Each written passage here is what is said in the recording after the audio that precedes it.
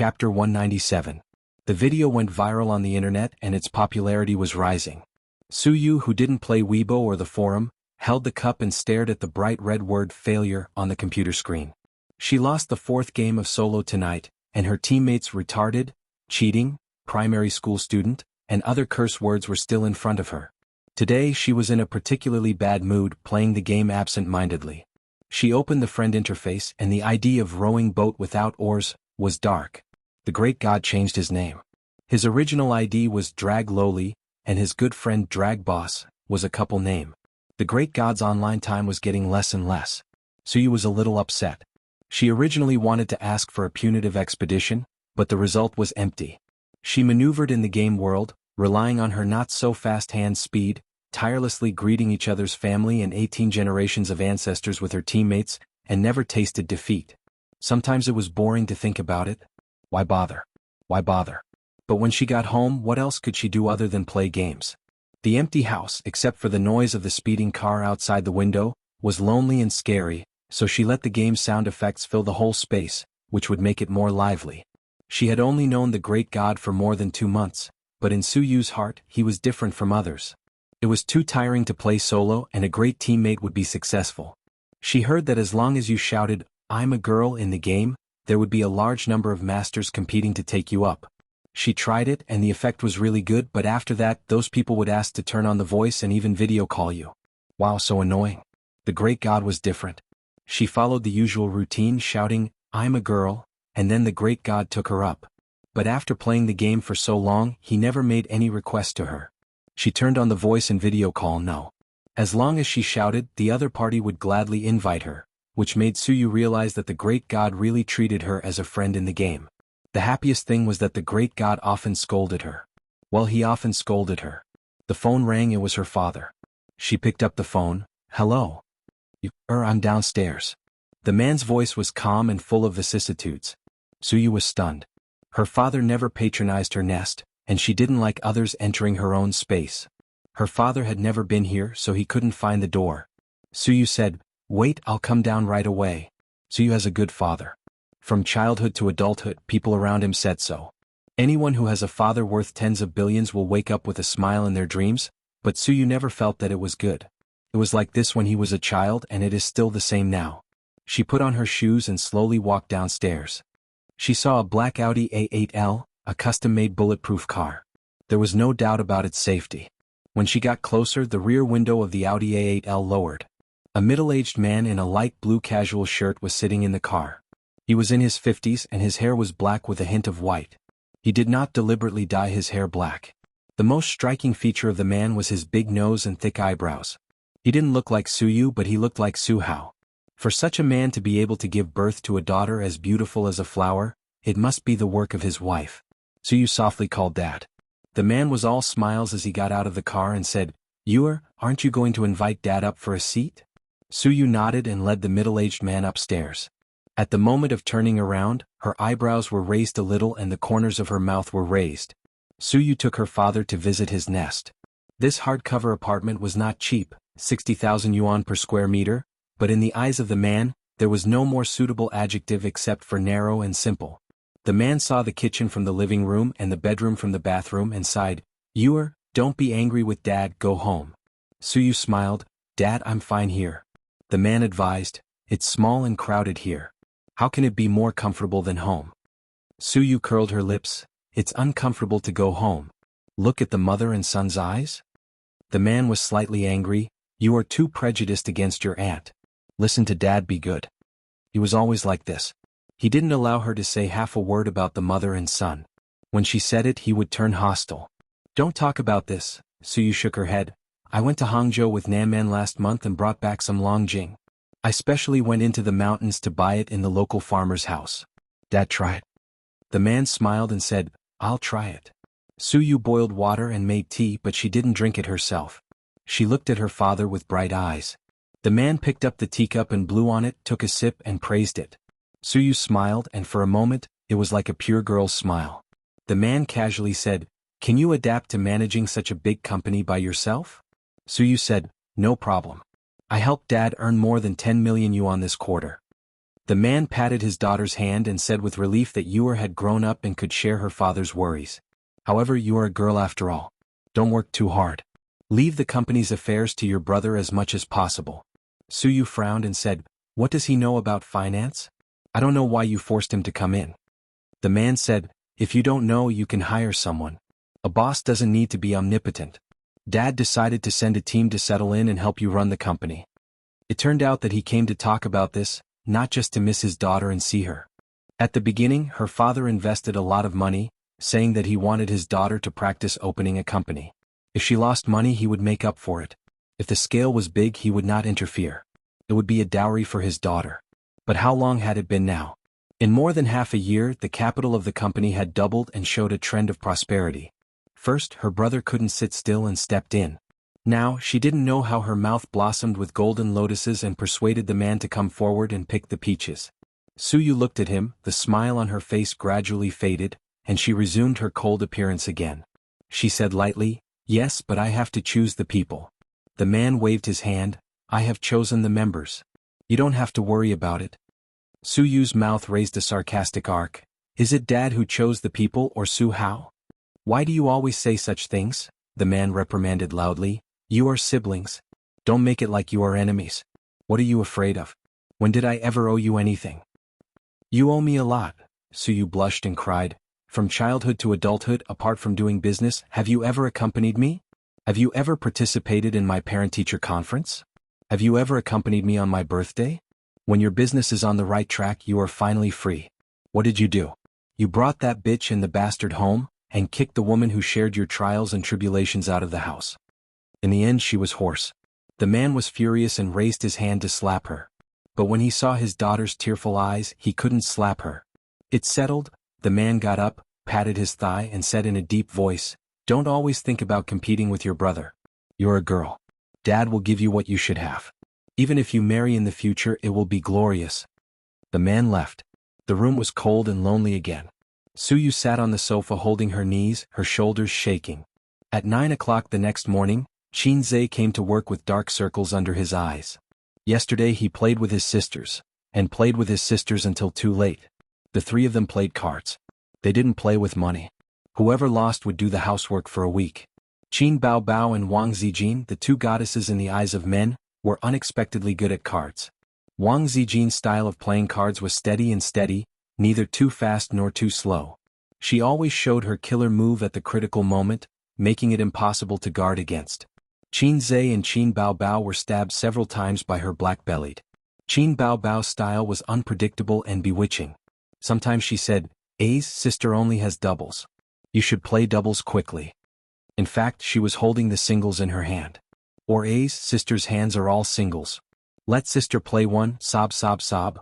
The three were evenly matched and the score was about the same. They played until 1:30 in the morning. Xianxia decisively lost under the tireless attack of his sister. The final score was Qin Bao Bao won 8 games, Xianxia won 7 games, and Wang Zijin won 6 games. Miss Wang smiled and said, no problem, I will be responsible for the housework this week. After that, she never spoke to Xianxia again. In the morning, she deliberately woke up half an hour earlier and silently went for a morning run alone. Xianxia bumped into her on the way and complained, Sister Z, why didn't you wake me up so early? Wang Zijin passed by him with no expression. Now, not only in the eyes of his sister but also in the eyes of Miss Wang, he became a salted fish. Attention colleagues. A personnel change meeting will be held in the number 1 conference room at 10 o'clock this morning. The company's general manager, deputy general manager, assistant general manager, and department managers must attend on time and must not ask for leave or be late. A message was sent from the company's internal communication. It was 9:30 in the morning and there was still half an hour left. Xianxia estimated that he could write out the details of this week's investment before the end of the meeting. The office door opened and Li Linfeng pushed the door open and came in. He threw a cigarette to Xianxia, and the two sat at the desk facing each other, smoking. I heard that the group's headquarters is going to send a group of imperial envoys to be stationed here to amass profits, Li Linfeng said. Headquarters? Xianxia frowned. He had only been in the company for a short time, and he was focused on business, so he didn't pay much attention to the background of amassing profits. Kind of. Li Linfeng put out the cigarette and poured himself a cup of tea to moisten his throat. Have you heard of Feng Feng Group? Qin Zhe shook his head. Li Linfeng rolled his eyes. You know Feng Feng Food, right? Oh, it's one of the best-selling brands of Wei Long when I was young. Qin Zhe suddenly understood. My sister and I used to steal money from home to buy Wei Long, and we were beaten up by my father. At that time the family wasn't poor, but the pocket money given every day was limited. Qin Bao Bao was greedy, so she encouraged her younger brother to steal the change in the tea cabinet. It was just a few cents and it was hard to detect it like a blunt knife cutting meat. The first few days were particularly free and easy. Qin Zhe led his smart and lovely sister into the small shop and waved his hand. Boss, 2 packs of spicy sticks. Or, boss, 2 popsicles. It was like a rich second generation leading a canary into a high-end shopping mall. He really missed the innocent era of that time. Forget it, there was nothing to miss. Qin Zhe couldn't forget how he was hung up and beaten by the old man after the matter was exposed. The old man boasted that he was a scholarly family, and his only son had done such a disgraceful thing. He was already worthy of his ancestors if he didn't punish him. Little Qin Zhe cried his heart out and was thrown into the room to sleep. His sister sneaked in the middle of the night, hugged Qin Zhe and cried with him, and then gave him a kiss as a reward. Qin Ma was also angry at that time. Her husband was holding a feather duster and she was holding a rolling pin. They were a mixed pair. She didn't give her son a kiss. From then on, Qin Bao Bao developed the habit of loving her younger brother, and then she would do whatever she wanted to do to her younger brother. Chapter 198. Stroke Group is a behemoth among the local private enterprises. The group's business covers clothing, daily necessities, food, medical equipment, and other industries. Its subsidiaries are all over Jiangsu, Zhejiang, and Shanghai, and its market value is more than 100 billion. The founder, Su Tong, started from scratch. Well, he's Mr. Su's father. Zhu Li is nominally a subsidiary of Stroke Group. The funds are provided by Stroke. Li Linfeng lit another cigarette and gestured to Qin Zhe. Another one? Qin Zhe immediately nodded. He didn't dare to smoke at home, not even an hour before work. Qin Bao Bao was very persistent about quitting smoking. Every time he came home from work, his sister would put her face close to him and say, "Ah." Qin Zhe opened his mouth with an "ah," and his sister smelled him for the smell of cigarettes. Qin Zhe was very annoyed by her. After all, he was a big boss accompanied by the system. If he was born in a Xianxia world, he would be the emperor who could cover the sky with one hand. What could a mere cigarette do to him? I thought that even though Julie was small, at least there was no one above. Now it seems that it's difficult to escape from the system. Li Linfeng's expression was dispirited. No matter what industry, the most afraid of people who don't understand pointing fingers is Su Hao. That Su Hao jumped up and down in the company to set the rules. With his level, he actually ordered us to gather funds and invest according to his wishes. If it weren't for Mr. Su's support, several projects would have been ruined by him. Li Linfeng snorted. That's not how capital is played. A real big capitalist only cares about the results of the investment and never points fingers in the professional field. Why are the imperial envoys here to seize power? Qin Zhe understood the meaning of his words and wondered, it can't be, right? In any case, he's a big nouveau riche with a net worth of 10 billion. Why is he taking sides? Su Yu and his sister were not on good terms, and the middle and upper management of the company knew. How can it not be? Li Linfeng sneered. There's a saying that even an upright official can't judge a family dispute. Biased fathers can be found everywhere. This has nothing to do with personal wealth. You've seen the financial statements of the last quarter. Julie was established for 7 months and earned more than 40 million in 2 quarters. In any subsidiary of Stroke, it's a beautiful, political achievement. And this is under the condition that the investment is limited. If Feng Feng invests 1 or 2 billion yuan, how much profit do you think it will be? Everyone in the middle management of Julie knew that President Su and Vice President Su were at odds. Currently, Su Yu had the upper hand because she was the one who founded the company. All the department managers were lackeys under President Su's command and followed her lead. Su Hao couldn't even find an opportunity to take advantage of her. However, the arrival of the Imperial Envoy Group meant that Su Yu's situation of having the upper hand would end. The Imperial Envoy Group would take away a large portion of her power, and this was without considering whether Su Hao and the Imperial Envoy Group had anything to do with each other. Qin Zhe felt a headache coming on. They hadn't even developed yet, but the factional struggles had already started.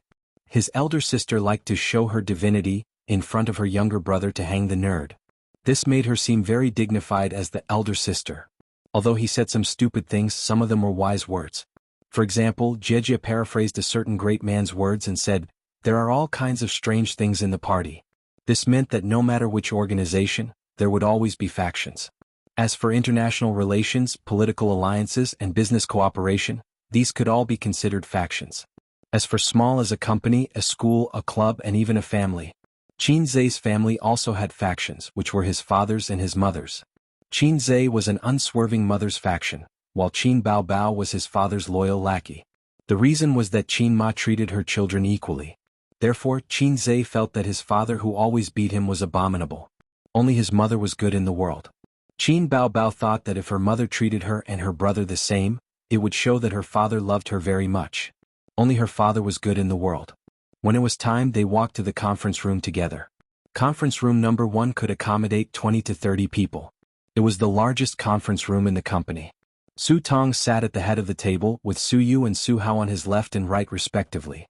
On Su Yu's side were Qin Zhe, Li Linfeng, Qin Guang, and other department managers. On Su Hao's side were the imperial envoys from the group's headquarters.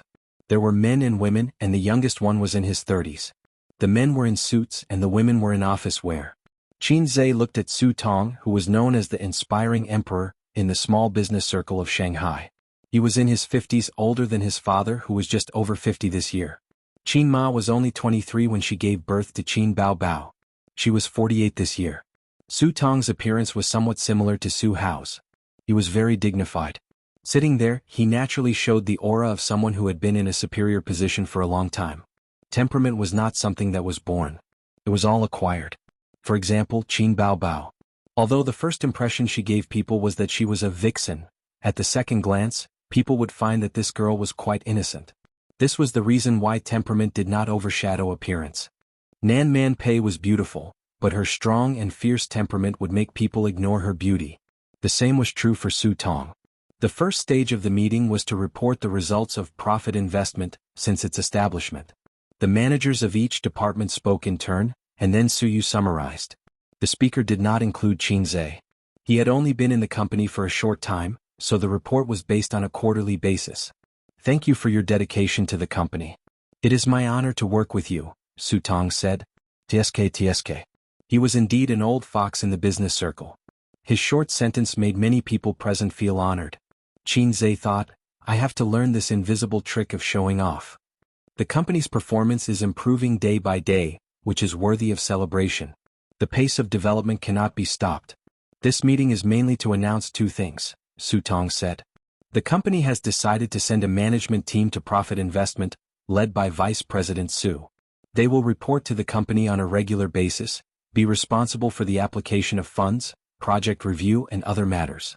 I hope that everyone can cooperate well in the future and work together. As he spoke, the imperial envoys took turns to stand up and introduce themselves. The meeting room applauded warmly. Qin Zhe secretly observed Su Yu's reaction and found that she was still indifferent as usual, neither sad nor happy. Just the application of funds and project review had almost taken away half of her power. Qin Zhe originally thought that he was just a bystander in this meeting. Unexpectedly, Su Tong said, "Vice President Su, you speak about the second matter." Su Hao nodded and glanced at everyone.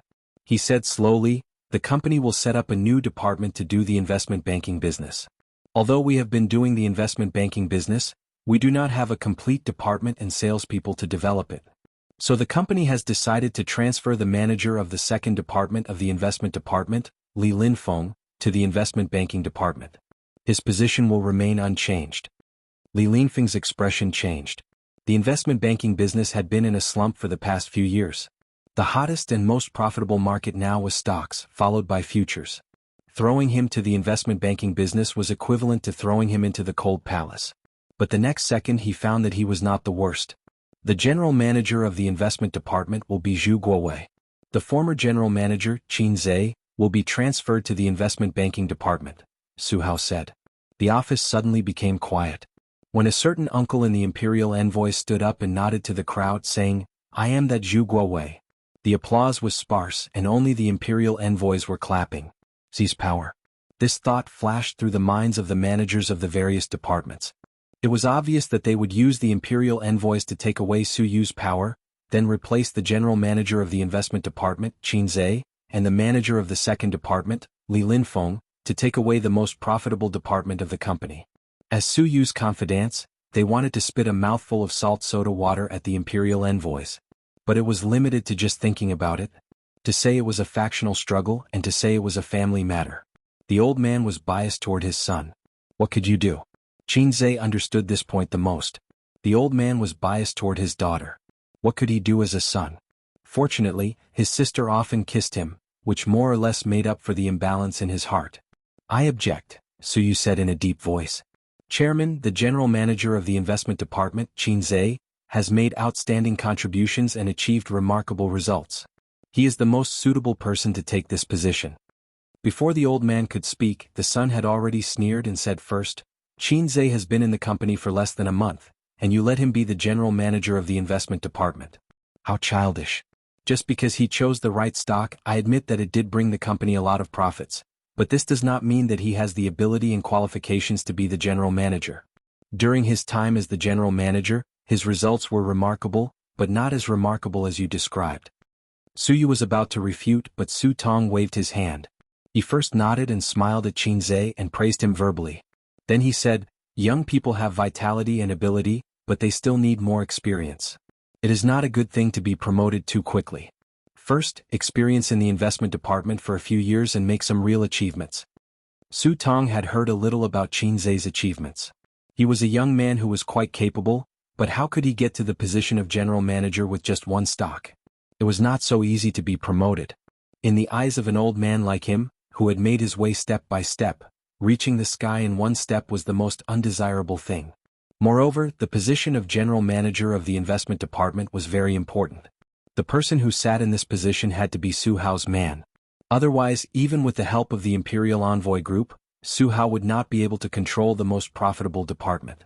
At his level, there was no shortage of talents. Thirsting for talents was the desire of the initial stage of the business. Now he was playing with power. Against the background of the industrial downturn, Fengyu Group was gradually going downhill. The company had been considering a transformation in recent years, but was hesitant in the internet and capital market. Originally, his daughter wanted to open an investment company, and he had the mentality of accompanying her. He did not expect that she would be the one who opened the opportunity and saw a day with good prospects. Su Tong wanted to shift the focus of the next 5 years from the industrial sector to the capital market. In that way, the scale of profits would definitely continue to expand. He could let his daughter play with an investment company with a few hundred million yuan, but if the capital expanded to more than a billion or even billions, he would definitely personally oversee it. Also, although Fengyu Group was founded by him, he did not have the final say. The shareholders were not optimistic about Su Hao. Compared to his shrewd and decisive father, his son was much worse in terms of ability and wisdom. At this time he needed a beautiful, political achievement to pave the way, and profits were undoubtedly the best choice. The chairman made the final decision. Su Yu was not reconciled, but she could not be angry with her father in front of everyone. She chose to be silent and clenched her fists.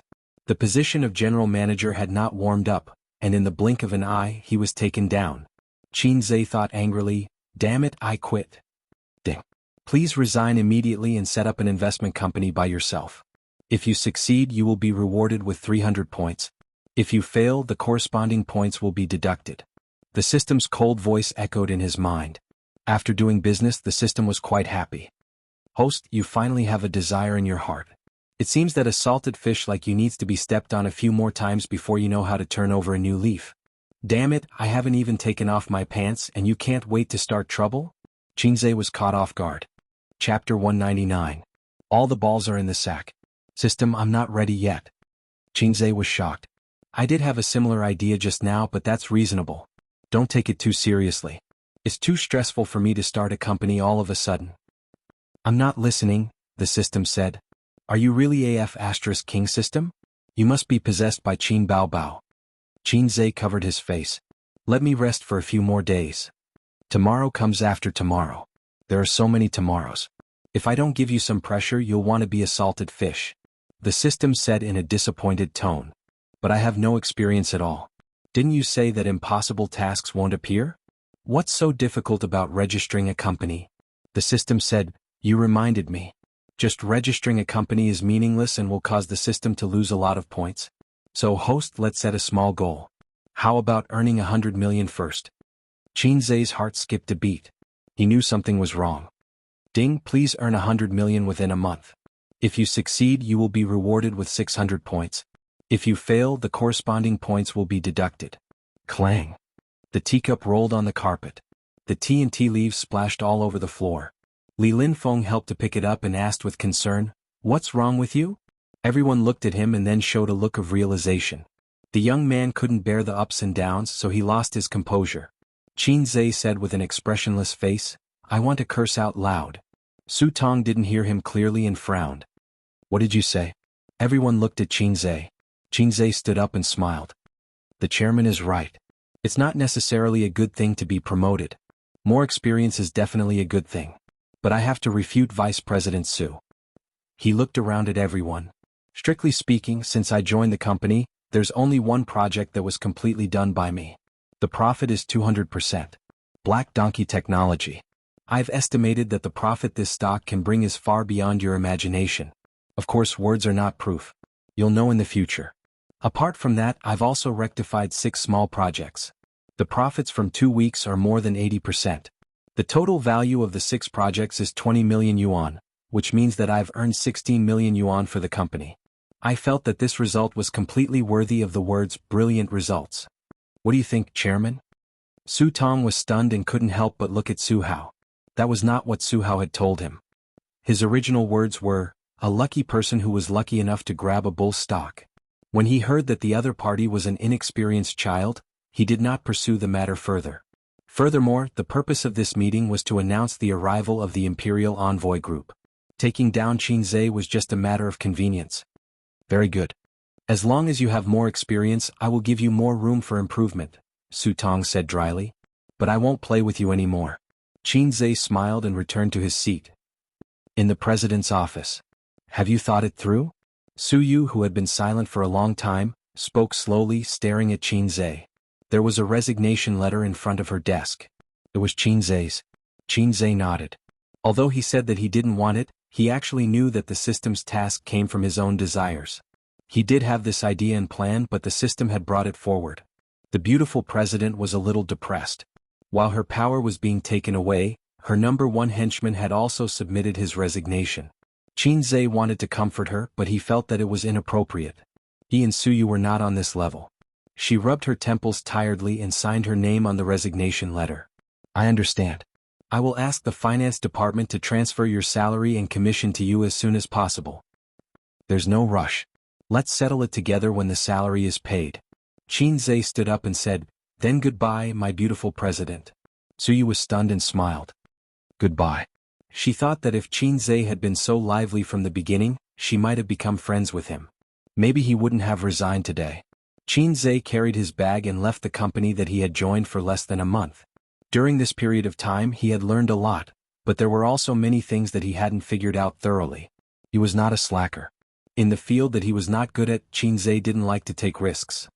Su Tong stayed to have a meal with his daughter and son. He was so busy that he didn't leave for the first time. He asked Su how to organize all the investment projects of the company and send them to the president's office. Su Yu sat on the sofa and flipped through her phone. Su Hao sat opposite her father. Su Tong sat in the president's chair. He asked his daughter to get the financial statements of the previous 2 quarters and the project summary. Although the managers of each department had reported at the meeting, they certainly didn't give details. They only said how much money their departments had earned and didn't mention the details of the projects. Otherwise, each department could talk for a whole day. The company was newly established and had a shallow foundation. The profit in the first quarter was relatively small, but the profit in the second quarter soared. This upward trend was similar to the rise of the stock market. Give me this month's project and report." Su Tong wanted to see the company's recent situation. Su Yu asked the assistant to get a summary of this month's projects and income statement. Su Tong drank tea and looked through the projects. He found that the stock and futures projects accounted for 50% of the total projects, and the income accounted for 70%. The income was terrible. This made him more determined to enter the capital market. "The income of this month is almost the same as the last quarter," Su Tong said with a smile. This quarter's income can break through a new height. I've decided to invest another billion yuan." Su Yu was no longer as enthusiastic as before and nodded slightly. But I have to look at your investment plan for this quarter first, for stocks and futures. Su Tong said with a smile. No, Su Yu said. Su Hao immediately caught his sister's mistake and said unhappily, how can you invest in a project without a plan? Every project should have a specific plan and preparation. It seems that you have made some achievements and become arrogant. Su Tong frowned. Su Yu said lightly, this month's performance can be equal to the performance of the 3 months of the last quarter. In addition to the rise of the stock market, Qinzhe also contributed. He is the general manager of the investment department and he wrote the plan. Su Hao said, that's easy. Let him rush out a plan. Su Yu sneered. He is no longer the general manager. Su Hao snorted. As long as he stays in the company for 1 day, he has the obligation to contribute to the company. The salary is not for free. Dad, what do you think? Su Yu looked at her father hopefully. Dad, as long as you continue to let him be the general manager, I will immediately ask him for the plan. She wanted to take back the position of general manager Qinzhe. Su Tong pondered for a moment and shook his head. What Hao said is reasonable. The employee's contribution to the company is also his own contribution. The position of general manager is fixed. How can it be repeated? Just give him a bonus as compensation. The investment department is relatively free now, isn't it? Su Yu's sorrow was greater than her despair. He resigned. The father and son were stunned. Su Hao said, resigned? Has the work handover been completed? Has the task at hand been completed? This month is not over yet. Is he just going to quit? I don't agree to resign. If he leaves, he can't even think about the salary commission. Su Yu raised the corner of her mouth in a sarcastic arc. I have already signed. She looked at her father. Qinzhe didn't get to this position by luck. Black Donkey technology is only part of his performance. The projects he took over, as he said, had a profit of 80%. He has the ability and can go anywhere. Does he really think that he can't make a living if he doesn't stay here? I know that Dad can't care about any employee, but I hope you can listen to my opinion more and not be partial to your son. She finished in one breath and felt a little pleasure of revenge. Su Tong slammed the document in his hand on the table. In the evening he cooked a sumptuous meal for his 2 sisters. His sister was still sitting next to him. Wang Zijin was sitting opposite. Qin Baobao ate until her cheeks were full. She asked curiously, so much food today. Did you get promoted again? Qinzhe basically cooked 3 dishes and 1 soup. He would only eat more when he found a job and got promoted. Therefore his sister asked this question. No, I resigned. Qinzhe said, I'm going to open a company and be my own boss. Qin Baobao was stunned. She turned her head to one side and spat out rice grains. Haha, I'm dying of laughter. My brother wants to open a company and be a boss. Wang Zijin was much more restrained than her. She trotted to the side of the coffee table and spat rice into the trash can. It's funny. Qinzhe was speechless. Perhaps his sister couldn't help herself. Wang Zijin's operation was definitely deliberately disgusting. Sure enough, even a generous woman could be narrow-minded. Qin Baobao lowered her head to sweep the rice grains on the floor. She held back her laughter and pretended to ask with concern, what company are you going to open? An investment company, Qinzhe said. It's so high and mighty, his sister said. Can you open it? An investment company has a lot of requirements. I have my own plans. Lend me your ID card tomorrow. To register a company you need a legal person and shareholders. I can't open it alone, Qinzhe said. Qin Baobao was indeed his sister. She nodded without hesitation. She didn't even consider whether it would be troublesome to be a shareholder of a company. Even if her brother sold her out, she would still help him count the money foolishly. After dinner, his sister lay lazily on the sofa and rubbed her round belly. She babbled, "Aze, you black-hearted maggot." Qinzhe was shocked. Don't call me a maggot. If I'm a maggot, what are you? He glanced at his sister's belly and said with amusement, You look like you're 2 months pregnant. Qin Baobao narrowed her eyes and heard each other. Yes, it's your little monkey inside. Wang Zijin rolled her eyes. She cleared the dishes and went into the kitchen. Qinzhe followed her in. Wang Zijin pushed him away with her butt and said angrily, Go away. Qinzhe stepped back angrily and admired Wang Zijin's figure. She was wearing a thin dark blue sweater and a pair of tight casual pants. Her legs were slender and straight. She was dressed simply. Her hair was tied up in a bun, and the back of her neck was white and slender. Let me do it. Qinzhe went up to her. If he couldn't tell that Wang Zijin was angry with him, his EQ was too low. Wang Zijin's lips curled up slightly. She pulled a long face and stepped aside. Qinzhe washed the dishes while she watched. Qinzhe said, "Sister Ziwei, go to the living room and watch TV. Watching TV is the most important thing." Wang Zijin faintly said, "If you agree to a bet, you have to accept your loss. If a certain someone sees that I threw the bowl and chopsticks to you to wash, she'll be eccentric again.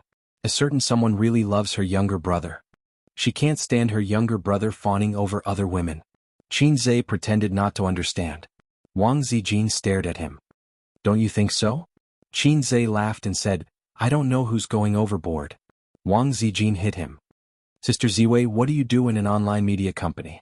Qinzhe cleverly changed the topic. "I'm an editor," Wang Zijin said. "I heard that being an editor is one of the most unethical professions." Qinzhe said, "How many articles do you have to write every day?" "At least 10 times. At most it's dozens of times. I'm experienced and good at writing articles. I'm now the team leader." "How can there be so many articles for you to write?" Wang Zijin said calmly, "There's only one picture at the beginning. The content is all made up." Qinzhe thought to himself, "Indeed, unethical." After washing the dishes, Qin Baobao said that she wanted to watch a horror film. It was a very bloody and disgusting film from Korea. The female hipster was so scared that she scolded her for being an idiot. She took her phone and slipped back to her room. Qin Baobao sneered proudly. She was like a little woman who had won a house fight. She hesitated when she took the remote control. She didn't dare to watch the disgusting film. She chose a Hong Kong zombie film from the 1980s. This was the limit of what her sister could accept. Hong Kong zombie films were classics, especially those starring a famous actor. It was a pity that he died young. It made people sigh. Although it was a film from 20 to 30 years ago, the special effects were a little out of date. However, the production was very meticulous. The opening scene was in a dense forest in the middle of the night. The sound effects were extremely terrifying. As soon as the movie started, the sister was scared. She leaned her soft body against Qinzhe. Can you hug my waist?" Qin Baobao said with a scared expression. Wow, she had such an excessive request? Qinzhe happily hugged his sister's waist. Her waist was tight and elastic. It was not soft like other girls. Qinzhe felt that his sister's waist was the best. Anyway, he had never hugged other girls before and there was no comparison. At the beginning of the story there was a corpse herder from Xianxia. He was driving the dead back home to be buried. On the way he met a fox demon. The fox demon charmed a Taoist priest. The Taoist priest was busy all year round and had physiological needs. He couldn't resist the temptation and fell into the fox demon's trap. At that time Hong Kong films were more explicit. Qin Baobao didn't know where she found this movie from, but she didn't edit it. His sister blushed and lowered her head. Qinzhe strangely pinched his sister's waist. Qin Baobao's body trembled and her ears turned red. Fortunately, this part of the story passed quickly. The Taoist priest was sucked dry by the fox demon. The zombies fled and became wild zombies. There was a small town a few miles away from the forest. The people in the town suffered. Every night, people were bitten to death by zombies. One of the zombies who died unjustly had a lot of resentment. After drinking human blood, it became a zombie king. There was a metaphysical master in the town who helped people with feng shui. He led his 2 disciples and the townspeople to kill the zombies. Among them, the fox demon came out several times and hooked up with the townspeople to cultivate evil arts. It was still very explicit. Qin Baobao said angrily, "The previous movies had bad intentions. Hurry up and play it." Qinzhe said, "Don't. It's rare to have an unedited version of an old movie.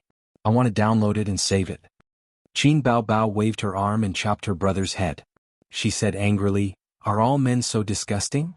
His sister's chop was getting sharper and sharper. Qinzhe said in bewilderment, "There's a big rectification now. Explicit movies are rarer than pandas. I can't miss it." "What big rectification?" Qin Baobao was confused. "For example, I can hug your waist now, but if you want to kiss me then GG." Qinzhe said. "Who wants to kiss you?" His sister blushed and muttered, "The big rectification is so annoying. We can secretly kiss at night." Qinzhe winked. Scram. Qin Baobao waved her hand and chopped her brother's head. Chapter 200. Is it easy to register a company? It's very simple. The minimum registration capital is 30,000 yuan. Any natural person can easily register a company. But running a company, even if it's composed of a few people, is extremely difficult. Because the company has to generate income to be considered a normal company. How difficult business is, the salesperson can understand one or two. Qin Zhe called Nan Man Pei in the morning and asked her to help him register a company. According to the normal process, he needs to wait 5 to 7 days to register a company, but Nan Man Pei has a wide range of contacts and is able to help him jump the queue. Queen Bei was quite surprised to hear that he was going to register a company. She smiled and said, "Qin Zhe, do you have a plan? So you told me that you have the idea of starting your own business." Qin Zhe did not deny it and said with a wry smile, "My position as the general manager was taken away. I came out to start my own business in anger. I don't know if I'm dead or alive." Nan Man Pei laughed, "Don't try to get me to invest. Our friendship is friendship, business is business." Qin Zhe sighed and said, "How can I? I can't cheat Sister Pei." Nan Man Pei thought for a moment and said, "Suyu has always said that your business ability is very strong. I don't pay attention to how strong it is, and I don't have time to pay attention to it. If you really want me to invest, make some achievements first. It's not that Sister Pei doesn't want to help you. You can't talk about favors in business. Otherwise, sooner or later, you will be dragged down by messy favors. You have to remember this. You have to be firm in your principles. When I invested in Suyu, it was actually out of sympathy. Even so, I only invested 50 million yuan." Qin Zhe said weakly, "Your Majesty also sympathizes with this little one. Not much, 20 million yuan is enough." Nan Man Pei laughed and scolded him and hung up the phone decisively. Then Nan Man Pei sent a phone number to him and asked Qin Zhe to call this number. Of course, it was impossible for the busy woman to do such a small thing as registering a company. At noon the next day, Qin Zhe received a series of company information such as a business permit, an account opening permit and so on. He spent the afternoon going to the bank to open a basic account and an ordinary account. From then on, a shell company was formed. According to the normal course of events, the next step should be to find the office address. The company address on the information was fictitious. In the evening, after Qin Baobao got off work, she was overjoyed with her business license and said that she would be the boss's wife in the future. Wang Zijin complained at the side, saying that they were shareholders. Qin Baobao sprayed salt soda on her best friend's face, saying that she was the lady boss. After that, Qin Zhe watched a catfight between Qin Bao and Wang Zijin at close range. Although Wang Zijin ran and worked out every day, Qin Baobao was a dancer. Her explosive power was much higher than the latter. She also practiced the deadly scissors kick. Wang Zijin was defeated by this move. The elder sister rode on the younger sister of the Wang family to show off her strength. She learned from Qin Zhe and spanked her, saying that it felt good. Qin Zhe took out Qin Baobao's treasured snacks from the tea cabinet and happily watched the battle between the two women that lasted for 5 minutes. Wang Zijin pitifully acted like a spoiled child. "Ace, your sister is bullying me." That appearance, that attitude, Qin Zhe's body shook and goosebumps appeared all over his body. Qin Baobao gently patted her best friend's head. "This is my brother. He won't stand on your side. Ace, come, feed your sister a bite of potato chips." Qin Zhe put away the business permit and other company information. It was rare for him to go into seclusion in his room and not flirt with his sisters. The small goal, set by the low-level system, was to earn 100 million in a month. She really wanted to spit out a mouthful of salted soda to kill it. But on second thought, it didn't mean that he couldn't do it even if ordinary people couldn't do it. Although the system was low-level, it was still a system. I'm a man with a system. But even with the system, this task was not easy. First, he only had about 4 million available funds. Even if he grabbed a stock that hit the daily limit every day, it would be impossible to earn 100 million in a month. Futures was possible, but he wasn't as good as stocks and futures. Secondly, the low-level system couldn't predict the future. It gave a reason that time was the universe's greatest mystery. If it could predict the future, it wouldn't be pushed here by other systems. Other systems were awesome. They could change the world's structure and lower the human's IQ. They could create a gourmet restaurant out of nothing and pull the host into a dungeon. Other than giving him a few skill books, his system didn't seem to have any tricks up its sleeves. Damn you, host. Without me, you'd still be a salted fish. The system flew into a rage out of humiliation. A salted fish that can only look at your sister's fat CI and drool. You know too much. Qin Zhe chopped his head with a hand knife. He was the one who hurt. Qin Zhe had an unfinished business plan in his mind. It was supposed to be an investment plan for the next month for amassing profits. That was good too. He didn't want others to take advantage of it. However, there were 2 flaws. First, this plan was suitable for investment companies, not individuals. Second, the profits weren't 100% guaranteed. There was nothing 100% in the stock market.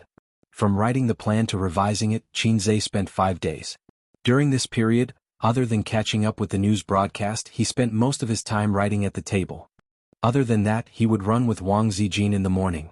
Sometimes he would write until midnight and fall asleep on the table. Just the draft alone was enough to fill an entire book.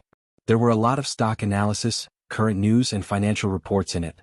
Qin Baobao once woke up in the middle of the night to go to the toilet. She saw that the light in her brother's room was still on. She pushed the door open and saw that he was sleeping on the table. His sister was heartbroken. She frowned and whimpered, "What are you doing? Don't torture your body. If you don't have a job, you can find another one. Do you really want to start a company? Our family doesn't lack money. Why do you have to work so hard?" Yes, this was very like the people of Shanghai. Xianxia patted his sister's hand and said longingly, "I must have money. Lots and lots of money." He held his sister's hand affectionately. He looked like he wanted to say something but hesitated. Qin Baobao's heart was touched. She said shyly, "What do you want to do after you have money?" Xianxia laughed. 3 palaces and 6 courtyards, 72 concubines, wah. Qin Baobao's face turned stiff. "Sister, what's wrong?" Xianxia saw his sister's dull expression. Qin Baobao pointed to the bed expressionlessly and said, "Go and lie down." "What?" Xianxia was alert. His sister said lightly, "The deadly scissor's legs are thirsty for blood." His sister said hatefully, "You still want to have 3 wives and 4 concubines? Unless you step over my dead body." Xianxia was helpless. In the novels he read in the past, the protagonist's family would definitely have sisters who were not related by blood. The sisters only had eyes for the protagonist. All the men in the world were not men. Even if the protagonist had a fling outside, they still had to be understanding of him. If the protagonist was dumped by a beautiful girl, he did not even need to shout, "Life is full of ups and downs." The sisters would automatically jump out to slap the female supporting character's face, hugging the protagonist's arm and saying, "Hubby, how can this kind of woman compare to her?" Xianxia was completely different. His sister hugged his arm and shouted similar lines. It was definitely not to help him slap his own face, but to break up his relationship with Xianxia. The poor girl who had not even kissed him was kicked away by him just like that. Not only that, Qin Baobao could not rub sand in her eyes. Fling? Don't even think about it. She would rather waste time with him. In the regional manager's office of a securities company, Wang Pei looked at the handsome young man opposite him and suspected that he had heard wrongly. "How much leverage did you say?" Xianxia took a sip of tea. 10 times. Wang Pei was silent. He tapped his fingers on the office desk and pondered for a long time. A's brother Wang's idea is too risky. Now that the stock market is soaring, there are people with 20 times leverage. However, the greater the leverage, the greater the danger. If you really want to play, 5 times or less will do. Xianxia smiled. "I don't even need to come to you with 5 times leverage. All right, go and open a margin account first. Leave the rest to me." Wang Pei nodded. "How much money?" 4 million. "How much?" Wang Pei suspected that there was something wrong with his ears again and widened his eyes. Xianxia repeated, 4 million. Wang Pei said in a low voice, "Does Miss Qin know?" "Not yet, but I hope Brother Wang won't tell my dad." Xianxia said, "If he knows that I'm playing this big, he will definitely stop me. You have to understand what will happen if you lose 4 million and 10 times leverage." Wang Pei said. "I understand." Xianxia said. The so-called leverage, to put it bluntly, was borrowing money to invest in stocks.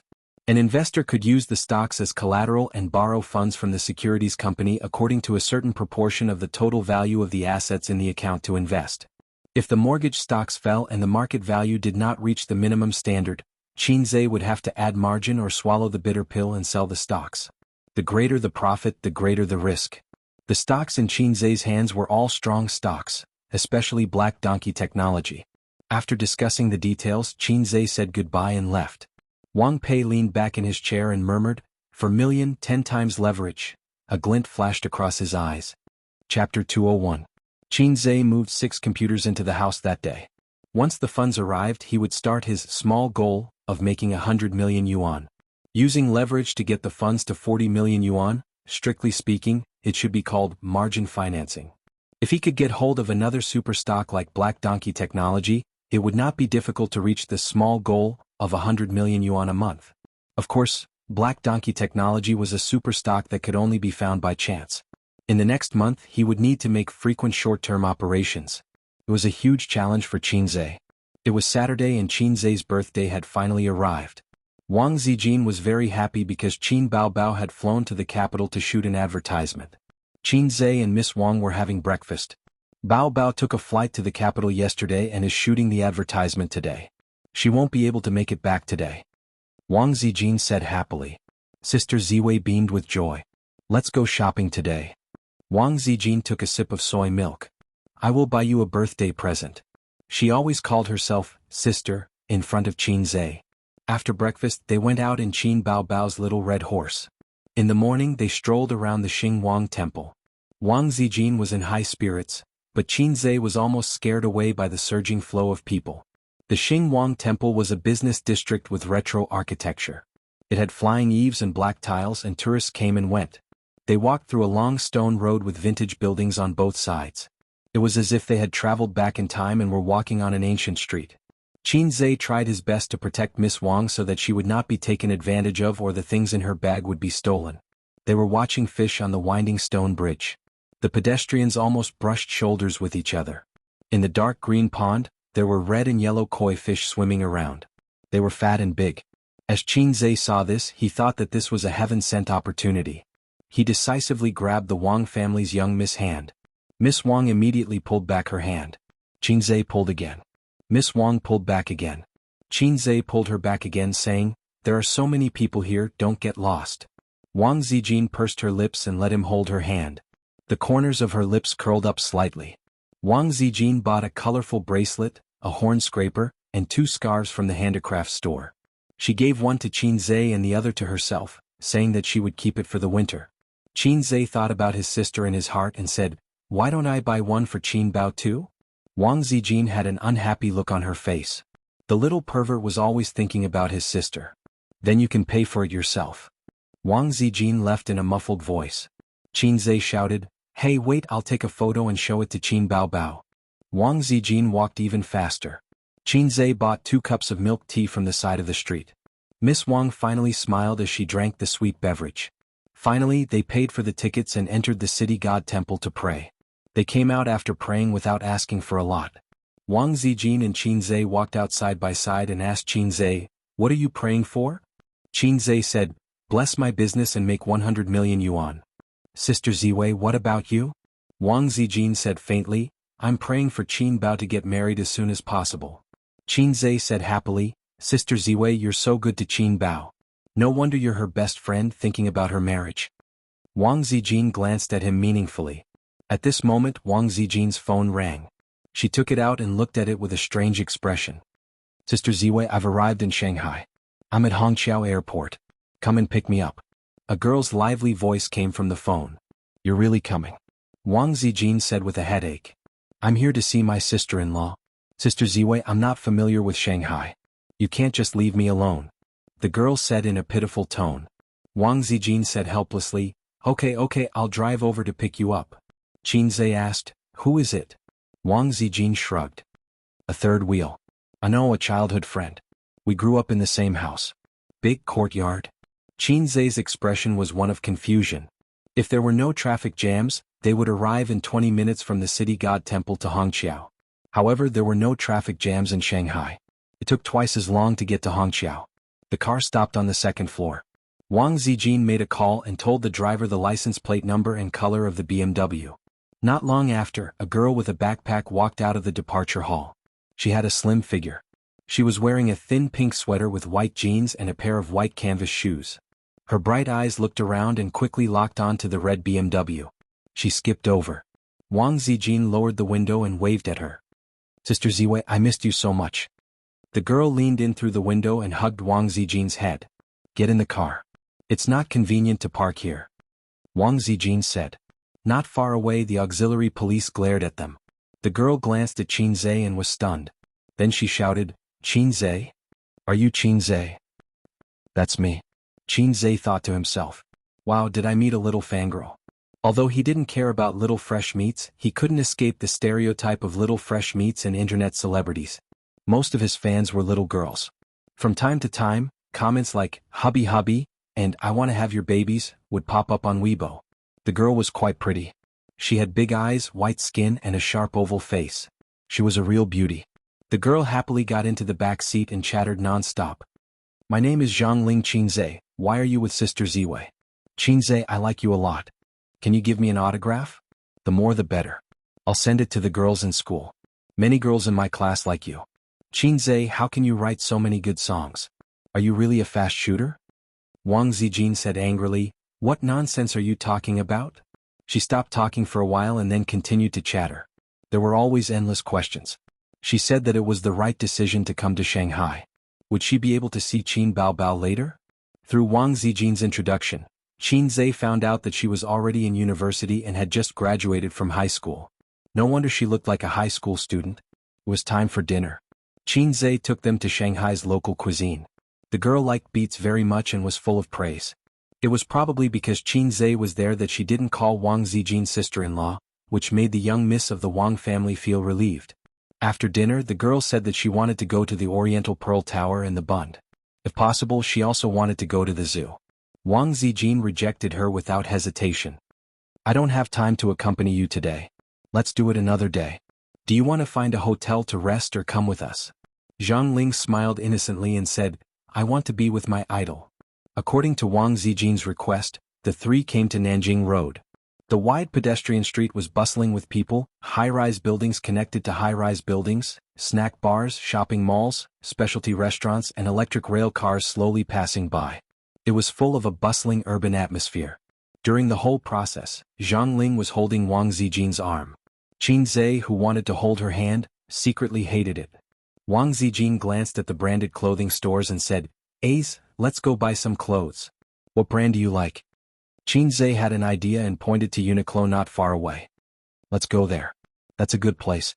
In fact, the quality of Uniqlo's clothes was not good at all. The material was too thin and would be deformed after a few rolls in the washing machine. But even after many years, Qinze still heard of Uniqlo. When they were trying on the clothes, Qinze said sneakily, Sister Ziwei, let's go in together. Wang Zijin learned from Qin Baobao and chopped his neck with a hand knife. The main reason was that Qinze was much taller than her. It was a bit difficult to chop his head and she had to stand on tiptoe. I'm an online editor. Don't think that I'm as ignorant as Qin Baobao. Wang Zijin said angrily, you black-hearted little pervert. Shouldn't it be a maggot? Qinze wondered. Wang Zijin snorted and pushed him into the fitting room. Qinze bought 2 coats, a shirt and a pair of pants. Wang Zijin took out her credit card to pay. The credit card belonged to Qin Baobao. Her bank and credit cards were frozen. Wang Zijin had been using Qin Baobao's credit card because all her salary had been transferred to Qin Baobao's account. After buying the clothes, she went to a shop by the street and bought a bottle of old yogurt. Just as she was about to ask Wang Zijin if she wanted one, she saw that not far away, Sister Ziwei, who she had always regarded as her sister-in-law, was being pestered by that guy to hold her hand. Sister Ziwei was reluctant and gave him a coquettish look. Zhang Ling bit her lip and pretended not to see. The three of them continued to walk down the street. Soon after, Wang Zijin bought a 30,000 yuan suit for Qinze. She helped him button it up as if no one else was around. Her eyes sparkled as she said, handsome. After buying the suit, Wang Zijin stopped wandering around aimlessly. She gave an address and asked Qinze to drive them there. The address was on the 2nd floor of a shopping mall in Zijiawi. When Qinze came in, he realized that it was a piano shop. The shiny tiles reflected the bright lights. Pianos were neatly arranged and guitars hung on the wall. Wang Zijin went straight in and took a guitar. She asked Qinze, what do you think of this guitar? The waiter said, this guitar is good. It's handmade and the guard material is Bolivian rosewood. There are only 3 guitars like this in our shop. Qinze asked, how much? The waiter said, 23,000 yuan. Well, in this day and age, as long as it was handmade, it was expensive. It was as if the industrial chain that humans worked so hard to create was rubbish. It was a wooden guitar.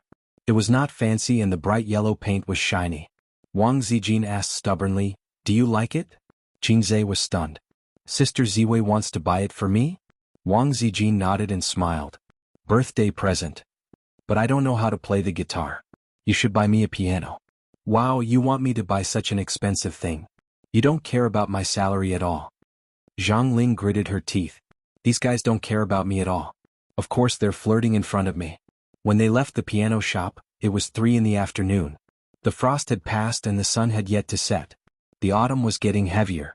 Strolling in the cool autumn wind, Xianxia suddenly remembered a time when he was shopping with his sister.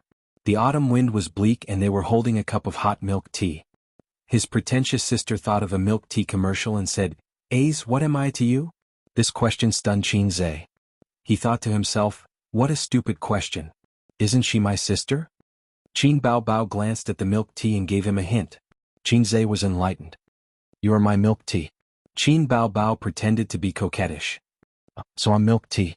Xianxia nodded and said, "Then I can take you down." Xianxia boldly held Wang Zijin's hand, and a deep smile appeared on his face. It was time for hot milk tea again. In a 5-star hotel in Beijing, Qin Baobao was wearing a bathrobe and lying on the bed. Her body was curvaceous under the bathrobe. Filming the commercial had exhausted her. At 8 in the morning she followed the planning team to Fragrant Hill for the shoot and returned at noon. Then, the scene changed to the Forbidden City and she went to the Forbidden City with its red walls. The director had high standards and they had been filming repeatedly for the entire day. After leaving the Forbidden City they were harassed by fans. Under the escort of the security guards, they escaped into the nanny van and left. Today was her brother's birthday. She had promised to spend the day with him, but as a celebrity she had no choice but to follow the schedule. Qin Baobao and Xianxia had agreed to postpone the birthday and the cake until she went back to celebrate. She was bored and refreshed Weibo. She posted a few photos of the scenic spots and captioned, "I'm so tired. I can't even make it to my brother's birthday." A large group of fans replied, "Goddess, take care of your body. Don't work too hard. I feel sorry for you." Or, "Sister, don't worry about your work. You can leave things like accompanying your brother to your sisters-in-law." Qin Baobao was so happy that she giggled and slapped the bed with her 2 white and tender legs. After refreshing Weibo, she refreshed her WeChat moments. She saw that her friends in her contact list were posting pictures of their babies, their dinners or some chicken soup for the soul. Suddenly, Qin Baobao's smile froze. She saw some of Wang Zijin's posts. City God Temple is so fun. There were a few photos of retro buildings and koi fish playing in the water. I found 2 beautiful scarves. There were photos of scarves. This person is so annoying. She's half-hearted when she comes out to play. There were photos of Xianxia walking on the street with milk tea in his hands. Qin Baobao pursed her lips and stared blankly at the phone screen. She suddenly felt very sad and empty. She felt that something had been snatched away from her. "Sister Lee, help me book a ticket. I want to go back to Shanghai immediately." Qin Baobao hung up the phone and bit her lip. Chapter 202. Su Hui, a certain bar on Laifu Road. Xianxia's desire for milk tea was aroused. However, they had just drunk a cup in the morning and it was a very large cup. Wang Zijin refused to drink it no matter what, so they settled for the next best thing. They found a bar to sit at. Xianxia drank coffee, Wang Zijin drank green tea, and Zhang Ling asked for a cup of matcha. Compared to the small and exquisite bar, this bar was quite big. It was about 60 to 70 square meters, decorated in a cozy style, and provided entertainment magazines and books. It was quiet and relaxing. Wang Zijin liked this kind of atmosphere very much. She could spend an entire summer afternoon in a quiet coffee shop, holding a book and chewing slowly. Xianxia also liked this kind of atmosphere. Qin Baobao always liked to wander around bars and liveliness. Xianxia, on the other hand, was irritated when he saw the densely packed heads. In many aspects of life, female hipsters were more compatible with him. Getting along with her was easy and pleasant. Wang Zijin probably felt the same way. "Xianxia, can I go home with you later? Can I see Qin Baobao?" Zhang Ling blinked her starry eyes. "No, Qin Baobao is out for work. She's not at home." Wang Zijin said, "After drinking, we'll go find a hotel." "No, I don't plan to stay in Shanghai for long. I'll go back to Beijing tonight. My flight is at 7:45. Zhang Ling sighed and said faintly, "I'm sorry to interrupt your date." "Nonsense." Wang Zijin patted her head guiltily. "Xianxia, is your relationship with Qin Baobao really as good as what the internet says?" Zhang Ling asked curiously, "Don't they say that siblings become more distant as they grow older? My brother doted on me a lot when I was young, but the older he gets, the colder he gets to me." Wang Zijin clicked her tongue and said, "They're not ordinary siblings. They're very close. My brother is the best and my sister is the prettiest. Is right?" Sister Ziwei said sarcastically. Qin Zhe pretended not to understand and sighed in his heart. Here it comes again. Wang Zijin always liked to test things. When they came out of the city god temple, she also tested him. Fortunately, Qin Zhe pretended to be stupid and muddled through. Wang Zijin said, "I'm going to the toilet." Zhang Ling watched her leave and disappeared around the corner. She smiled and said, "Qin Zhe, isn't my sister Ziwei pretty?" Without waiting for Qin Zhe to reply, she continued, "Unfortunately, she's engaged to my brother." Qin Zhe was stunned. Zhang Ling looked at him and smiled coldly. "I didn't introduce myself clearly just now. Let me reintroduce myself. I'm Zhang Ling. Sister Ziwei is my future sister-in-law. My brother is Zhang Mingqing, Sister Ziwei's future husband." Qin Zhe thought, "So your brother is the man who caused Sister Ziwei to run away from home." "I'm Zhou Mingqing." "Zhou Mingqing isn't a good person either, Dumas. What do you want to say to me?" Qin Zhe narrowed his eyes. Zhang Ling was no longer as innocent and lively as when they first met. Her face was gloomy. "I was wondering why Sister Ziwei refused to leave Shanghai. So there's someone like you. Do you know who she is?" "The Wang family in Beijing. My father used to be the mayor of Shanghai. He should be even more powerful now. In a few years he might be a deputy state official. Since you know, then you should understand that you won't have a good ending with her. Marriage is still a matter of equal social status. My brother and her are a good match. As for you, I don't mind being a passerby in my sister-in-law's life. It's okay to date, but don't sleep with her. I don't want my future sister-in-law to have another man in her heart. My brother doesn't want that, and neither does the Zhang family. Are people born in the 90s so old-fashioned?" Qin Zhe saw the shadow of a parent trying to break up a couple in her. "Your sister-in-law? You make it sound like Wang Zijin likes your brother a lot. Didn't she run all the way to Shanghai?" Qin Zhe gave her a sidelong glance. "Wang Zijin likes me. What can I do? I'm also helpless. I've even held her hand. Today I'll try to kiss her lips and get pregnant before the new year. Then I'll go to Beijing to visit my in-laws. Do you think the Wangs will accept me as their son-in-law?" Zhang Ling was trembling with anger. She glared at him fiercely. "Don't play with fire. I have ways to deal with you. Your sister is a celebrity, right? The entertainment industry is famous for its murky waters. I think such a beautiful woman, how can she not experience the unspoken rules a few times? If you don't believe me, let's play." Qin Zhe's eyes flashed coldly. He couldn't deny that Qin Bao was his reverse scale. At this time, according to urban culture, he should point to the sky and swear, 30 years in the east, 30 years in the west, 30 years in the east, 30 years in the west. Don't bully the poor young. He cursed the Zhang family with "Don't bully the poor young." To be safe, he communicated with the system first. "System, I think the small goal of making 100 million is too easy. How about we set a small goal of destroying the Zhang family?" "Low system means it can't be done," the system said. "Can't you just act cool? The host has to work hard. I'm just a support.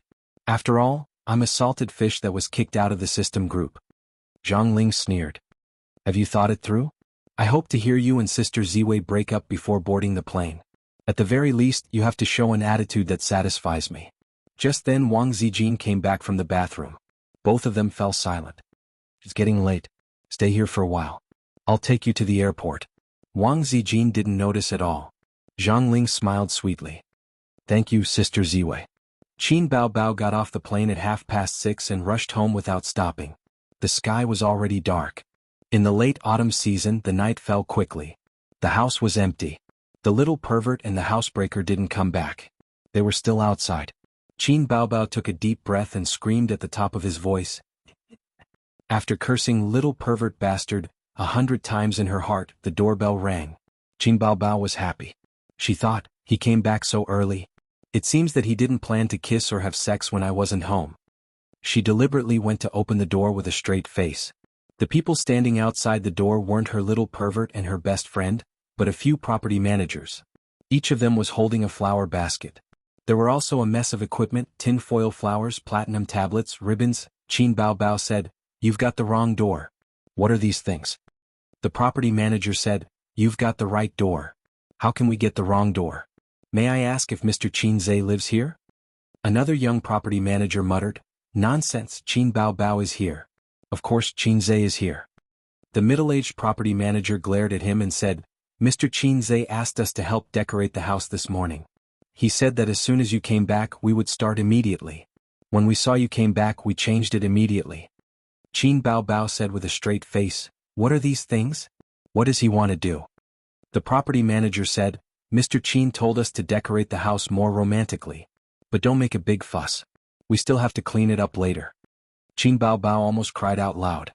She thought, when the pervert comes back he will definitely fight it out with me. Qin Zhe obviously wanted to confess to Wang Zijin when she wasn't around. This black-hearted maggot. If he dares to find a girlfriend, I'll die in front of him. "Take them all away," Qin Bao Bao said. "Ah, you don't want them?" The property manager was stunned. "Take them all away," Qin Bao Bao said loudly. Immediately. The property managers left in a daze. On the other side, Qin Zhe sent Zhang Ling to the airport. Wang Zijin took good care of Zhang Ling, who she regarded as a girl. She hurriedly got her boarding pass and bought a few bags of snacks for her to eat on the plane. She didn't forget to persuade her earnestly that she should study hard in university and not be too wild. She should play with a boyfriend for a few years before finding one. Zhang Ling nodded and said, "Before sister-in-law marries big brother, I will definitely not find a boyfriend." While waiting for the plane, Qin Zhe whispered, "Sister Ziwei, I have a surprise for you tonight." Wang Zijin stared at him, her eyes full of anticipation and joy. "What surprise?" "I have a little donkey but I never ride it." Qin Zhe was about to speak when his phone rang. He looked at the caller ID and saw that it was his sister. "Where are you?" His sister's voice was cold. "I'm at home," Qin Zhe lied without hesitation. "There's a city god temple at home? There's scarf at home? There's milk tea at home?" Qin Bao Bao sneered. "I'm back." Qin Zhe turned to look at Wang Zijin. Wang Zijin, who was eavesdropping, sat up straight and pretended to look at the scenery around her. Sister Ziwei was indeed two-faced, Qin Zhe coughed. "When did you come back? Isn't your flight tomorrow?" "You won't let me change my flight," Qin Bao Bao said softly. "It's Aza's birthday. No matter how busy I am, I have to come back. There are fireworks at Disneyland today. Let's go and play now." "Is there enough time?" Qin Zhe hesitated. "It's not convenient for me now. How about tomorrow?" Qin Bao Bao said softly, "If you don't come home in half an hour, I'll jump off the building." Saying MMP was no longer enough to express my feelings. Qin Zhe said, "I'll be back soon," and hung up the phone. "Bao Bao is back?" Wang Zijin pursed her lips, her eyes twinkling. "Yes, I might have to go home first. Sister Ziwei, do you want to go back together?" Qin Zhe asked. "No, I'll send Zhang Ling to the plane. You can take a taxi home." Wang Zijin thought for a while. "Are there any more surprises?" "Probably, maybe, no." Qin Zhe thought to himself. Since his sister was back, there were no surprises. Wang Zijin nodded and said, "You can go now." Zhang Ling looked at Qin Zhe's back as he left in a hurry. Anger flashed in her eyes. This guy obviously didn't take her words to heart. Why did Qin Zhe leave? Zhang Ling showed an innocent expression. Doesn't he know that it's hard to get a taxi at Hongqiao? "Sister Ziwei, what about you? You're not a considerate man." "My sister is back. My sister is the most important," Wang Zijin said jealously. Boarding started at 7:10 p.m. Wang Zijin walked Zhang Ling to the ticket counter. "Goodbye, Sister Ziwei. You must come home for the new year." Zhang Ling waved and was about to line up when Wang Zijin stopped her. "Before I leave, I have something to say to you." Wang Zijin's peach blossom eyes flashed sharply. "What's the matter?" Zhang Ling's face was blank and innocent. Wang Zijin held Zhang Ling's hand and said with a smile, "Little Ling has grown up and is sensible now. Sister Ziwei is very happy. Yes, you also know how to use your family's power to intimidate others. This is very rare. A second-generation official who doesn't use his family's power is not a good second-generation official." Zhang Ling's pretty face changed slightly. She tried to defend herself. "Sister Ziwei, I didn't." "You didn't?" Wang Zijin interrupted her and said sternly, "Sure, you want to threaten Qin Zhe, right? Ask your brother to come and I'll help Qin Zhe. But if you want to cause trouble for Qin Bao Bao, I won't allow it. It's okay if you don't want to admit defeat. You can try and see if the Zhang family has more power or if the Wang family has more connections. If you want to play, I'll play with you." Zhang Ling panicked. She felt that Zhang Ling's hand was like an iron clamp. It hurt so much that her wrist turned white. It was so painful that she was about to cry. "You bullied me. I'm going to tell my brother." Zhang Ling was about to cry.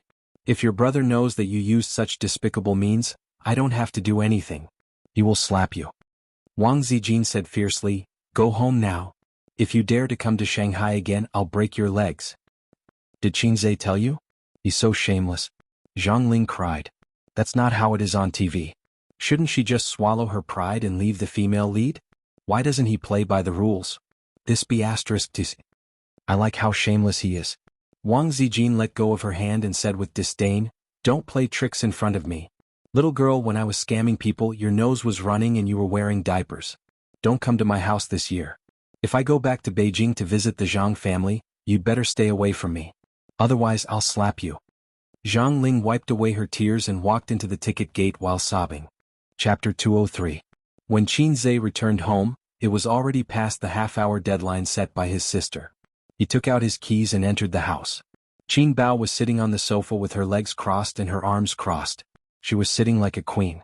Tight jeans wrapped around her long, curvy legs, and a pair of pink slippers on her feet, revealing her white and tender toes that were like silkworms. Qinzhe opened the door and entered the house. She did not even look at him. Oh, why didn't you jump off the building? Qinzhe complained. Qin Bao lost her composure in an instant. She grabbed a pillow and hit him, cursing, bastard, you little red man, you black-hearted maggot. Qinzhe snatched the pillow and grabbed his sister's small hands with his other hand. Okay, I was wrong. What did you do wrong? Qin Bao stared at him. That's right. What did I do wrong? Black-hearted maggot. Qin Bao grabbed the pillow and hit him again. If you hit me again, Disneyland will be closed. Qinzhe reminded her. A few minutes later, the little red horse galloped out of the neighborhood and galloped towards Disneyland. Shanghai Disneyland was completed last year. It was the first Disneyland theme park in China, excluding Hong Kong. The ticket prices were not low and the cost was high. In addition, there were long queues. After Disneyland was completed, it received mixed reviews. Qin Bao had always wanted to visit Disneyland. But after reading the comments online, she did not want to go anymore. She could not visit Disneyland on weekdays and there were many people on weekends. After all, she had to wait in line for a long time to visit Disneyland. Also, Disneyland did not have fireworks unless it was a holiday. Her sister had wanted to watch fireworks for a long time. She said this was what was shown on TV. It was romantic to watch fireworks with the person you like. She still had not found a boyfriend and she wanted to bring you along to watch the fireworks. Her sister said this about a year ago. Now she finally had the chance to watch the fireworks. According to Disneyland's schedule, the fireworks would be set off at 8:30 p.m. But Qin Bao had done some research on the way. Many netizens said that most of the time, the fireworks would be set off between 9 o'clock p.m. and 9:30 p.m. For children born in the 1980s, Disney was a kind of nostalgia, especially for children born in the 1980s. When Qinzhe was young, he had only seen Snow White and Donald Duck and Mickey Mouse. She didn't have a strong attachment to Disney. Disneyland was a children's theme park. It didn't have anything too thrilling such as a haunted house, roller coaster, pendulum or drop tower. This was very good and it was very in line with Qinzhe's taste, because he had a terminal fear of heights. Qin Bao was even worse. If she stood a little higher, she would feel dizzy. When she was in elementary school, she was very curious and insisted on riding the roller coaster. She dragged her younger brother along. After coming down, Qin Ma's father was almost scared out of his wits. His daughter was crying and vomiting, and his son's face was pale and dull, as if he was mentally retarded. At this time, many theme parks had already closed, and the main attraction was the fireworks. Although Disneyland didn't have roller coasters and drop tower, there was a high-speed light wheel. This thing was actually not much different from a roller coaster. Qin Bao clamored to ride this, and Qinzhe deeply felt his sister's malice. She liked to hurt each other, and to kill 1,000 enemies she would hurt 800 of her own. Unsurprisingly, the line was as long as a dragon and after a long time, it was their turn. The siblings sat on the light wheel and it flew on the track, sometimes flipping, sometimes rising and falling. Qinzhe lay on his stomach and didn't dare to move, especially when they entered the dark space. The surroundings were dark and his body tilted and turned with the light wheel. Qinzhe's heart was beating wildly and it was very exciting. After it was over, Qinzhe's legs were weak and Qin Bao was even worse. Her legs were trembling and her face was pale. Let's take a break and watch the fireworks later. Qinzhe went to help his sister. Qin Bao slapped his hand away and shouted, I want to play one more time. Are you crazy? There are so many people, how long will we have to wait? You don't want to watch the fireworks? One more time. Qin Bao was determined to perish together with her brother. Waiting in a long line definitely wouldn't work and it would take too much time. Qinzhe sneaked to the front of the line and found a young couple to discuss. Their conversation was as follows: "Brother, give me the seat." "No. Love is always there, how about 200 yuan? The spring breeze doesn't cross the jade gate, at least 1,300 yuan. There are true feelings in the world, today I only brought 500 yuan. All are brothers in the world, 500 yuan is also fine." Although they didn't earn back the tickets for both of them, 500 yuan was equivalent to waiving one person's ticket, and the young couple happily left. Xianxia called out to his sister and scolded, "Hurry up and die, you wastrel woman."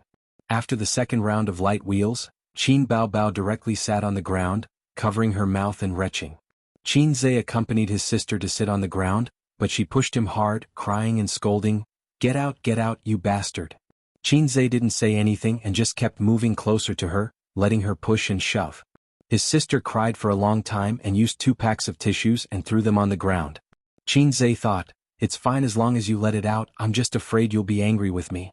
Why bother, if you're so entangled in your heart, just say it. You should have a wider sky, a thicker forest, I'm just a small sapling that didn't grow crooked by luck. But he knew how stubborn Qin Baobao was. She walked a path until it was dark, and even if she was beaten to death, she would still continue to walk with a stiff neck. There was no trash can nearby, so Xianxia picked up the tissues his sister threw on the ground one by one, put them in his pocket, and waited until he found a trash can to throw them away. The luminous phantom project hadn't started yet, so they went to line up. Qin Baobao's eyes were red, and her nose was red, and half of his body was left behind. When they passed by a trash can on the side of the road, Xianxia forgot about the tissues. Qin Baobao silently took them out from his pocket and threw them all into the trash can, and said, "Things like tissues, just throw them away after you use them once, there's no need to be nostalgic." Yes. Xianxia casually responded, playing dumb. Qin Baobao secretly gritted her teeth. The moment the fireworks bloomed was really beautiful. The dark sky was filled with gorgeous flowers, and it lit up the castle that only existed in anime. The pool in front of the castle spouted water, and for a moment Qin Baobao felt like she really was Snow White in a fairy tale. A princess who couldn't find a prince. "So beautiful." Qin Baobao murmured. "So beautiful." Xianxia looked at the side of his sister's face, and the fireworks reflected colorful lights on her face. "My sister is the most beautiful, and I'm not bragging." Qin Baobao turned her head and asked expectantly, "What's so beautiful?" Xianxia withdrew his gaze and looked at the gorgeous flowers blooming in the night sky. "It's fireworks." "But although fireworks are beautiful, it's too short." Xianxia said softly, "The more beautiful it is in full bloom, the more lonely it will be when it disappears. Put the best in life in an instant. Elder sister, please don't spend your most beautiful moments in this dark night of nothingness. In addition to loneliness, there will also be regrets." Qin Baobao was experiencing the best time of her life, and it was like a bright and gorgeous firework, but a woman's youth wouldn't last long. After a moment of blooming, it would be annihilated in the empty and lonely night sky. What would be left at that time? Qin Baobao's eyes were red and she said in a choked voice, "I'm happy, it's none of your business." Xianxia looked at the beautiful fireworks in the sky and he was silent. Just when Qin Baobao was about to lose all hope, she heard her brother say, as if he said something, but the fireworks were too loud and she couldn't hear it clearly. "What did you say?" Qin Baobao stared at her brother and her eyes were bright. "I didn't say anything," Xianxia said with a blank expression. "You're a bitch." October 31st, Tuesday. After Xianxia's account received the virtual funds from the securities company, he acted cool in front of his sister, saying that Qin Baobao was a shareholder, and she could just stay at home and wait for death, and I'll take care of her. Qin Baobao was overjoyed when she heard that and she said, "Brother, you're the best brother, give me a kiss." In fact, he did make money on the first day, a profit of 6 to 7%, close to 3 million. There was a saying that face slaps come too fast like a tornado. The next day he lost money. Out of the few stocks he bought, 2 of them fell, and except for one stock that rose by 1%, the others fell by more than 5%. It wasn't Xianxia slapping his face, but the stock market fell by 4% today. A bull market was an overall upward trend, and it was inevitable that there would be ups and downs along the way, but this time the fall came without warning and many investment companies and financial institutions were caught off guard. Xianxia suspected that the mastermind behind the withdrawal of funds in the first round. Sure enough, on Tuesday and Wednesday, the stock market continued to fall. The stock market was gloomy and investors were wailing. Countless people on the internet mocked the stock market, and then the capital market because of their own losses. Investing with profits. In the face of the stock market's fall, I think we should cut the projects that are currently losing the most money, invest in more stable blue-chip stocks, and wait for the stock market to rise again. Su Hao looked around and the managers all expressed their agreement. He looked at his sister Suyu again. She was no longer as sharp and strong as before and she was playing with her phone in boredom. Su Hao was very satisfied with his sister's state. As long as she didn't fight with him for the position of the heir, he would not be bothered to make things difficult for her. She could be at ease as a rich family's daughter, and he would not shortchange her expenses. Securities company. Wang Pei received a call from an internal staff member.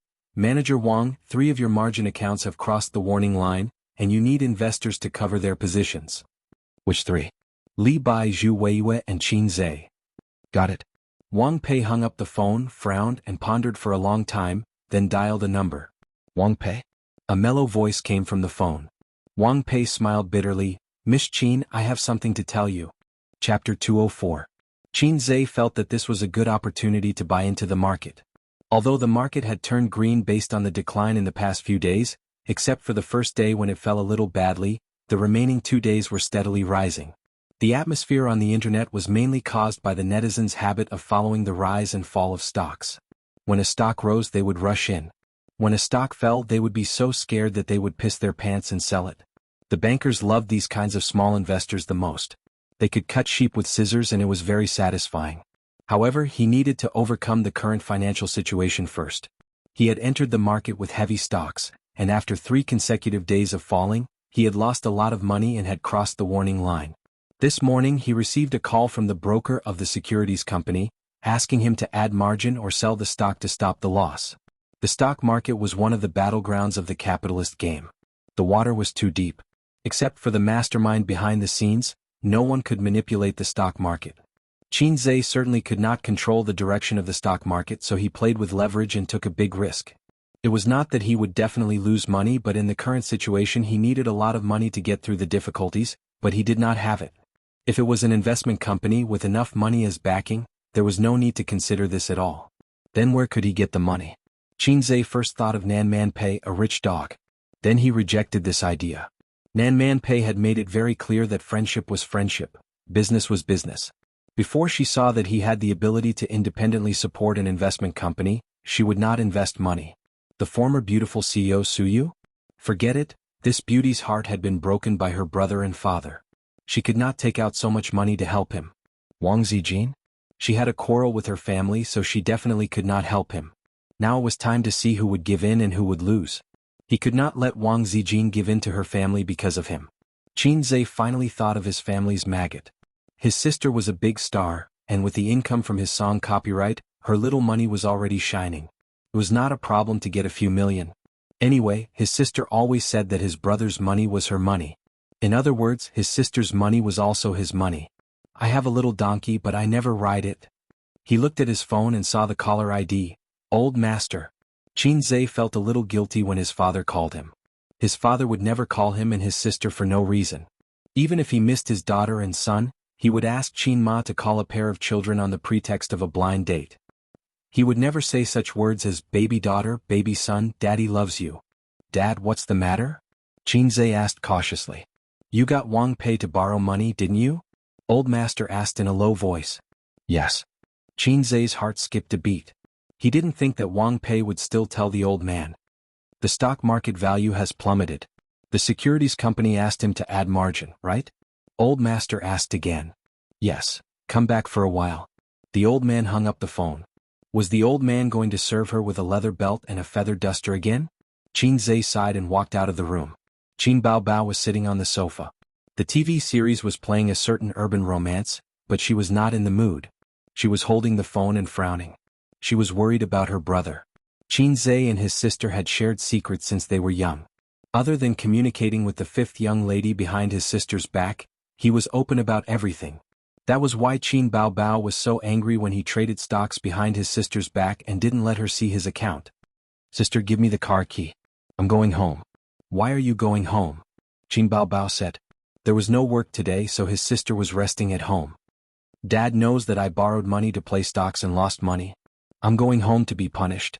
Qin Bao Bao's face turned pale. She rushed over and grabbed Qin Zai's arm.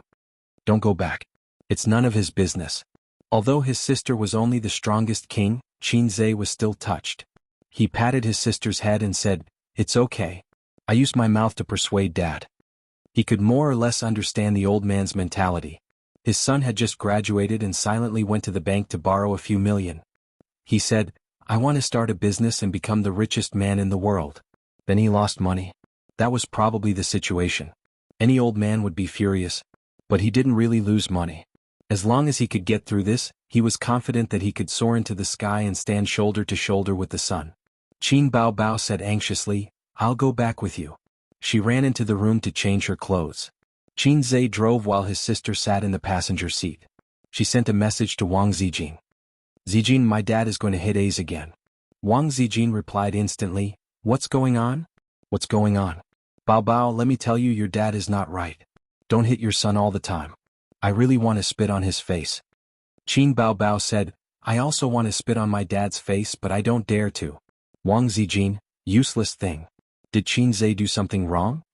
Qin Bao Bao, it's about the stock market. The market has been falling for the past few days and he has heavy positions.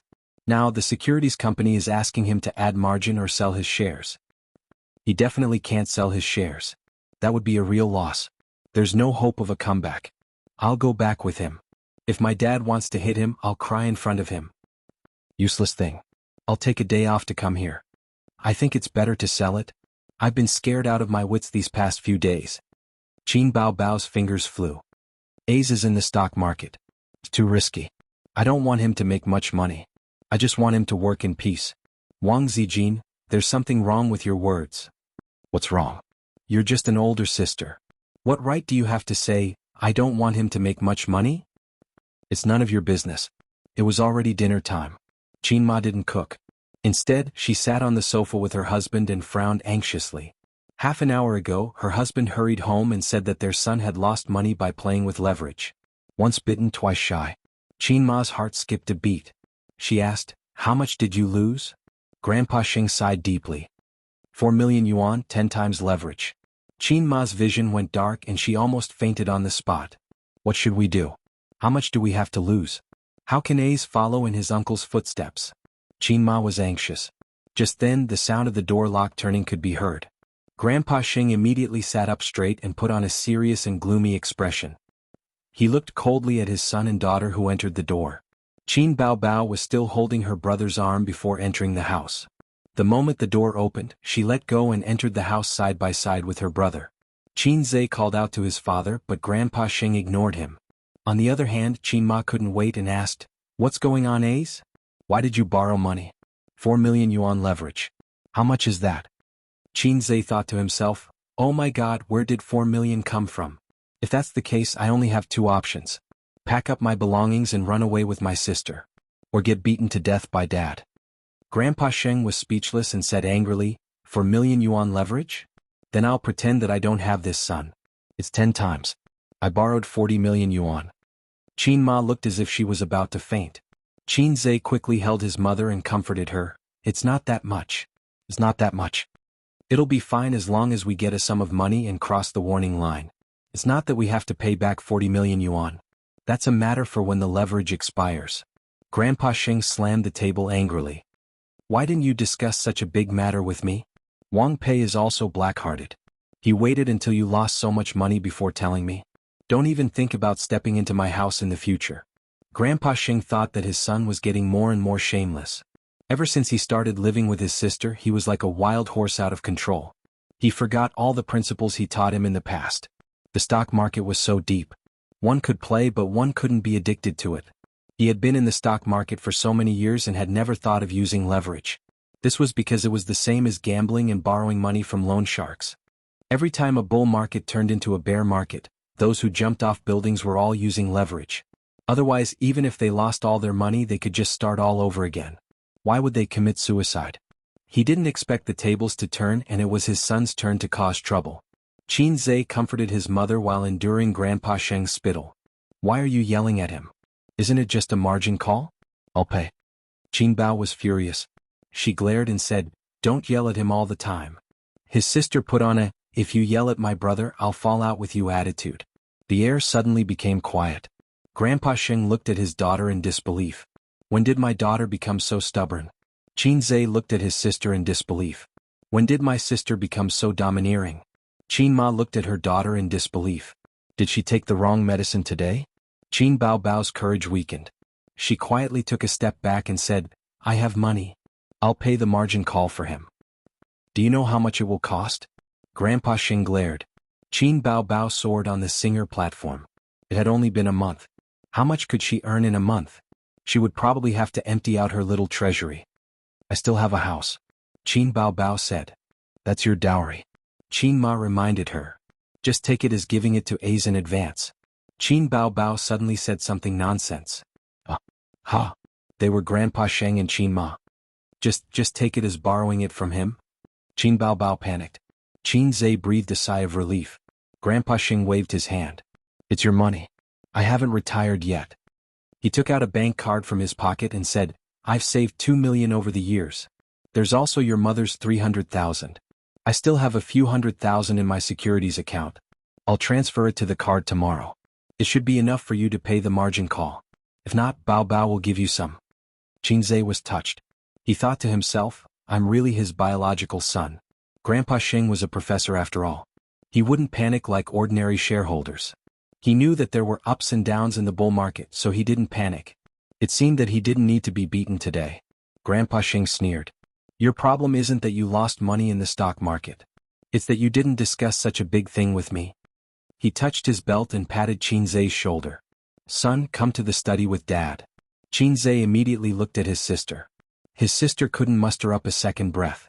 She could only pretend that she didn't see her brother's pleading eyes. Qin Ma took her daughter's hand and said, Come to the room with Mom. Don't worry about your brother. It was natural for a father to clean up his son's mess. It was also natural for a father to beat his son. Chapter 205. Dad, Mom, A's and I are leaving. Have lunch before you leave. Qin Ma urged them to stay. No, we'll go home and eat. Qin Bao Bao pulled her brother away and closed the door. She openly held her brother's arm and snorted, Dad actually didn't hit you? That's not scientific. Although he didn't hit me, he spat all over my face. Qin Zhe said gloomily, he told me to stop as soon as possible. When the deadline is up, I'll return the money and leave. That's good. You can go to work in peace. If you do this again, my little heart won't be able to take it. Qin Bao Bao said. Isn't your little heart me? Don't be so glib with your big sister. I'm serious. You're all looking down on me. Qin Zhe said gloomily. He didn't think about it. If the son of an ordinary family dared to play like this, he would have been hung up and beaten to death. I'll tell Zijin not to come.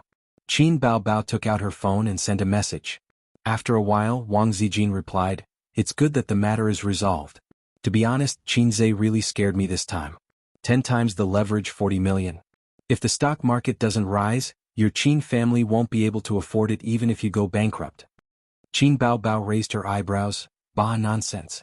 Do you want to have a taste of my deadly scissors feet again? Let Ace spank your butt tonight.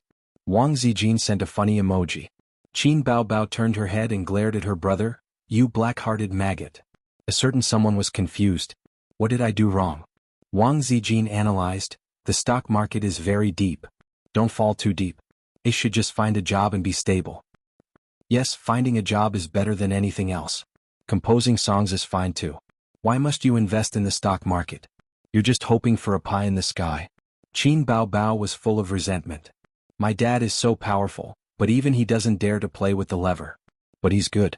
He's 10 times the amount without saying a word. Why don't you think about whether you are cut out for it? The stock market won't change. Wang Zijin sent a nod. I'll talk to him later. Qin Zhe leaned over to take a look and said angrily, Sister Ziwei also looks down on me. I'm so angry. Get lost. Qin Bao Bao pushed her brother's head away. Our parents' savings have already been used on you. What else do you want? Qin Zhe was silent. The undercurrent of the stock market was turbulent. He once again experienced it deeply. If it wasn't for his family's wealth and his parents being able to take out a few million, he would probably have to bet on his house or sell his shares. Once he sold his shares, it would be a real loss. His sister and parents were frightened by this incident. They would rather he be obedient. It was normal for them not to believe him. Sis, how much money do you have? Why? Qin Bao Bao looked vigilant. Damn, what's with your expression? You're always like this when it comes to money. I want to buy at the bottom. I want to counterattack. Xianxia imitated his sister and assumed the posture of a serf turning over to become the master. Once the stock market fell, it would take him several days to recover his capital. His small goal of earning 100 million a month would be impossible to achieve. The only way was to buy at the bottom. I'll slap you to death. Qin Baobao scolded. You want to buy at the bottom? If you can earn back your capital this time, I'll be thankful. I'm doing all this for you. Xianxia lied through his teeth. His expression was sincere.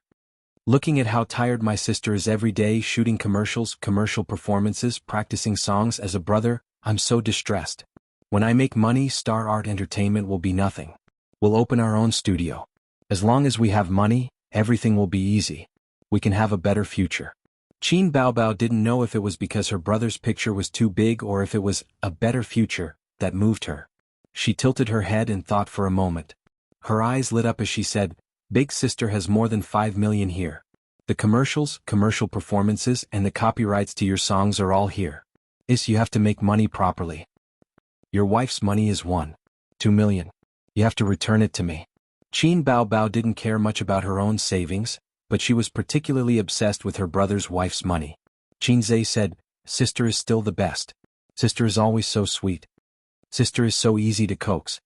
Did you twist your neck? Xianxia saw his sister's face and neck tilted. He curiously asked. Qin Baobao straightened her body and gritted her teeth. I don't have any money. I'd rather throw it in the Huangpu River than give it to you. At home. Grandpa Shen held a teacup and sighed. He was frowning. Qin Ma sat beside him and said softly, You're not going back to school today? I took a leave of absence. Grandpa Shen said irritably, I'm not in the mood to go to class. You didn't hit him today. He's already so old. It's not good to hit him every time. Grandpa Shen sighed. But when I think of what he did, my teeth itch. I thought he would lose money and have to sell the house. Qin Ma still had lingering fears. She didn't know anything about stocks. Otherwise, she wouldn't have understood the principle of 4 million as 4 million times leverage. Maybe he'll earn it back in a few days. Qin Ma comforted him. As if. Grandpa Shen said, this round of reshuffling removed a lot of bubble stocks. There won't be any more white stocks reaching their upper limit in one day. In other words, if he chooses bubble stocks, it'll be good enough if he can earn back his capital. Sigh, that little bastard is so bold. How did I give birth to such a thing? Then help him. Qin Ma was anxious. It's a few million. My stock trading skills might not be better than his. Of course he couldn't say this out loud. Grandpa Shen said angrily, Luckily I'll hit him again. Hit him hard. Qin Ma was also worried. Alright, their family had been emptied. Now, other than 2 houses, they didn't have any extra savings. It wasn't over yet. Who knew how the stock market would develop in the future? If it continued to fall, they would have to sell the house to borrow 40 million. It would be back to square one. It was very troublesome for individuals to transfer large amounts of money. It required the person to go to the bank personally and receive the money in 2 to 3 working days. However, transfers between companies were real-time. Xianxia couldn't wait. In 2 to 3 days the stock market would probably rise. Who would wait for you to buy the stocks? Qin Baobao personally went to Star Art and asked the CEO of Star Art, Huang Yitsong, for help to transfer the money through Star Art's account. In fact, it didn't take 2 to 3 days. The stock market had already fallen for 3 days. If it continued to fall, even if the mastermind saved the day, it probably wouldn't be able to survive. The next morning the stock market opened red and then soared. It was clear that Xianxia wasn't the only one who knew how to buy the stocks. On the first day, Xianxia used his sister's 3 million to buy 2 stocks that hit the daily limit and made a profit of 10%. On the second day the stocks that had fallen sharply recovered and gradually rose. On the third day it was Saturday. Xianxia was in seclusion and the 2 sisters went out shopping. After a short weekend, the stock market rose back to its original height before the market closed at 3 p.m. on Monday. Xianxia's loss-making stocks finally returned to normal. On Tuesday the stock market rose by 6%. After removing the bubble stocks, the quality stocks started to show their strength. Xianxia's stocks turned from losses to profits. On the internet, many shareholders who had endured the pain of cutting their own flesh slapped their thighs and regretted it. The stock market was such an irresistible place. When you tried to spend 10,000 yuan and double your earnings in a week, any job would become fleeting in your eyes. It was the same as gambling. If I could become rich overnight, why should I work? However, trading stocks and gambling were the same. If someone made money, someone would owe it. Even if everyone made money, it was the banker who was feeding them. Sooner or later they would be ripped off. The only thing that was better than gambling was that as long as you insisted on not cutting your own flesh, the stock market might rise again in the next bull market. It was another weekend. The big-hearted sister finally remembered that she was concerned about her brother's stock market situation. She poked her head in through the crack of the door and said sweetly, "Ace, did you make money or lose money this week? I think the stock market has risen again." Qinzai's slightly expensive desk had 6 computers and a notebook. He raised his face with dark circles and said, 25% of the profits. Qin Baobao did some mental calculations and was shocked. Then it's more than 10 million yuan. His sister's rosy cherry lips were very tempting to kiss, but Qinzai didn't dare to. He nodded. 10 million yuan was undoubtedly a huge sum of money in the eyes of ordinary people. However, it had been a week since he had set the small goal of earning 100 million yuan. A quarter of the time had passed, but he had only earned 10 million yuan. It felt like an impossible task to earn 10% of the money in a quarter of the time. However, as long as he could catch the upper limit, his funds would snowball. In the last week, it would even exceed the sum of the previous 2 weeks. Qin Baobao bit her finger like a little girl and blinked her bright eyes. "Ace, don't forget me when you're rich." "Sorry, I don't keep dogs in the comments section." Qin Baobao hit him and said, "I'm going to tell Mom the good news." Qin Ma couldn't eat or sleep well during this period. Her mind was filled with her son and the stock market. Every day when the old man came home from work, the first thing she said was, "How's the stock market today?" The last thing she said before going to bed was, "How's the stock market tomorrow?" There were all kinds of questions interspersed. Did Ace earn or lose today? I heard from old Wang next door that the stock market didn't rise very well today. Many stocks fell. Ace's phone has been switched off for a few days. Bao, she doesn't know anything about stocks. What a useless daughter. Old Qin, shall we go and see our son today? The old man was annoyed. He thought to himself, don't talk to me about stocks. Otherwise I'll talk to you about it. Actually, the old man was also worried. He didn't dare to call his son, afraid that his son's reply would be, "Dad, let's sell the house." It was the weekend and there were no classes.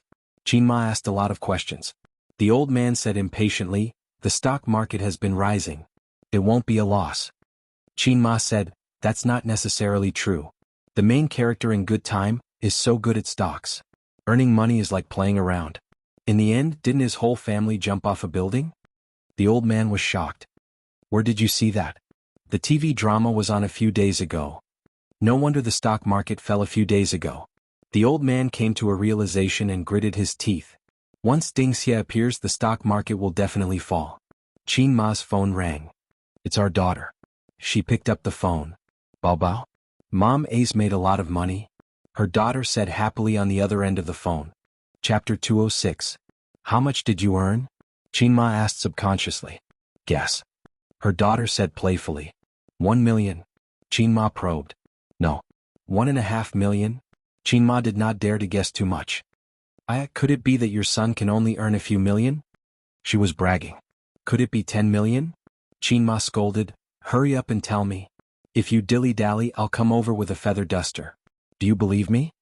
Qin Bao said, "Yes, more than 10 million. "Really?"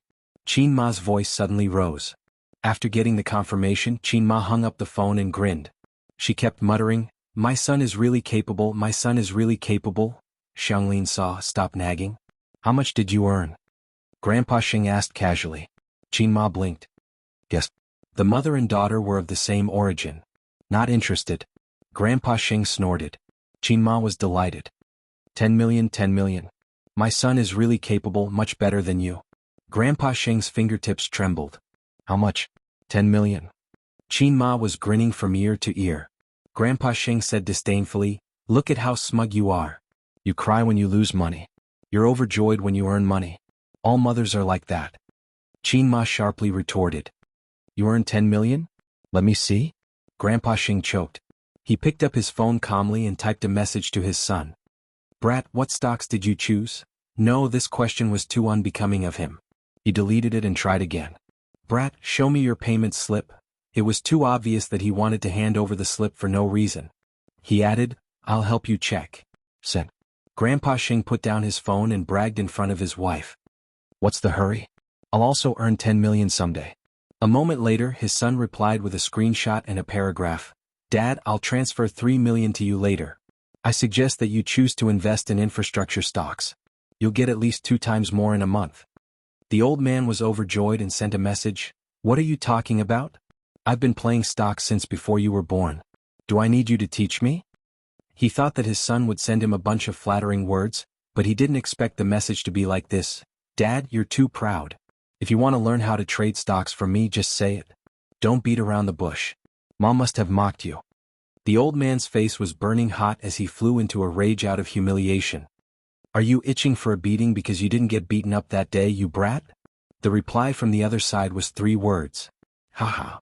The old man got up without a word, put on his leather shoes and prepared to go out. Are you going out? Qinma asked.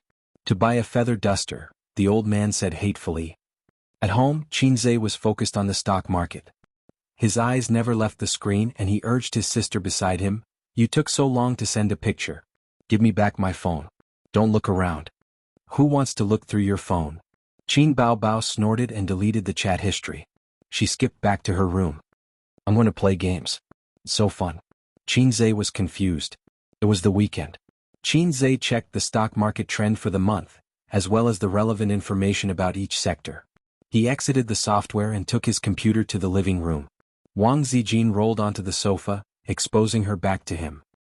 Help me massage my shoulders. She lowered her head to watch a TV series. Her neck couldn't take it. Before Qinze could say anything, his sister threw the mouse away and put her long legs on her best friend's shoulders. She sneered. My deadly scissors legs are thirsty. Wang Zijin sat up straight obediently and didn't mention anything about the shoulder massage. The 3 of them were ranked in terms of strength. Qinze, Qin Baobao and Wang Zijin. Wang Zijin snorted. I'm tall and strong. I can't be bothered to argue with you. Qin Baobao was taller than her by a head and stronger than her. Indeed, she deserved to be called tall and strong. Qin Baobao raised her chin proudly and continued to play her game. On the screen, Kanto Tong was trembling in fear as she gained experience under the tower. It was up to fate to finish her off. Qin Baobao was mischievous. She took advantage of her thick skin to harass Kanto Tong from time to time, exchanging injuries for injuries. 10 minutes later, Canton Waste lost the match again. She exited the room. Qinze went online to play games with his sister. However, his sister had already started playing solo, so he waited. Kanto Tong saw the opportunity and immediately invited him to play duo. Qinze accepted. Guru, let's play together. Okay. Guru, why did you stand me up that day? Qinze was stunned for a moment and tried to recall. Now that he thought about it, he did want to meet Kanto Tong. I just mentioned it casually and you took it seriously. I'm so busy every day and I have to take care of my sisters when I get home. How would I have time to meet you? I've been busy recently, so I forgot. If you don't keep your words, you won't get a girlfriend. Get lost. Damn it, you're setting a flag for me. Tomorrow is Sunday. Let's meet. Okay. Qin Baobao came over to take a look. Without saying anything, she waved her hand and chopped off her brother's head. She said angrily, this guy is causing trouble for me every day and you're still so close to him. You're really evil. Aren't you the one who's always bullying him? Qinze said, anyway, I have nothing to do. It's good to meet. In Qinze's 23 years of life, he had met a few times. Once in junior high, once in high school, and once in university. The first 2 times were with male friends. They met in the game and became good friends. Unfortunately, time was merciless. Everyone had to grow up. Gradually, they had jobs and families. They rarely played games and contacted each other. In the end, they completely stopped contacting each other. Qinze waited in the game and waited and waited and waited, and his friends never came online again. During that time in university, he met his second girlfriend. The first one was his desk mate in junior high. They had never held hands. She was also a cabbage from the University of Finance and Economics. She was delicate and pretty. Anyway, she was more than enough to match Qinze. After the meeting, she took the initiative to send a message to Qinze and asked him out for a meal. Sometimes in school, sometimes outside. Then they became boyfriend and girlfriend. Actually, they didn't have to confess. During that time, Qinze was very excited. There were millions of cabbages in the world, but she was the only one that belonged to him. He was so proud that his tail was about to reach the sky. In a moment of carelessness, he showed off in front of his black-hearted maggot. Then tragedy befell him. The past was unbearable to look back on. On the other side, Suyu saw rowing without oars replied, "Good."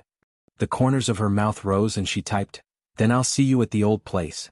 Don't stand me up this time." The internet was still better. Real life was messy and all kinds of unsatisfactory. For the first time in her life, she was both looking forward to it and was a little nervous. Suyu was afraid that the person she saw was a wretched little fatty with glasses. The internet and reality were both broken. In the past, she could use work to numb herself. Now, her power was taken away by her brother. The team that she had painstakingly cultivated was also on the verge of collapse. Many people began to flirt with Su Hao, or had secretly joined the vice president's team. In the workplace, making money was the first priority. A little bit of relationship was not worth mentioning. Suyu herself also gave up.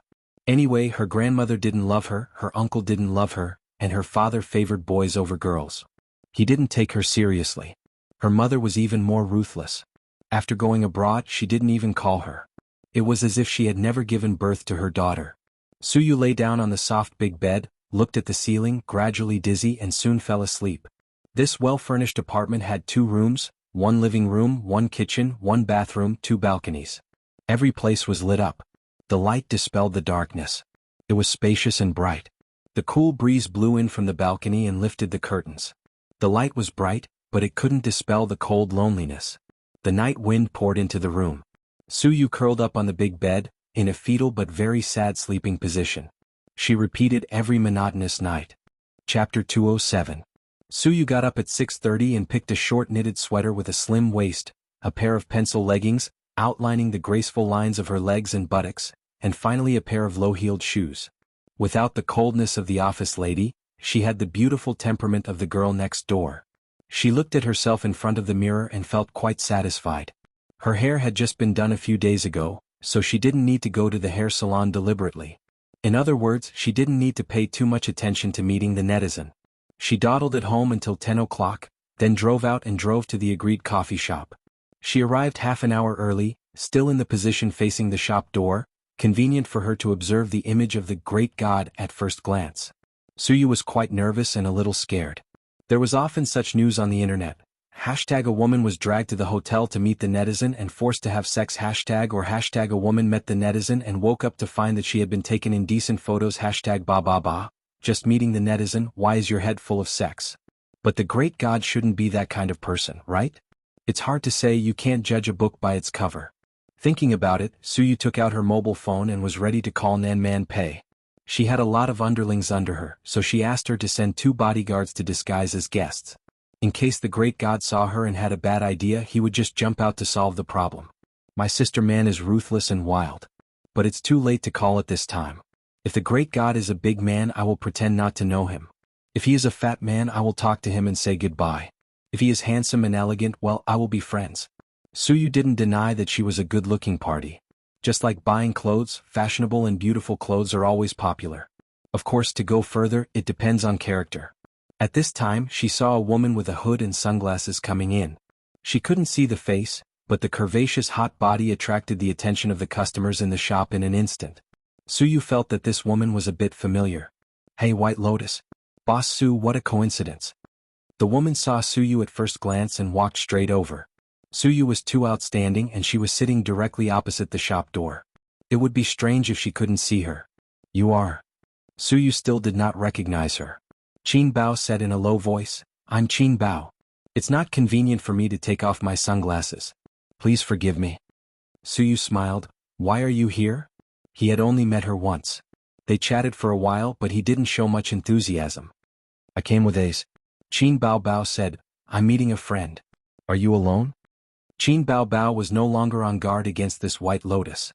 Because her brother had resigned, they would not have much interaction in the future. Otherwise, when there was a wolf in the house, if there was another White Lotus, she would be attacked from both sides. Suyu was so beautiful that any man would have thoughts about her. Moreover, her own pig was not bad looking, and his ability to earn money was also good. Any woman would have some ideas about him. I'm also here to see a friend. Suyu smiled. She looked past Qin Bao Bao and saw Qin Zhe push open the door and enter. He had just driven around the neighborhood to find a parking space, so he came late.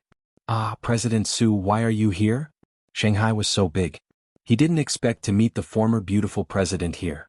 It was an unexpected surprise. Qinzhe sat down next to his sister. Suyu smiled and nodded, watching Qinzhe take a seat. She thought, this is good. Someone will help cover for me and I won't be recognized at the first time. It stands to reason that when netizens meet, there should be some hint signs such as a book on the table or a rose or something. Otherwise, in the vast sea of people, who would recognize you? It was not impossible to exchange mobile phone numbers, but Suyu did not give it. She would not give out her private number until she was sure that the great god was a friend she could make. She was such a unique person. She was strong and decisive in the workplace and she could maneuver freely. In life, she was used to closing herself in a small world, making only a few friends and only doing a few simple things. Day after day, year after year, she became a cold iceberg beauty in the eyes of men.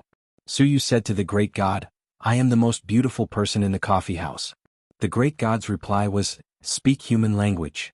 Suyu said, anyway, I will definitely sit in the most conspicuous position if I am alone. Women always like to play the game of fate, vaguely trying to cover it up. Female hipsters are even more terrible. They like to meet the partner of their life in the vast sea of people. The most classic joke was, come and chase me. If you manage to catch me, I'll let you. Time passed by and soon it was time for dinner. This coffee house also served Western food and more customers came in to eat. Qinzhe looked for the most beautiful person in the crowd. Well, this was probably unrealistic. The two most beautiful people were sitting at the same table with him. His gaze lingered on the man's body. With a small waist, he should be a burly man. He should be a chubby otaku in casual wear. He shouldn't be too old. Looking at his shameless words in the game, he definitely didn't sound like a mature man. It was very likely that he was a teenager or a high school student. Qinzhe's eyes swept around, but he was unable to lock onto the ideal candidate. Suyu stared at the door of the shop and did not see anyone who agreed with her imagination.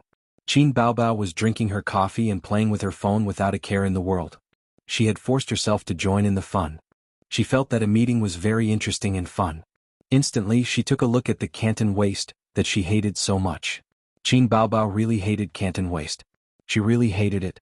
Even though she had tortured her so much in the game that she doubted her life, Canton Waist's mouth was too sharp. Every time, Canton Waist would almost make Qin Baobao throw her keyboard. She did not visit the forum or post bar. Her words were all learned from her brother. And Qinzhe certainly wouldn't say anything too outrageous to his sister. Suyu also hated the female boss.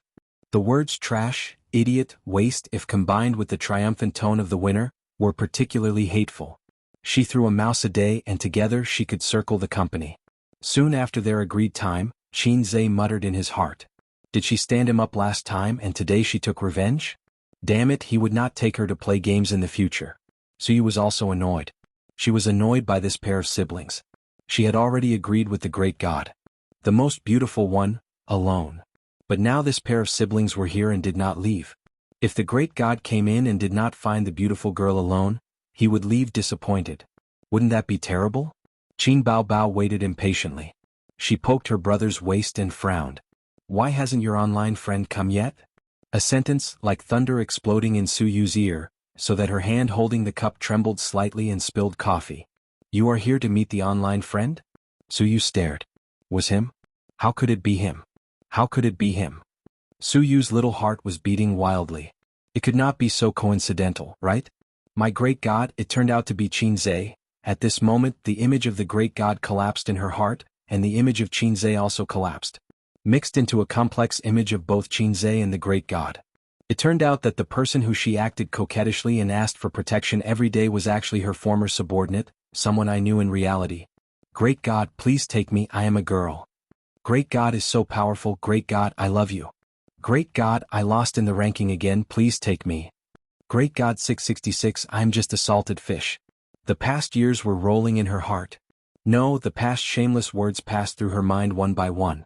There was nothing more embarrassing than this. No, I have to find a way to escape. I can't stay in this coffee house. I need to go to the toilet. Suyu forced a smile, carrying her bag and walked out. If she did not go to the toilet now, when would she? Xiao? Another clap of thunder exploded in her ears and Suyu stopped. She blushed and her white face was dyed with a layer of red. Qinzhe's face was suddenly enlightened. It's really you. After locking the target, he thought repeatedly. If Xianxia did not lie, the most beautiful person except for his sister was Suyu in the coffee house. The most conspicuous position? Was there anything more conspicuous than the position directly opposite the door? He saw it as soon as he came in. But Qinze was not sure. It was embarrassing to admit it, and she did lie. She was 26 or 27 years old, and she pretended to be a junior high school student. Bah, shameless. Until Suyu was about to leave, Qinze couldn't help but test it. Looking at this situation, it was Suyu. Suyu stood for a long time before she recovered and adjusted her facial expression. When she turned around, she was elegant and calm. She smiled and said, "Qinze, it turned out to be you." She shook hands generously. This detail betrayed her. If she was really calm, she should not have shaken hands. They were old acquaintances. Qinze shook hands with her, and the playful look in his eyes was not concealed. "Oh, this is interesting. The netizen who acts coquettishly every day turns out to be my beautiful president.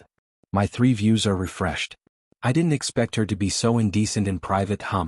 Suyu's face was red. "Oh, you are Xiao. Qin Bao frowned and stared at Suyu aggressively. His sunglasses flashed a sharp light. Suyu smiled reluctantly and said in her heart, "It's so embarrassing. Qinze doesn't know what to say about me. Wait, I feel something is wrong." Solo little spicy chicken. Qin Bao snorted. Chapter 208.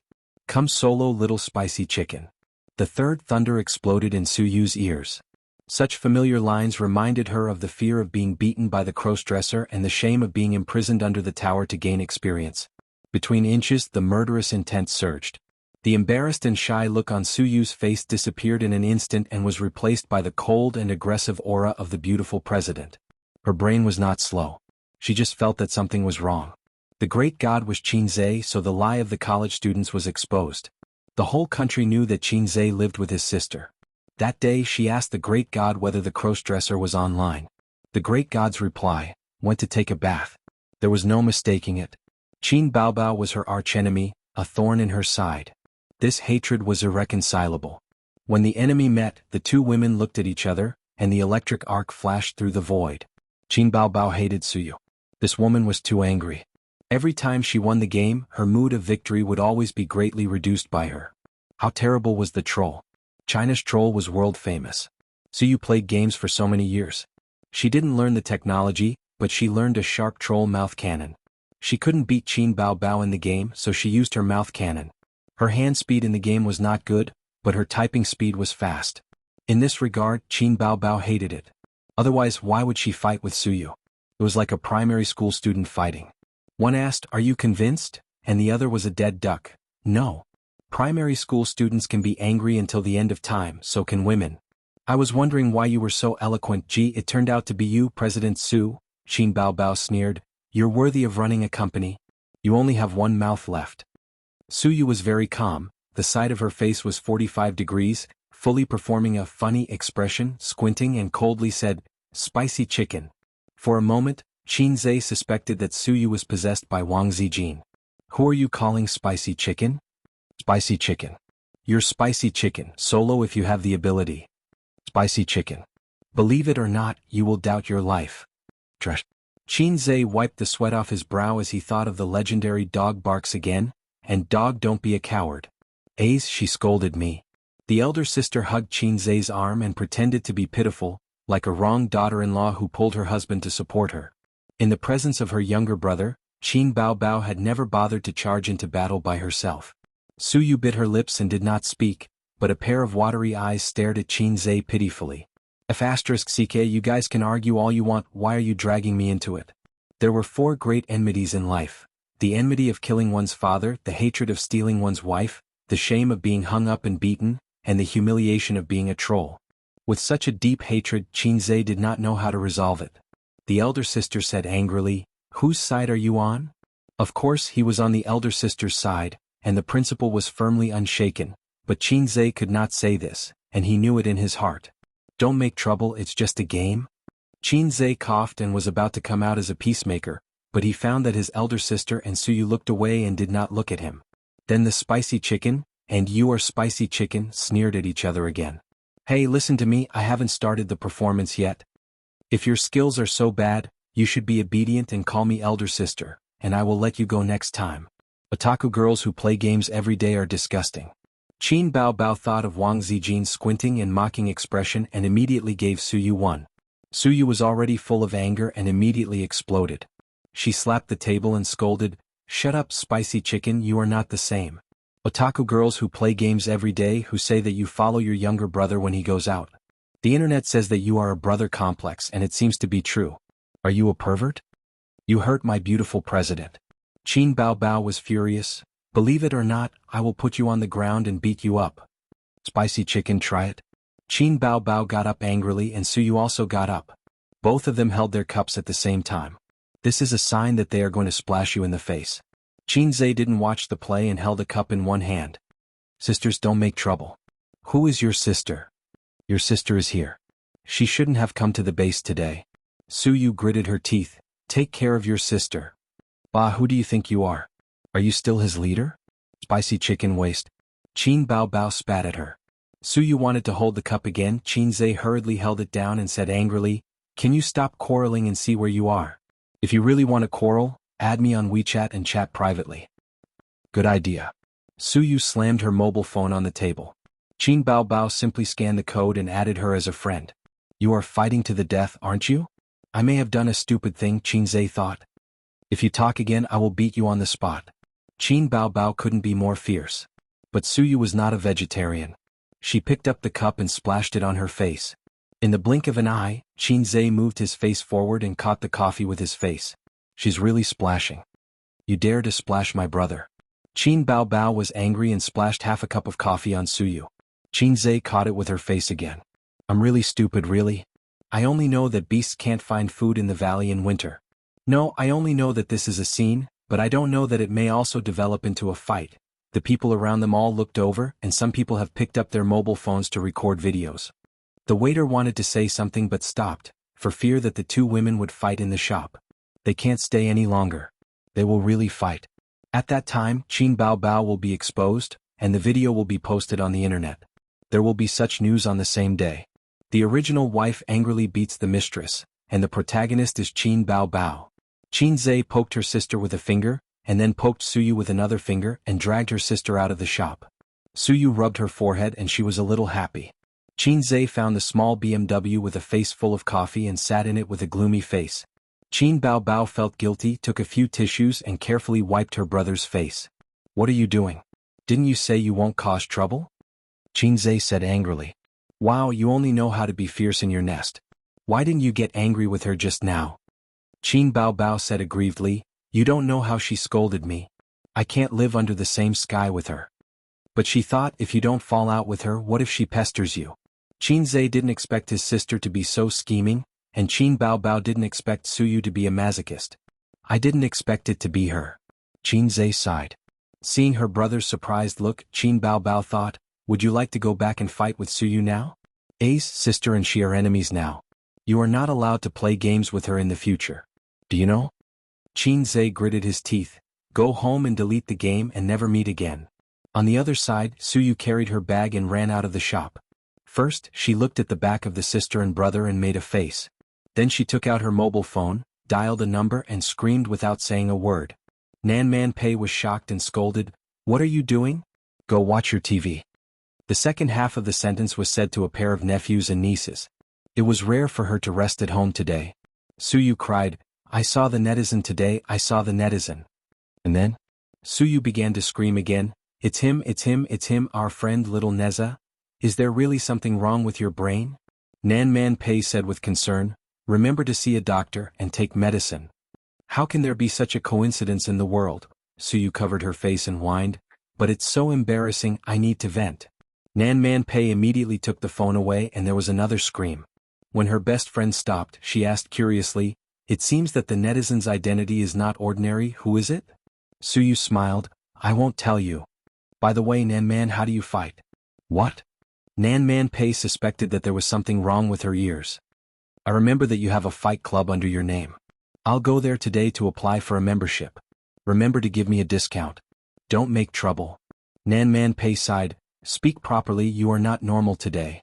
"I saw my enemy," Suyu said with grievance. "She threatened to beat me, so I had to be careful. But I only know how to pull hair and bite people, I feel like I can't beat her." Crazy. Nan Man Pei hung up directly. Chapter 209. In mid-November, the wind was a bit painful when it blew on the face. After Lidong, the temperature dropped sharply. But these couldn't stop the girls from wearing short skirts. They just changed their thin stockings to thick velvet stockings. Qin Bao Bao didn't have the habit of wearing short skirts and stockings in winter. She liked to wear slim jeans. The light blue jeans wrapped around her two long legs. They were slender, straight, and pleasing to the eye. She definitely didn't have the common problem of flat butt and O-shaped legs that many girls had. It had been half a month since Qin Zhe's small goal of making 100 million yuan. If the stock market was doing well, he would be well. The framework of the investment company was set up, but it was actually just a shell company. He still lacked a lot of procedures and qualifications to operate an investment company. But it didn't matter. The registration of the company was originally to deal with the system's tasks and to open an account to facilitate his operations.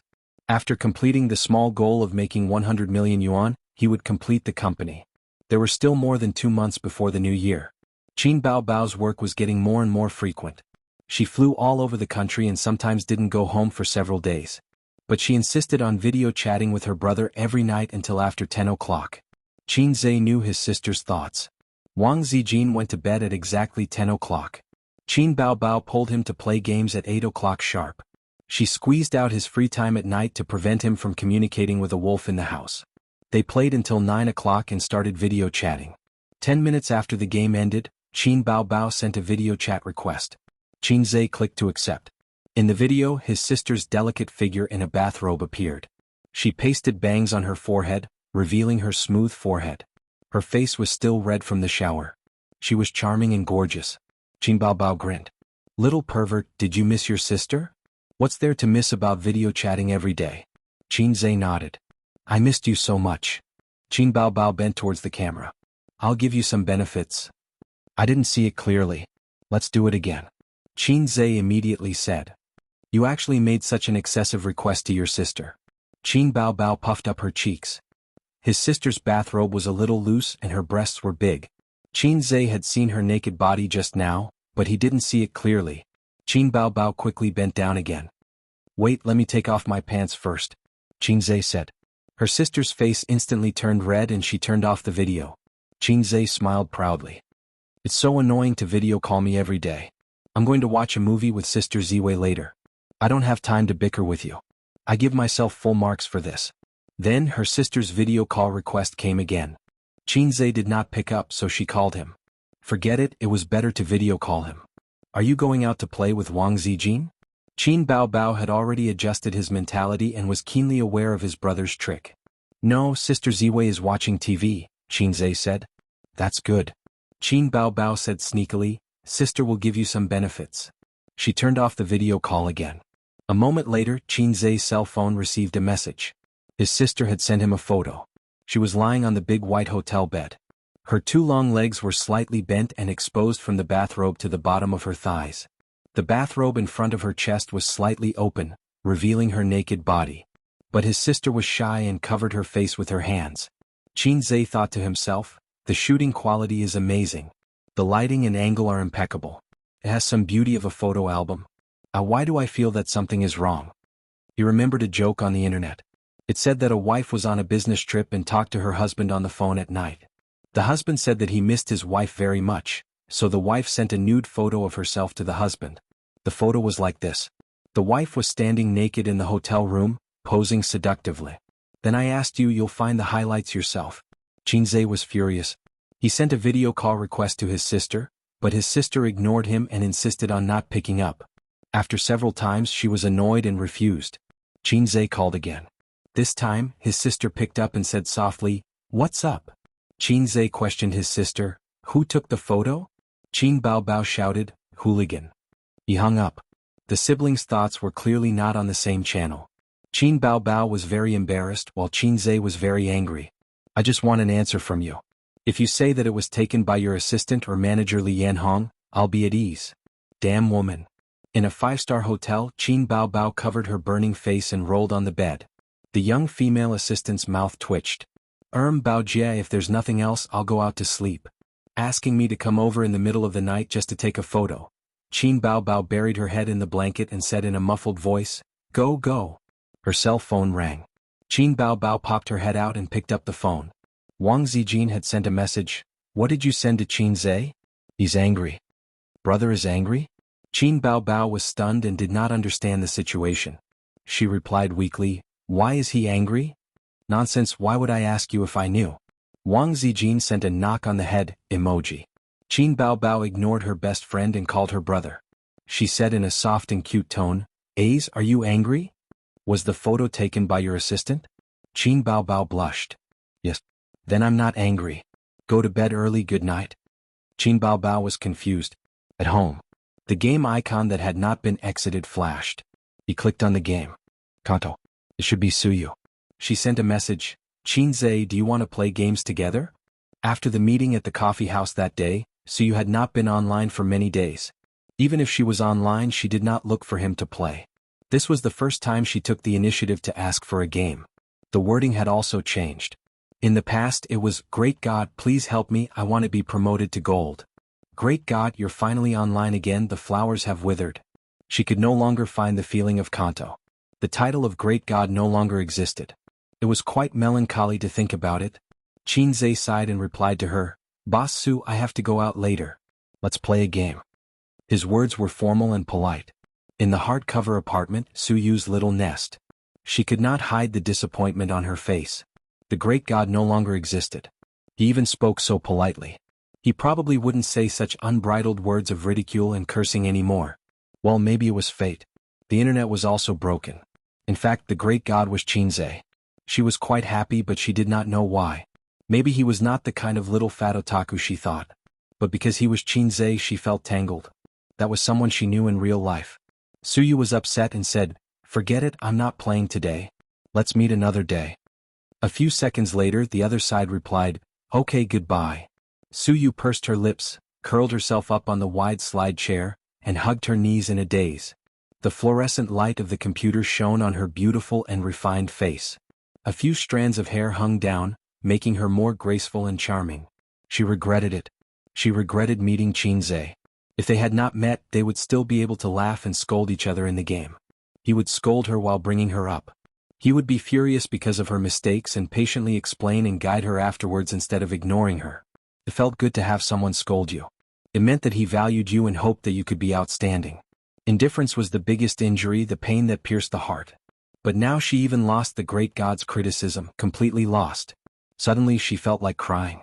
Suyu sniffled, put on her cotton slippers, walked to the balcony and opened the window. The cold wind whistled in, blowing her hair and pajamas. The whole city was shrouded in the orange halo of the street lights.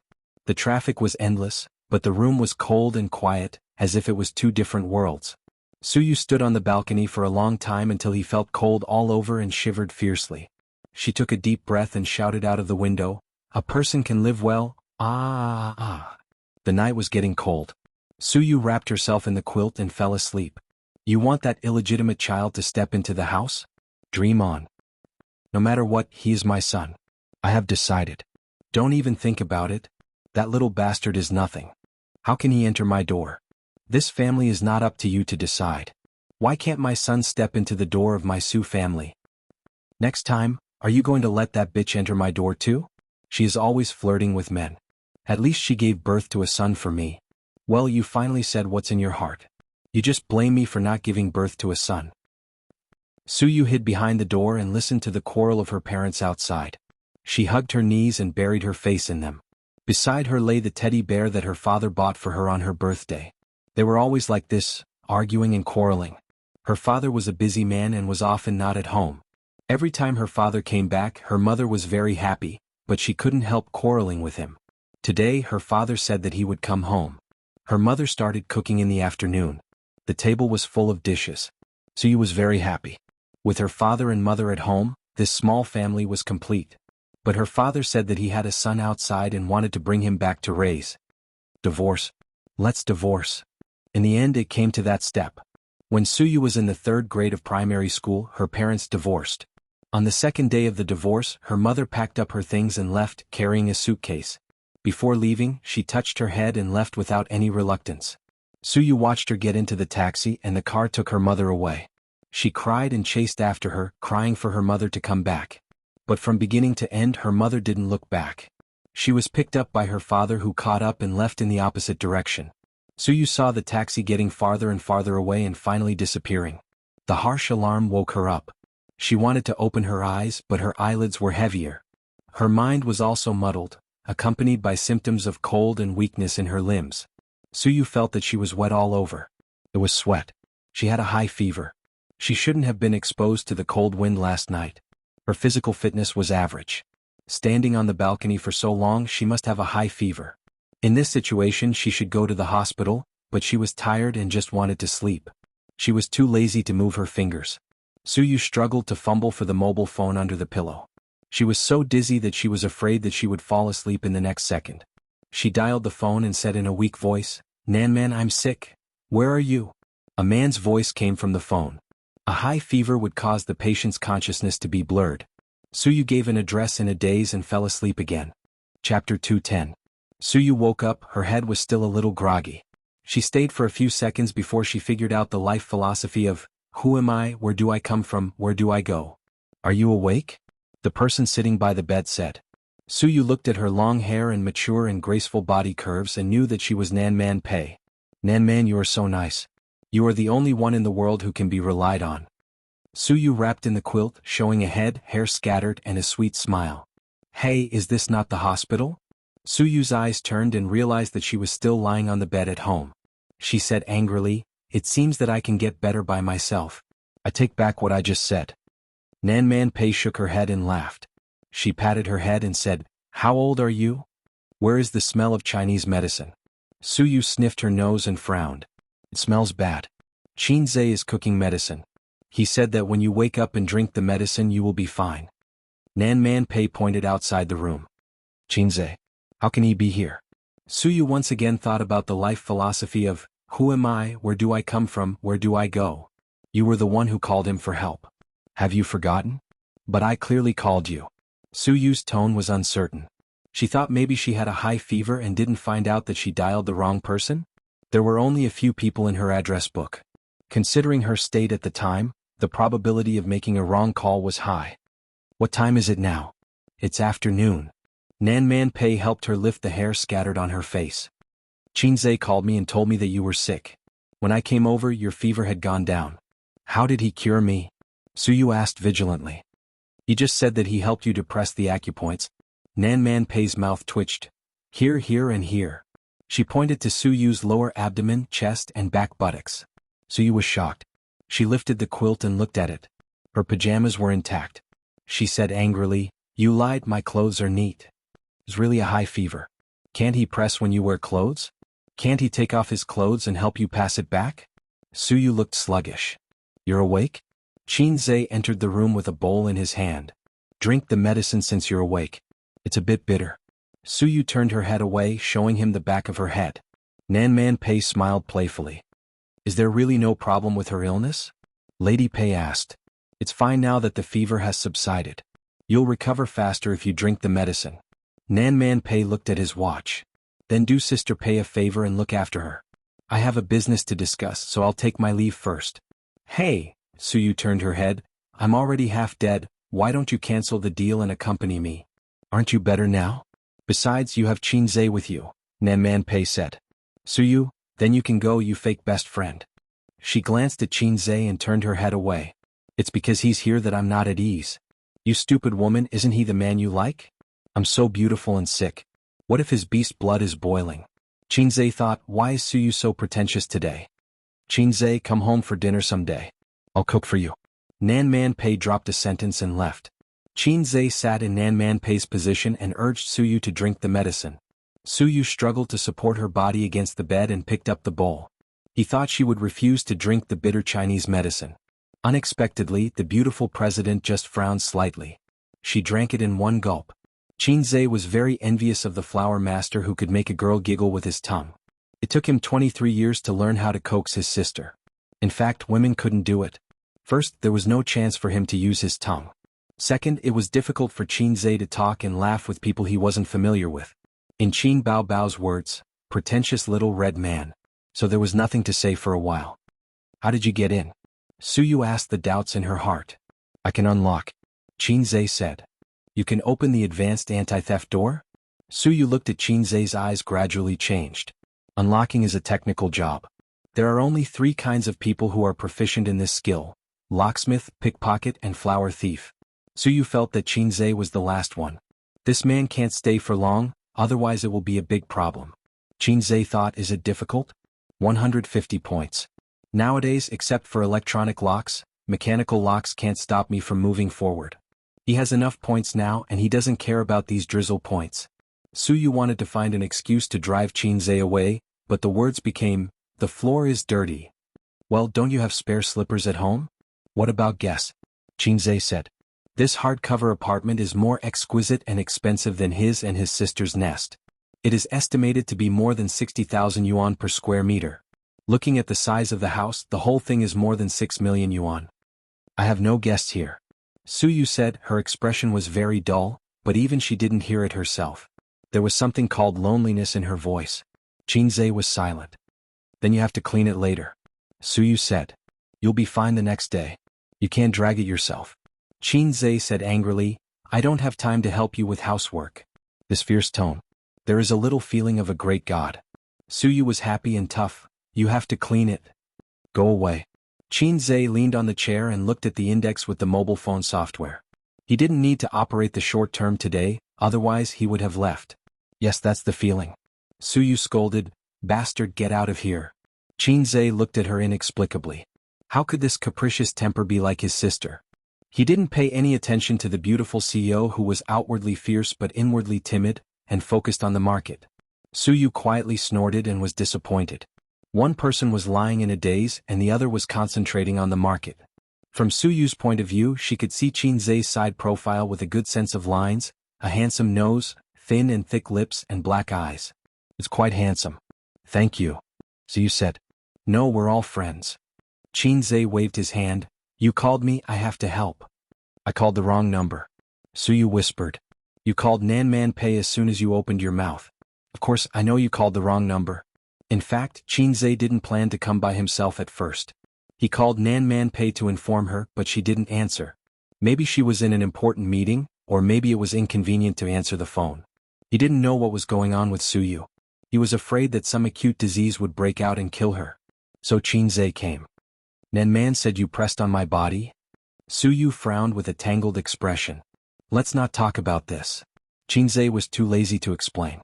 In fact, it didn't involve sensitive parts, but the other party obviously knew nothing about Chinese medicine. It was useless to explain.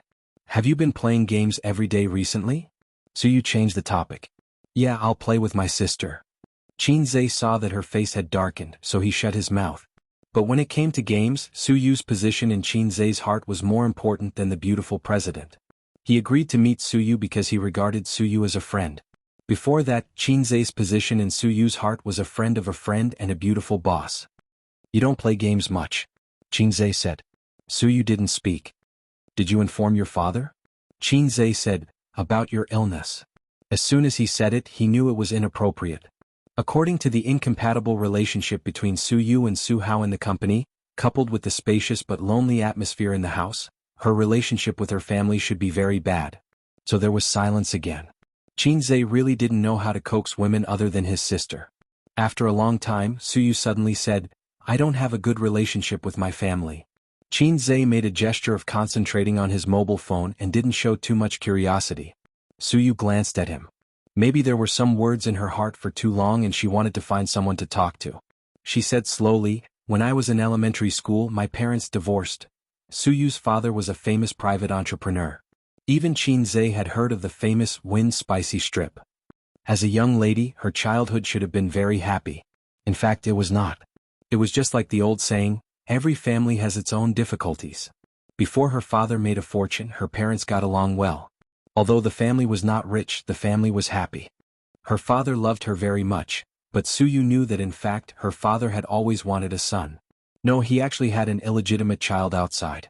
Suyu knew this when she was in elementary school. It came from a quarrel between her parents. Since then, the harmonious family between husband and wife was broken. Her parents had a small quarrel every 3 days and a big quarrel every 5 days. Her father came home less and less often, and he smiled at her less and less. Until one year, her father proposed to take his son home. Her mother disagreed, quarreled again and then divorced. In the second year, his father married a woman outside. His son outside could finally step into the Su family's door with a legitimate reason. Since then, this family was no longer the family in Su Yu's heart. Her stepmother was young and beautiful, but she had a vicious heart, just like Cinderella's stepmother in the fairy tale that Su Yu read. Was there a stepmother in the world who regarded her former daughter as her own? It should not exist. Of course, her stepmother concealed it very well in front of her father. While holding Su Yu and saying that her daughter was so good, she secretly pinched her arm. Su Yu did not dare to cry because her stepmother threatened her.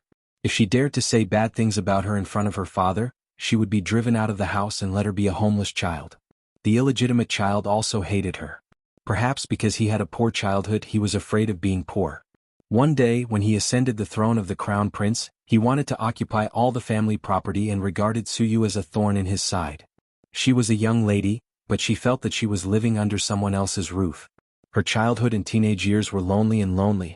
Looking at the family of three at the dinner table, getting along well and loving each other, Su Yu felt that she was an outsider outside the family. After having a son around, her father was not as good to her as before. Although he always smiled, he did not value this daughter in his heart. She gradually grew up, smiled less and less, and finally grew into an iceberg beauty in the eyes of others. But in fact, she was not iceberg at all. She was just used to disguise herself with an indifferent appearance. Deep in her heart, she was very eager for family affection. So she went abroad to study and went to the United States where her mother was. Her mother formed a new family in the United States and gave her a younger brother, a mixed-race child. Her mother loved her younger brother more than her. When she went to the airport to pick her up, the family of three went. The foreign stepfather was very warm to her. Foreigners were open-minded and did not mind these things. But Su Yu did not need the ghost of a stepfather's love.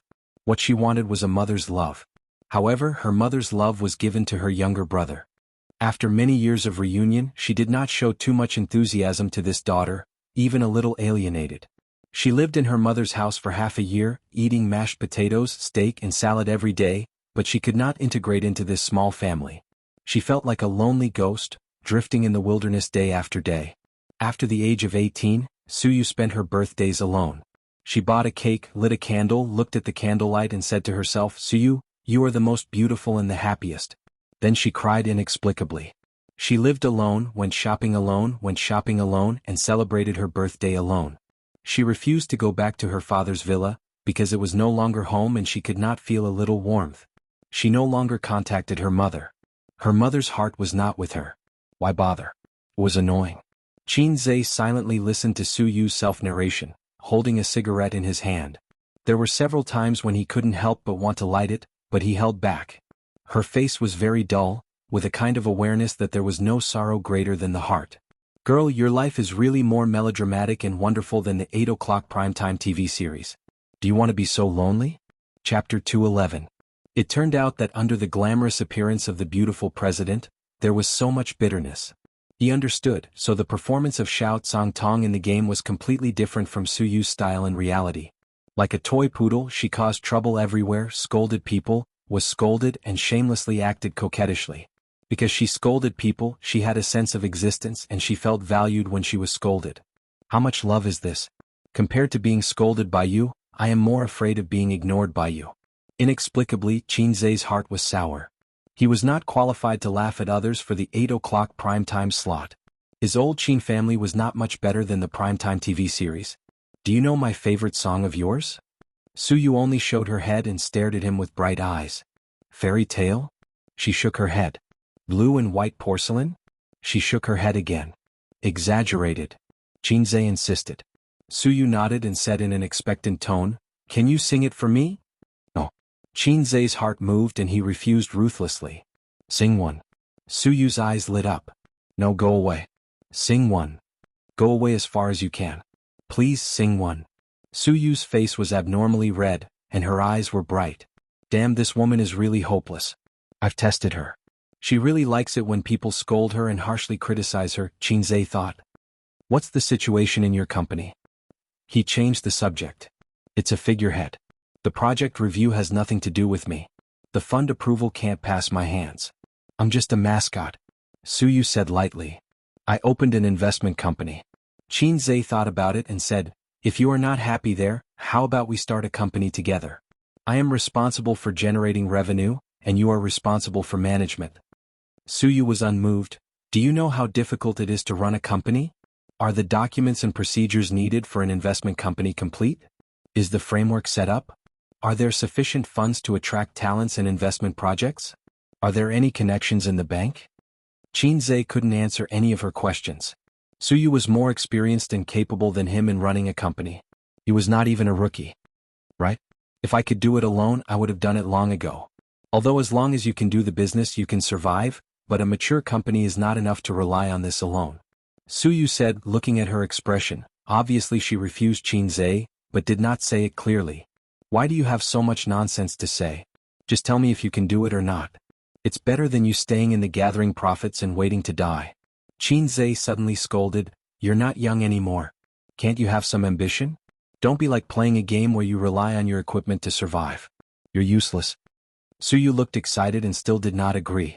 Xianxia scolded again, I'm not negotiating with you. I'm ordering you. Suyu said, let me think about it. This was a masochist. I used the right method. Xianxia is looking forward to it. Suyu's management ability is very strong, and her market acumen is very high. Just by looking at her ability to manage the profits in an orderly manner, he knows that her ability is not bad. Actually, after listening for so long, I have a question that I don't know if I should ask. Speak. Your father's illegitimate son is Su Hao? Yes. Why is he older than you? Suyu was silent for a moment. My mother had a miscarriage, so I'm not as old as the illegitimate son outside. Xianxia left after the Shanghai index closed at 3 o'clock in the afternoon. Suyu lay in bed and stared at the ceiling in a daze. The afternoon sun shone into the balcony, and the soundproof glass blocked the noise of the speeding car outside. She turned over and fell asleep quickly. When Xianxia returned home, his sister had already returned from a business trip. She went back to her room and slept soundly. After cooking dinner, he went into the room and woke up his sister to eat. Qin Baobao snorted a few times like a piglet. I'm not eating. She had been running around for the past few days and was really tired. Unfortunately, her flight was delayed and she sat at the airport for most of the day. She was physically and mentally exhausted. Sleep after eating. You'll be hungry at night. Xianxia pinched her nose. Qin Baobao stretched out her fist from the quilt and hit him a few times. She babbled, you're so annoying. Good girl, there's chicken stewed with mushrooms. Xianxia tempted his sister. Until now, not to mention Xianxia, even Wang Zijin didn't touch chicken stewed with mushrooms. She was really tired of eating it. However, Qin Baobao didn't eat it at all. She ate it with relish every day. If one day this dish wasn't on the table, she would protest. In his sister's character, stubbornness had been rooted for a long time. For example, she didn't like to go on blind dates and didn't want to have a boyfriend. No matter how hard Qin Ma tried, it was all useless. She wanted to guard her own crooked tree until the end of time. She wouldn't repent even if she died. Qin Baobao's hair was messy, which made her look a little lazy. She pouted and said coquettishly, then carry me there. Wang Zijin just came in and heard such words. She raised her eyebrows and said, okay, I'll carry you. She picked up the quilt and left. Qin Baobao curled up, wearing bright yellow bear pajamas. Wang Zijin, you black-hearted maggot. Xianxia, your sister scolded you again. Beat her. Qin Baobao jumped up from the bed and chased to the living room. The two of them tore fiercely on the sofa. Xianxia watched his two sisters rolling and screaming on the sofa. Qin Baobao pinched Wang Zijin's face, and Wang Zijin pinched Qin Baobao's chest. Suddenly he felt that this kind of life was also very good. It was annoying. After they tore, he had to coax them. At least compared with Suyu, who was not loved by his father and mother, he was very happy. After dinner, Qin Baobao went back to her room. Sister, I bought 2 movie tickets. Let's go see it together. Xianxia followed into the room. Qin Baobao was not in good spirits. She glanced at the name of the movie. It was a romantic movie. She was not interested and said that she would not go. Oh, it cost dozens of yuan. I bought it. Xianxia pretended to be very distressed. Then let's go find Zijin. Qin Baobao shrank her head into the quilt. Okay. Xianxia ran out happily. Qin Baobao was stunned and felt that she had been tricked. Oh, this little guy was getting more and more scheming. In the living room, Xianxia beamed at Wang Zijin. Sister Ziwei, let's go watch a movie. Watch a movie again? Wang Zijin did not want to go. She rolled her eyes and said, did your sister approve? Qinzhe nodded and said happily, she approved. Let's go. Looking at Qinzhe's strict appearance, Wang Zijin couldn't help but lament his misfortune and be angry at his incompetence. This little guy was so pitiful.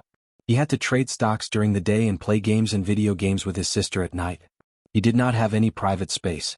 He had to deal with his sister while asking her to watch a movie. They had watched 3 movies in a row this week. Even if you bought a few bouquets of flowers, it was better than the movie tickets. It was a boring way of dating, but someone was happy. Wang Zijin was bored. Let's go, let's go. Qinzhe saw Wang Zijin go into the room to get her bag. Before she left, she slapped his sister's butt. When she escaped, she looked refreshed. Let's go. She pulled Qinzhe out of the door. Behind them, Qin Baobao bared his fangs and brandished his claws. The cinema was in the commercial and residential area where Qin Baobao was pickpocket. It was on the 2nd floor of the food store. It was not good to go too far to watch a movie at night. Since Qin Baobao lost her beloved mobile phone here, she had not come here. She would rather take a detour. With the little guy accompanying her, Wang Zijin was not worried about pickpocketing. Passing through the dim construction area, Qinzhe wanted to hold Wang Zijin's hand several times, but she avoided him.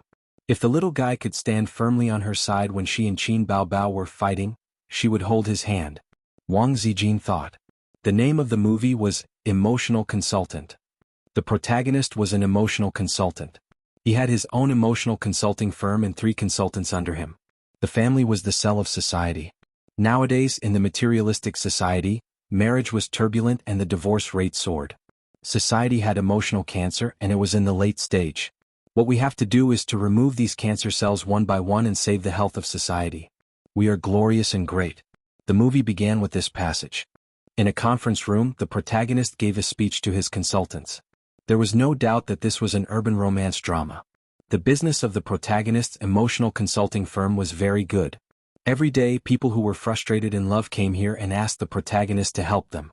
One day, a woman came to the protagonist and said that she was heartbroken, but she couldn't forget him. The protagonist had seen a lot of similar situations. He told her that time was the cruelest thing. It could cut off everything. Family, friendship, love, money, power, and glory were vulnerable in front of it. What you have to do is to go out more and let time dilute this relationship. The woman cried and said, but I can't forget him. Every time I see him I can't control my feelings. But I can't leave him because he is my brother. What the F***ck so exciting? The protagonist was shocked. What the F***ck so dramatic? Qinzhe was also shocked. The woman said that she didn't know that he was her brother at first. She was the daughter of a rich family. They met at a banquet. He was handsome and elegant and he pursued her crazily. Here the woman was immersed in her memories. Her brother was an expert in flowers. Flowers, fireworks, love poems, bungee jumping, traveling. He had endless ways to get girls. He got girls. The woman gradually fell into the river of love, unable to extricate herself. Then came the dramatic part. Her boyfriend was her biological brother. He was the child of her father and his first love. But in the end, in order to marry the daughter of a rich family, the mother and son were heartlessly abandoned. Her mother died of depression. He was determined to take revenge. Everything was his conspiracy. He planned it step by step. His goal was to destroy her family. The woman knew that she shouldn't continue to love, but she couldn't control her feelings. When the protagonist heard this, he felt that the woman's love was deeply rooted. He felt that things were very troublesome, so he asked the woman to come back next week. He had to formulate a treatment plan. The next day, another man came to the small clinic. He looked decadent and depressed. He described his emotional experience. He said that he fell in love with his biological sister. He approached his sister with evil intentions. His goal was to destroy her family. This was originally a drama, a conspiracy. But when he got along with his sister, he was attracted by her kindness and beauty. He couldn't help but fall in love with her. His father's family was destroyed by him. He successfully took revenge on the man who abandoned his wife and son. But he didn't feel happy because his love for his sister was deep. He went overboard. The male protagonist's mood at this moment could only be described as F***ck. He thought, you guys really know how to play.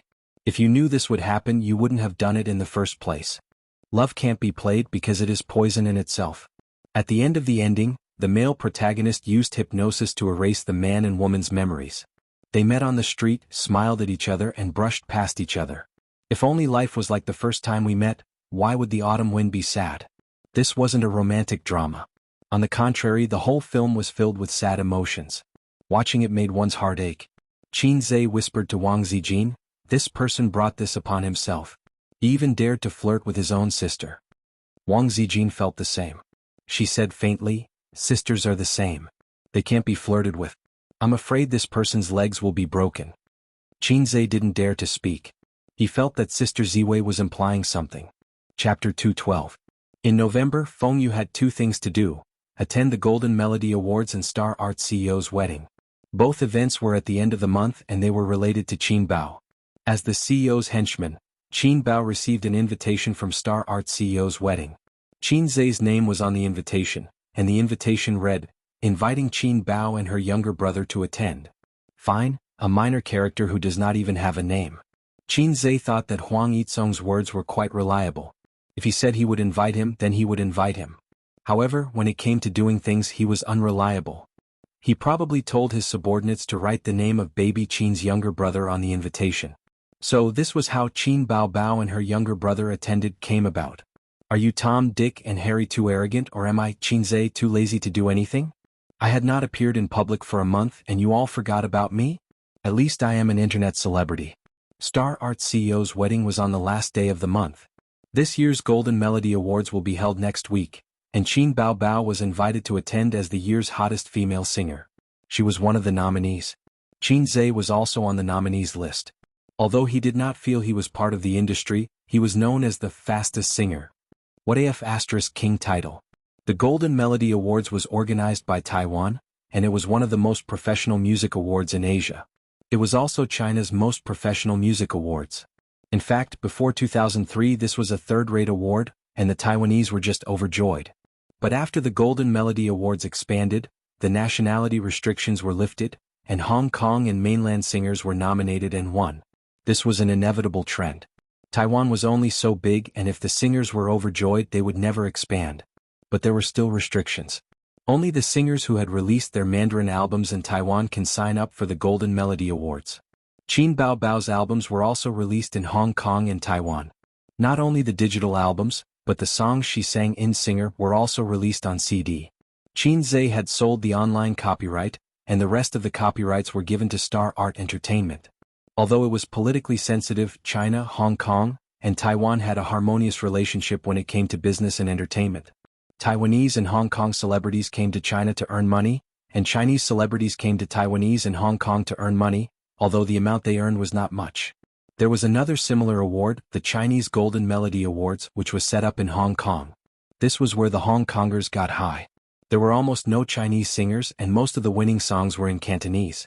Although Cantonese songs were good and had dominated the Chinese music industry for a long time, in recent years the new generation of Hong Kong celebrities were all failures. But he didn't care. He just wanted to get high. Many netizens watched this year's Chinese Melody Awards and complained about how awkward and speechless they were. He didn't know any of the award-winning singers and had never heard of any of the award-winning songs. The comments on the live stream went like this: "I can't even appreciate it. I'm so embarrassed." Fast forward the entire process. Is it because our mainland singers are trash, or is it because our fans can't even lift a knife? Qin Bao Bao sighed and said that her sister had a fear of heights. She was so tired from the flight these few days. My sister wants kisses, hugs and lifts. Star Art Entertainment helped her to participate in this competition. For a singer, the Golden Melody Awards were a rich resume, and for an entertainment company, the more awards their artists received, the more proud they would be. Qin Zhe sat next to his sister on the sofa. He was dispirited and had dark circles under his eyes. It was as if he had masturbated 7 times in one night. It was all because of the small goal of earning 100 million. Qin Bao Bao felt sorry for her brother. She said that this Golden Melody Awards was a good opportunity for him to see the world and travel to Taiwan to relax. Qin Bao Bao had been to Hong Kong once, but she had never been to Taiwan. Qin Zhe thought for a while. The stock market had been rising steadily these few days. Because he had chosen the right stocks, there was no need for him to invest in the short term. He had already written his investment plan for next week, and it was a good idea to accompany his sister. Qin Bao Bao was very happy. She pretended to ask Wang Zijin, "Do you want to go together?" Wang Zijin said happily, Okay. Qin Bao Bao's face instantly turned stiff. Wang Zijin sneered and said, Who told you to be pretentious? I didn't want to go, but since you invited me so sincerely I can only go. Qin Baobao immediately said, you don't have to force yourself. Wang Zijing glanced at her and said fiercely, let me pinch your big breasts and I'll change my mind. Qin Baobao said with a scared expression, then be gentle. Wang Zijing was silent for a moment and patted her head lightly, you're hopeless. These few days the entertainment media kept pushing news related to the Golden Melody Awards. The 28th Golden Melody Awards gathered. The list of nominees for this year's Golden Melody Awards is announced. The Weibo public account of a famous music platform posted on Weibo, the 16th Chinese Golden Melody Awards is here. As a music event held every year in the Chinese music industry, this year's star lineup includes famous singers from Hong Kong, Chinese phenomenon artists, independent original artists, mainstays of the music industry and so on. More than 80 groups of popular singers and musicians will gather in Hong Kong to share the peak night of the Chinese music industry. Lazy Cat app. This year's Chinese Golden Melody Awards will have nearly 100 of the most representative stars and musicians of the Chinese music industry. This year's excellent Golden Melody Awards can be said to be fierce competition. The old generation of singers is constantly singing good songs, and the new generation of singers is rising strongly. It will definitely be wonderful. According to reliable news, the popular female singer Qin Baobao, who has been in the limelight recently, has too many excellent songs, and her award-winning song has once caused a dispute among the judges. You see, shocking, the Chinese Golden Melody Awards organizing committee has a dispute because of Opera 2. Dozens of senior judges are debating whether to include it in the list of award-winning songs. On the internet, Qin Baobao's fans were overjoyed. My Qinzhe is amazing. Even Russian can be nominated? There's nothing wrong with it. Isn't Qinzhe a Chinese? I just want to know the result. Has the list of nominated songs been announced? Wait and see. We'll watch the live broadcast. Opera 2 once again jumped into the public eye. At the same time, some long-existing objections broke out. A well-known Weibo account posted a long Weibo, it's impossible for Opera 2 to be nominated for an award. If a lip-synced song can be nominated, it can only be said that the Golden Melody Awards are no longer authoritative. At first glance, Opera 2 is indeed very shocking, but in fact, it can't stand up to scrutiny. Don't be fooled by Qinzhe. Don't be fooled by this singer program team. That's an electronically synthesized voice. Qinzhe's foundation in lyrics and music is good, but his singing is too fake. This is a fake, hypocritical person. It's just a layman's claptrap. This person was quite active on the internet and was famous for criticizing stars. He was jokingly called the #1 troll in the entertainment industry by netizens. He dared to criticize any star in any hot topic. When a star became popular, he would criticize this star. When a star became popular, he would criticize that star. I was wondering why you didn't criticize Qin Baobao. In the end you still came. Damn troll, if you're so good, why don't you do it? You're the #1 troll in the entertainment industry. You have to participate in everything. A while ago there was a female star who showed off her baby. She was also criticized by him for the despicable act of showing off her baby. She really has nothing better to do. But there were also people who agreed with him. I've said that Qinzhe's voice is unscientific. That creepy singing voice must be electronically synthesized. Some people have suspected before that this voice is unscientific. It's definitely fake. Is the organizing committee of the Golden Melody Awards deaf? Can't they tell? It's lip-synced. In the whole song, only Qin Baobao's part is real. Qinzhe's singing is electronically synthesized. Someone has already analyzed it. Apart from the most amazing falsetto, this song is actually ordinary. After this singer program ended, some people on the internet questioned Qinzhe's lip-syncing. However, he was not a star in the entertainment industry, so no one paid attention to him. Moreover, after the program ended, the popularity quickly faded, and the doubts were extinguished. Now that the topic of Opera 2 came out, with the #1 troll in the entertainment industry leading the rhythm, the doubts came back. The fans and the Rational Party quarreled fiercely. They were everywhere on Cheba forums and Weibo. In fact, dozens of senior judges of the Golden Melody Awards did have a debate. The judges were all senior musicians. Some of them appreciated Qinzhe very much, and some were amazed by Opera 2. He could be nominated for the award even if he spoke Russian. Anyway, the composer was not Russian. But there were also people who objected. They had all listened to Opera 2, and felt that such a pure voice was definitely electronic and lip-synced. In addition, Qin Bao Bao's award-winning song was also controversial. Although there were many awards, they were all unique. Some judges liked Blue and White Porcelain, some liked Exaggerated, and some felt that The Most Familiar Stranger was also good. They all had their own opinions. In the end, the outside world did not know, but there must be a result, because the Golden Melody Awards were only a few days away. Chapter 213. It was more troublesome to apply for passes in Taiwan, and the time limit was longer. Qinzhe went through Xingyi Entertainment and it was much more efficient. The Golden Melody Awards were on Saturday the 25th, and the siblings bought tickets for the 20th. They were preparing for a 5-day trip to Taiwan. As for Qin Bao's manager, assistant, etc., Qin Bao arranged to meet them at the hotel on the 25th. Wang Zijin was envious and said regretfully, "I want to go too." Qin Bao coldly rejected her. She did not want a third wheel like her to follow. "Are you saying that you touched my boobs for free?" Wang Zijin straightened her chest and said, "I will let you touch my boobs back."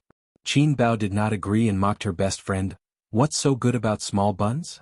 Qinzhe thought in his heart. Small buns are also delicious.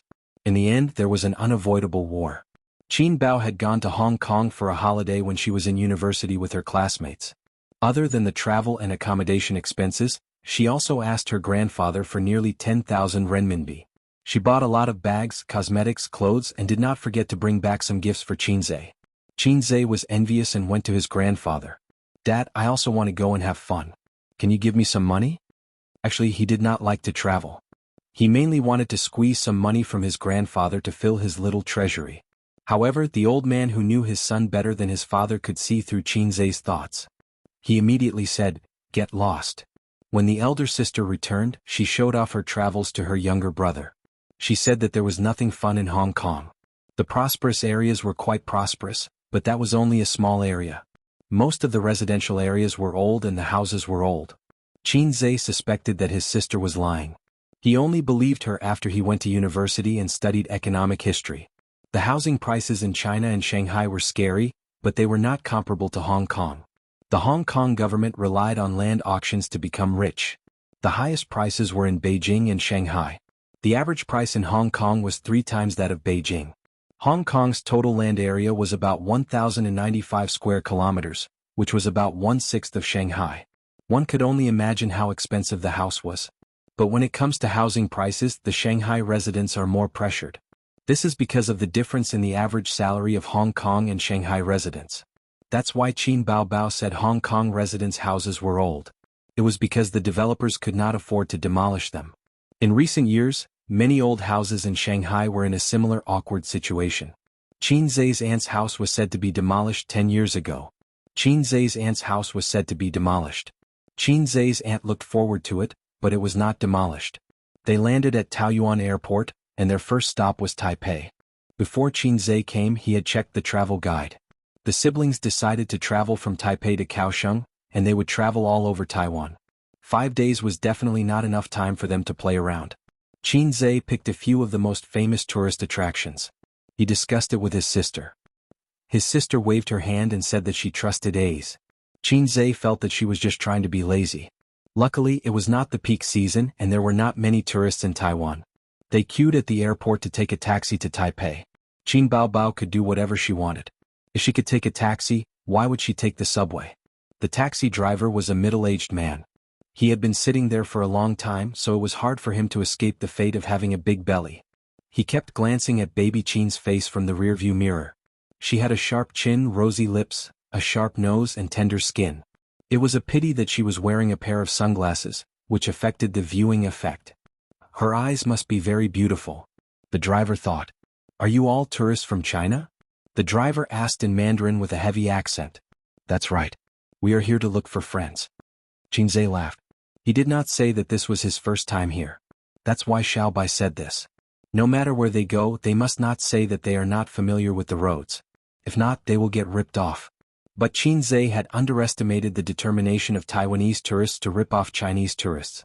He used his international roaming to check the index and sold a few shares. He switched to the map and noticed that the taxi had taken a long detour. "Driver, this is not the way to the city," Qinzhe said casually. "You took the wrong turn at the junction." The driver was also an old fox. he replied without changing his expression. The road is blocked at this time and I took a detour. But it's faster. This was the first time Xianxia came to Taiwan and he could feel the malice. These days Hong Kong and Taiwan were treating Chinese tourists as fat pigs. They were fighting to rip them off. If not, they would be embarrassed to tell others. It was better to travel alone, but traveling with a group was a trap. The taxi stopped in front of the hotel, and Xianxia paid the fare and alighted with his sister. Feng Yu silently called the taxi company to complain and told the customer service the driver's number and name. As for whether it would be effective or not, that was another story, but it was better than doing nothing. How much did you get ripped off? His sister, who had been silent all the way, asked with a smile. Not much. Xianxia shrugged his shoulders. Some people say that traveling is going from a place that you are tired of to a place that others are tired of. Qin Baobao tirelessly taught her younger brother, I have a more down-to-earth way of saying it. Traveling is a trade where one is willing to fight and willing to suffer. Wherever you go you will be cut by a knife. It's like this in Hong Kong, Taiwan, and the scenic spots in China are also like this. How many foreign tourists are ripped off by the taxis at the Shanghai airport every year? How can you not be ripped off when you are traveling? It's okay to suffer some losses when traveling, but don't fight with the locals. Otherwise your losses will become bigger. Didn't you hear about female tourists being beaten up on the internet? Qin Baobao pretended to be naive in front of her brother. She was actually very smart. Her sister patted Feng Yu's head. I am testing A's and training you. The way you handled the situation just now was very mature. My A's has grown up. This is the first time I heard someone talk about being lazy in such a refreshing way.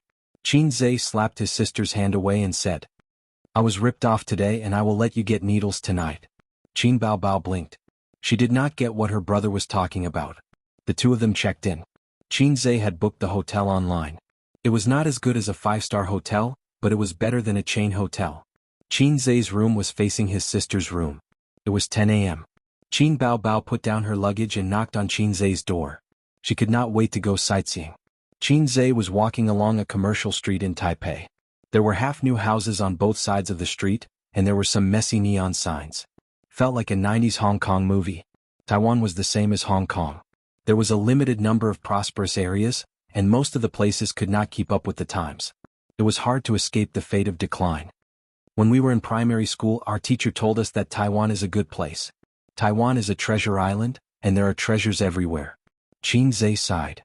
Now Taiwan's glory is a thing of the past. In the past, the Chinese had tried their best to sneak over to Hong Kong.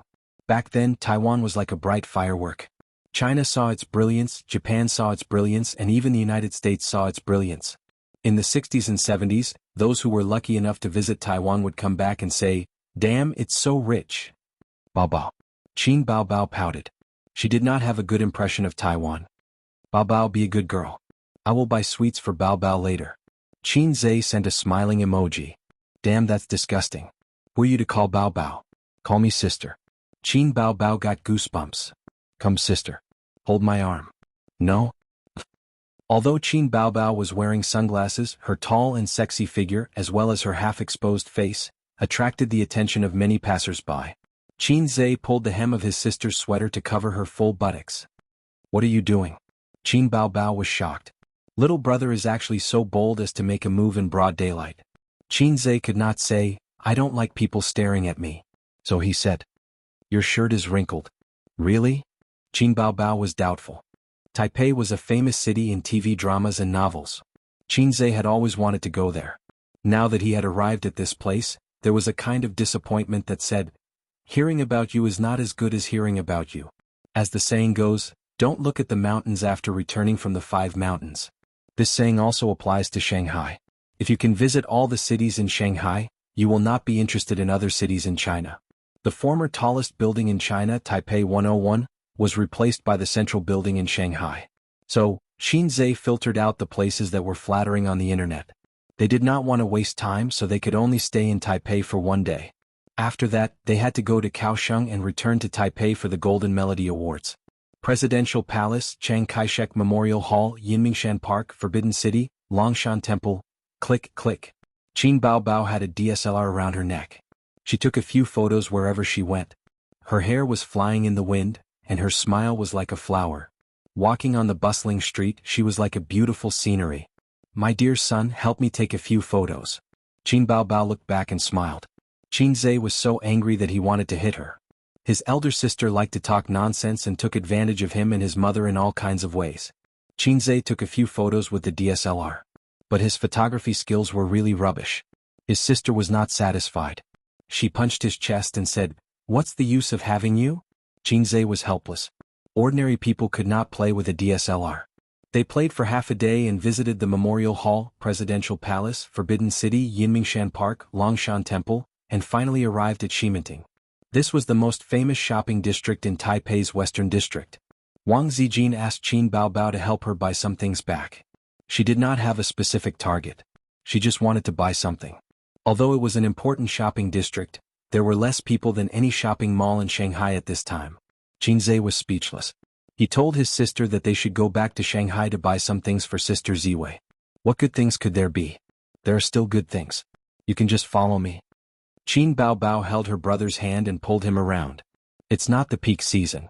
There are so few tourists from the mainland, his sister said. It has nothing to do with the peak season. Recently there are conflicts between the two sides. Tourists don't like to come? Qin Zhe said. Forget it. Let's not talk about this. If it was not for the Golden Melody Awards he would not like to come. Qin Zhe took his sister to eat and play. They tasted all kinds of local delicacies. Qin Baobao bought a few clothes and a few small accessories. She also bought Qin Zhe a Doraemon phone pendant. What's wrong with your brain? Our phones don't have pendants, Qin Zhe said. His sister playfully stuck out her tongue and said, "Oh, I forgot." The next stop was Taipei 101. His sister was looking forward to this, once the tallest building in China. Moreover, there were many luxury stores. When a woman's desire to spend came up, she did not care about patriotism. Near the 101 building, there was a young woman in formal clothes. She was holding a microphone. Behind her was a cameraman. She stopped people and asked, "Are you a tourist from the mainland?" Most people waved their hands and shook their heads. A few tourists from the mainland were stopped. They looked unwilling to cooperate. They said a few simple words and left in a hurry. The young woman stood outside the 101 building. She looked around and was stunned by the scenery of Qin Baobao and her brother. The man was so handsome. The woman had a great figure. She called the cameraman to welcome them. She stopped Qin Zhe and asked, "Are you a couple from the mainland who came to Taiwan for a vacation?" "Yes." Qin Zhe answered subconsciously. His sister gently kicked his calf. Chapter 214. Qin Zhe was just too lazy to explain to the woman in front of him, who was dressed like a reporter. Let her misunderstand. However, his sister was clearly thinking more.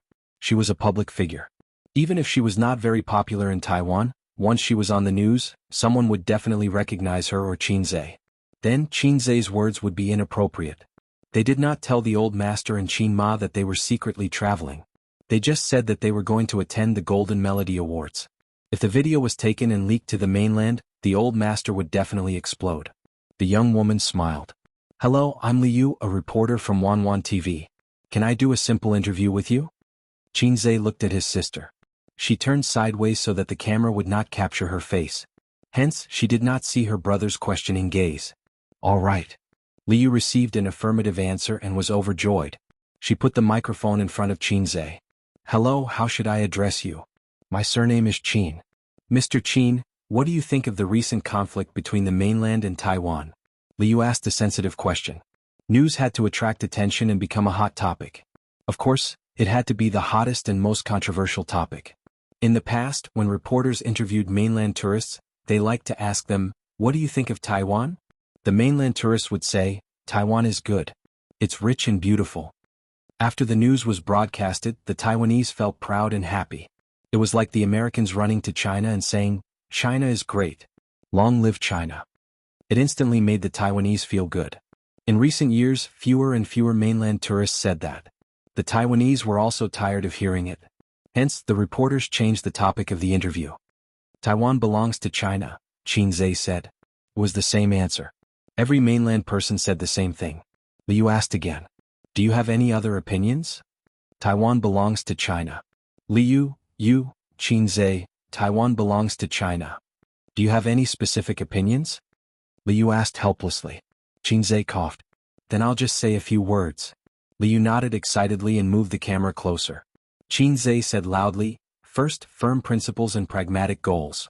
Adhere to the One China principle without wavering. 2. Put the people first and benefit our compatriots in Taiwan. Implement the policy of placing our hopes in the people of Taiwan, fully respect, trust, and rely on our compatriots in Taiwan, do everything possible to solve their concerns, and take care of and protect their legitimate rights and interests. 3. Expand exchanges and deepen economic and trade cooperation. Actively implement the consensus on cross-strait exchanges. 4. Using the law to restrain solitude, using the law to promote harmony. Liu had no choice but to interrupt him. He forced a smile and said, Are you a civil servant from the mainland? Xianxia said, No, I'm just a commoner. Liu thought to himself, Stop lying to me. How can a commoner recite the Taiwan policy? Do you think I'm a fool? She regretted interviewing Xianxia. She felt that he was an old con man even though he looked young. Then what do you think about the decrease in tourists from the mainland and the decrease in tourism revenue from Taiwan? Is it because of the recent conflicts between the two sides? Liu asked the question that all Taiwanese were concerned about. I don't think so. Xianxia said, The living conditions of the mainland people are not that good. After all, we can't afford tea eggs. Liu thought, You finally admitted it. You brought your girlfriend to Taiwan this time. Do you plan to buy luxury goods? I don't plan to buy too much. After all, we don't have credit cards in the mainland. It's inconvenient to bring too much cash. Xianxia said in distress. Qin Baobao couldn't hold back and laughed. Liu didn't notice that the girl's face was filled with excitement. It's rare to meet a mainland person who dares to speak the truth. I heard that the mainland stock market has been very hot recently. The stock market has risen to more than 4,000, a record high. The mainlanders have all invested in the stock market and made money. However, experts have pointed out that this is just a rumor. Is it true? Liu asked again. Some are true and some are false. Xianxia shrugged. Some people make money and some lose money. However, the stock market is doing very well. Then Mr. Qin, do you invest in the stock market? How much profit have you made? Liu looked directly at him. If this mainlander was lying, she could immediately tell. As a mainlander who can't afford tea eggs or credit cards, I set a small goal for myself. Xianxia said with a serious expression. What small goal? Liu couldn't wait to ask. Make 100 million a month. Xianxia's expression was calm. Qin Baobao clutched her stomach, her shoulders trembling. The air suddenly became quiet. Liu's expression was dull and she didn't know how to respond. The experts were right. They all like to brag. Thank you very much for accepting our interview. Then I won't disturb Mr. Qin and your girlfriend. Goodbye. Liu called the cameraman to leave. Don't you want to continue the interview? The cameraman asked her. No need. Liu said excitedly. The other mainlanders I asked before were too conservative in their answers. They didn't like to communicate with us. This is good enough. I have enough topics. I'll go back and finish writing. The two got into the car parked not far away and drove away. On the other side, Qin Baobao clutched her stomach and laughed. Her head was on Xianxia's chest, laughing and bumping. Ace, my little sweetheart, I love you so much. Ah. Xianxia smiled and patted his sister's head. Let's go and buy something. Coming out of the 101 building, Xianxia had a few more shopping bags on him. Qin Baobao helped the old man buy a famous watch, and helped Qin Ma and Wang Zijin buy cosmetics and bags. They didn't buy too much. If they really wanted to buy luxury goods, there were some in Shanghai, and they didn't lack the tax money. Qin Baobao said that she still wanted to go to the night market, but Xianxia didn't want to go. There was really nothing to go to in the Taipei night market. Also, the internet said that the peddlers there were thick-skinned and black-hearted. If he carried so many shopping bags there, it was obvious that the words "stupid but rich" were written on his face. That night, a news interview with a mainland tourist appeared on Wanwan TV's news. Taiwan belongs to China. Taiwan belongs to China. After all, we can't afford tea eggs. After all, mainlanders can't afford credit cards, the news anchor said. Since the experts mentioned the mainland's recent situation, this is the first time mainlanders admitted that they can't afford tea eggs and credit cards. He said a lot and didn't know whether to laugh or cry. He said that mainlanders like to boast that they could earn 100 million a month. It was unrealistic to boast and people could see that he was bluffing at a glance. This news caused a heated discussion on the internet. Wanwan's netizens didn't know whether to laugh or cry on Facebook, and it even made the headlines the next day. In the hotel, Xianxia took a shower and was ready to sleep. There was a knock on the door. There was no need to guess, it must be his sister. She was wearing her teddy bear pajamas and walked into her brother's room with a tired face. She lay on the bed and rolled around. I'm so tired. If you're tired, go back to your room and sleep. Why are you lying on my bed? Qin Bao Bao placed the room card on the bedside table and lay on the bed. Her two legs hit the bed. Help me massage. Massage, right? Qin Zhe slapped her perky buttocks and rippled. Is it here? Qin Bao Bao cried out in pain. She turned over and gave her brother a Foshan shadowless kick. Good boy, help me massage, Qin Bao Bao said softly. My legs are sore and painful. After playing for a day, she couldn't take it anymore. Qin Zhe liked his sister's tricks the most. He immediately held his sister's feet like a puppy and massaged from the soles of her feet all the way to her thighs. Done. Qin Bao Bao retracted her legs and said, Massage my shoulders. Qin Zhe massaged his sister's shoulders again. Qin Bao Bao narrowed her eyes comfortably. Ace, the internet said that you lip-synced opera too. I'm so upset. Trolls are all like that. Why should we care about them? Qin Zhe said casually. Then do you think opera 2 can win an award? Without waiting for Qin Zhe to answer, she said, I don't think so. But I think you should have no problem winning the Best Composer award. I'm not from the entertainment industry. It's the same whether I win it or not. Of course it's different. With the award, you can raise the price when you write songs next time. Qin Bao Bao calculated. If you lose money in the stock market, you can write songs to make money. Qin Zhe knocked his sister's head with a chestnut. Think of me better. Qin Bao Bao muttered, How rude of you to have a younger brother like you. I didn't cultivate virtue in my previous life. Wrong. Qin Zhe rolled his eyes. Mom, you didn't cultivate virtue in your previous life to have a son like me. Wow, you're actually taking advantage of our mother. Qin Bao Bao turned the tables on him. After massaging for a while, Qin Bao Bao felt sleepy. She narrowed her eyes and murmured, Go to sleep. Qin Zhe got up and turned off the lights. He lifted the quilt and got in. Suddenly, he was stunned and felt that something was wrong. Hey, go back to your room and sleep. This is my bed. Don't be noisy. If you get up and freeze, you won't be able to sleep again. But you can't sleep here. Qin Bao Bao pulled the quilt over her head. I'm asleep. I can't hear you. Late at night, the plane flew across the dark sky and landed at Taoyuan Airport. Su Yunhan took off her eye mask and rubbed her sleepy eyes. Surrounded by several assistants, she was the first to leave the plane. This was the treatment for first-class passengers. Star Art didn't have a branch here, so there was no driver to pick her up. But Su Yunhan had been in the entertainment industry for many years and had many Taiwanese celebrity friends. At the exit, she saw a sign with the name, Su Yunhan. She led the assistants to greet her. Sister Su, over here. A middle-aged woman waved at her. This was her celebrity friend's manager. The middle-aged woman led them to the parking lot and sat in the large nanny van. There were two beauties with different styles sitting in the car. They were the same age, 24. A damn girl group. A very popular girl group in Taiwan. They debuted in a singing talent show at the age of 18.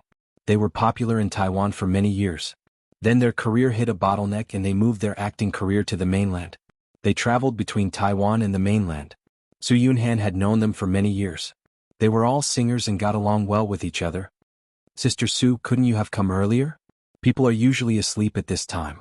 The sweet-looking Ding Lixin complained. I just finished a commercial performance. Su Yunhan smiled. Why don't we have supper together? The charming Guling said. Let's go to the hotel first and arrange the luggage and people. Su Yunhan nodded. On the way, Guling scrolled through Facebook. No one knew what she was looking at, but she giggled from time to time. What are you looking at? Su Yunhan asked curiously. A news video. Guling was overjoyed. An interview with a tourist from the mainland. So funny. That guy said that the mainland can't afford tea, eggs and credit cards. Ah, he's so self-deprecating. He's mocking us. Ding Lixin had obviously seen the video and commented, but he's too good at bragging. He said something about setting a small goal to earn 100 million a month. He's really good at bragging. Su Yunhan went over to take a look. In the video, Qin Zhe said casually, 100 million a month. F***ck, it's him? Su Yunhan couldn't help but curse. Chapter 215. Big Sister Su, you know this person? Ding Lixin blinked. She had a pair of bright and clear eyes. Coupled with her delicate face, she gave off an innocent and sweet vibe. Su Yunhan was speechless for a long time. She wondered why he was here. Even if he attended the Golden Melody Awards, he didn't have to be here a week in advance. Let me see the video. Su Yunhan took Ding Lixin's phone and watched it from beginning to end. She quickly recognized Qin Baobao. That hot and voluptuous figure was too familiar. Did they come to Taiwan to have fun like me? The manager took out a bottle of red wine and poured a glass for the three of them. She smiled and said, "When it comes to stocks, Big Sister Su is really good. How much did you earn this month?" 3 million, right? Guling's expression was excited. Big Sister Su, you're too good. Earning money in the stock market is like picking up money. The topic immediately changed to the stock market. Ding Lixin hugged Su Yunhan's arm and whined, "Big Sister Su, I want to invest 2 million. Bring me to the stock market." Su Yunhan ignored them and focused on watching the video. She mumbled, "Earning 100 million in a month? This brother is unbelievable. Qin Baobao is really lucky." "Big Sister Su?" Guling nudged her. Su Yunhan took a deep breath and said, "He's not bragging. Maybe it's really possible." Both Ding Lixin and Guling were unable to react to her abrupt words.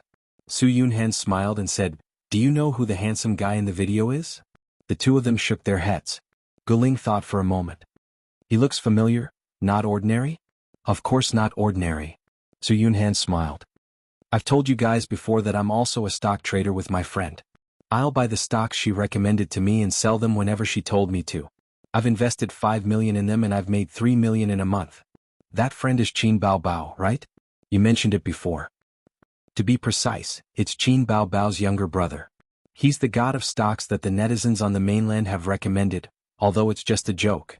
Su Yunhan pursed her lips. "Oh, that's the guy." Everyone in the car, including the manager, was stunned. "Ah, she's Qin Zhe." Guling clapped her hands.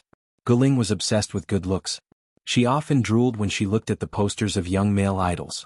She also changed boyfriends frequently. She had paid attention to Qin Zhe before. Because Qin Zhe was too famous in the music industry, his influence in Hong Kong, Macau, and Taiwan was limited.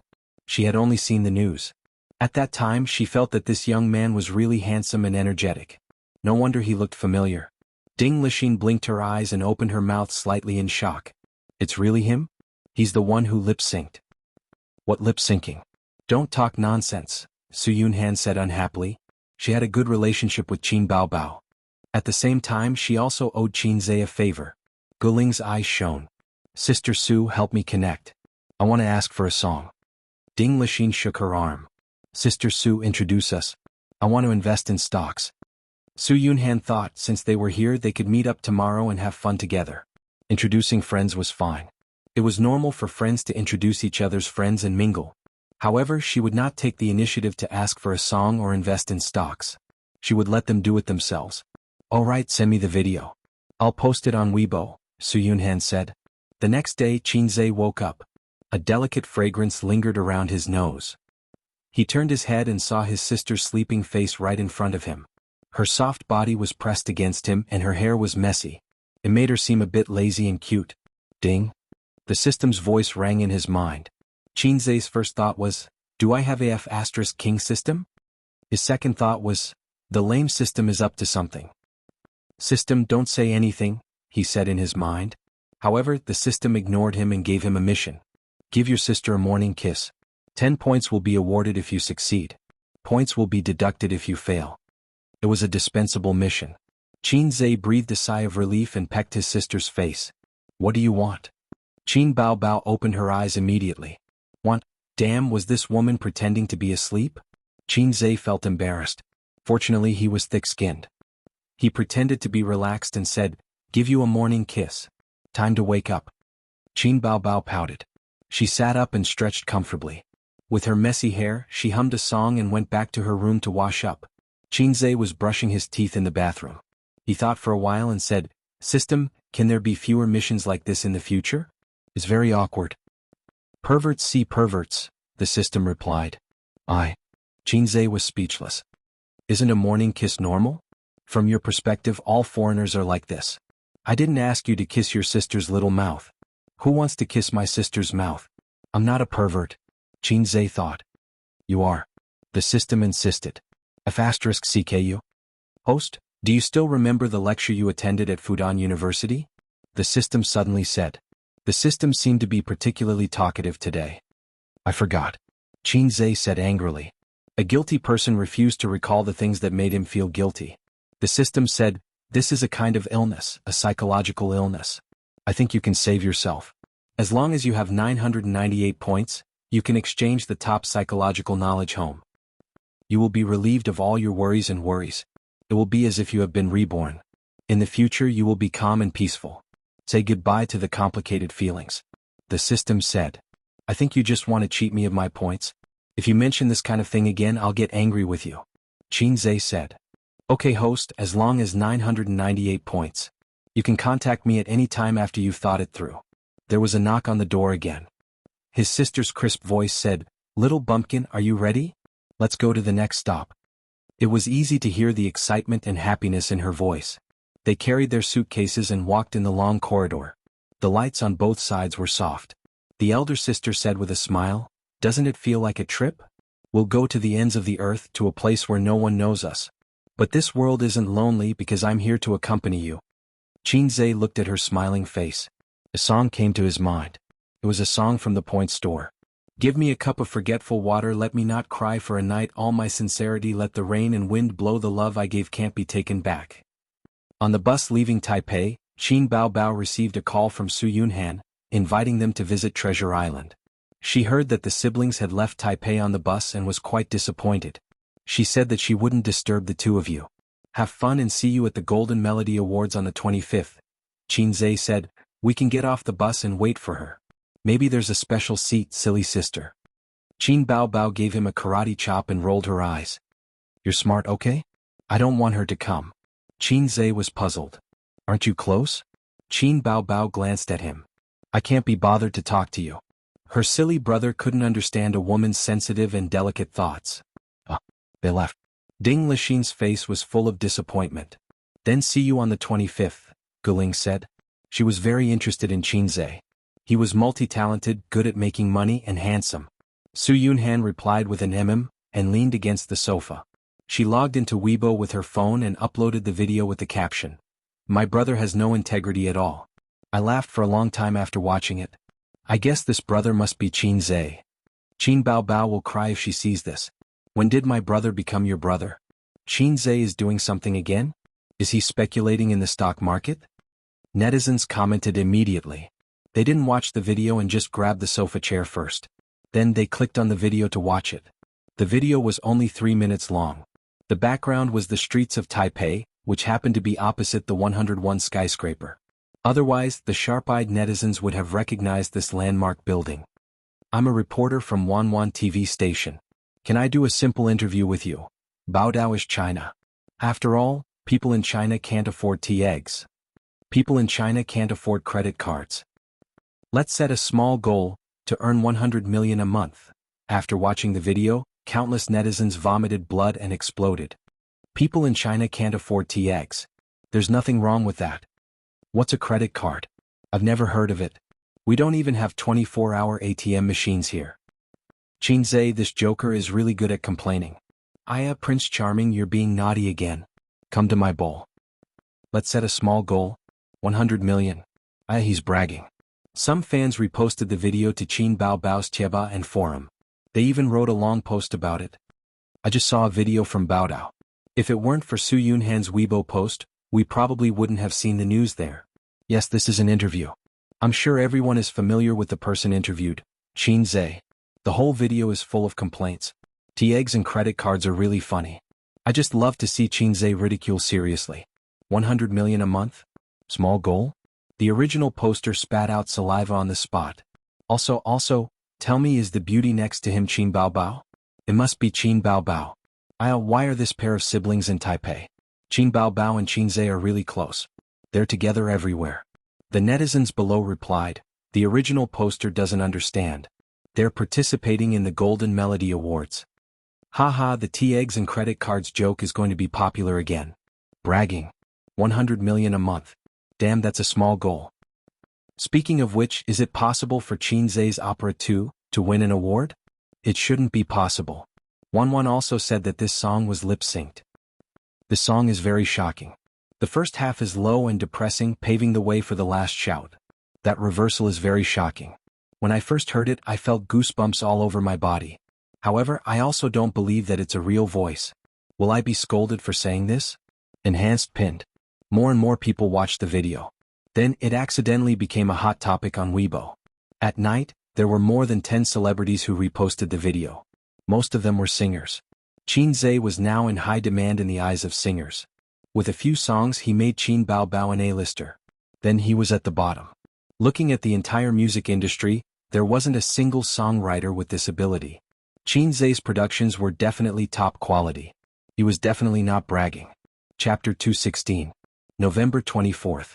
The siblings went around in circles from Taipei to Kaohsiung, and then from Kaohsiung to Taipei. They enjoyed the local customs, scenic spots, and historical sites of Taiwan. Unfortunately, time was limited, so they traveled from Taiwan to Kaohsiung and played there for a day. The next day they took the high-speed train back to Taipei.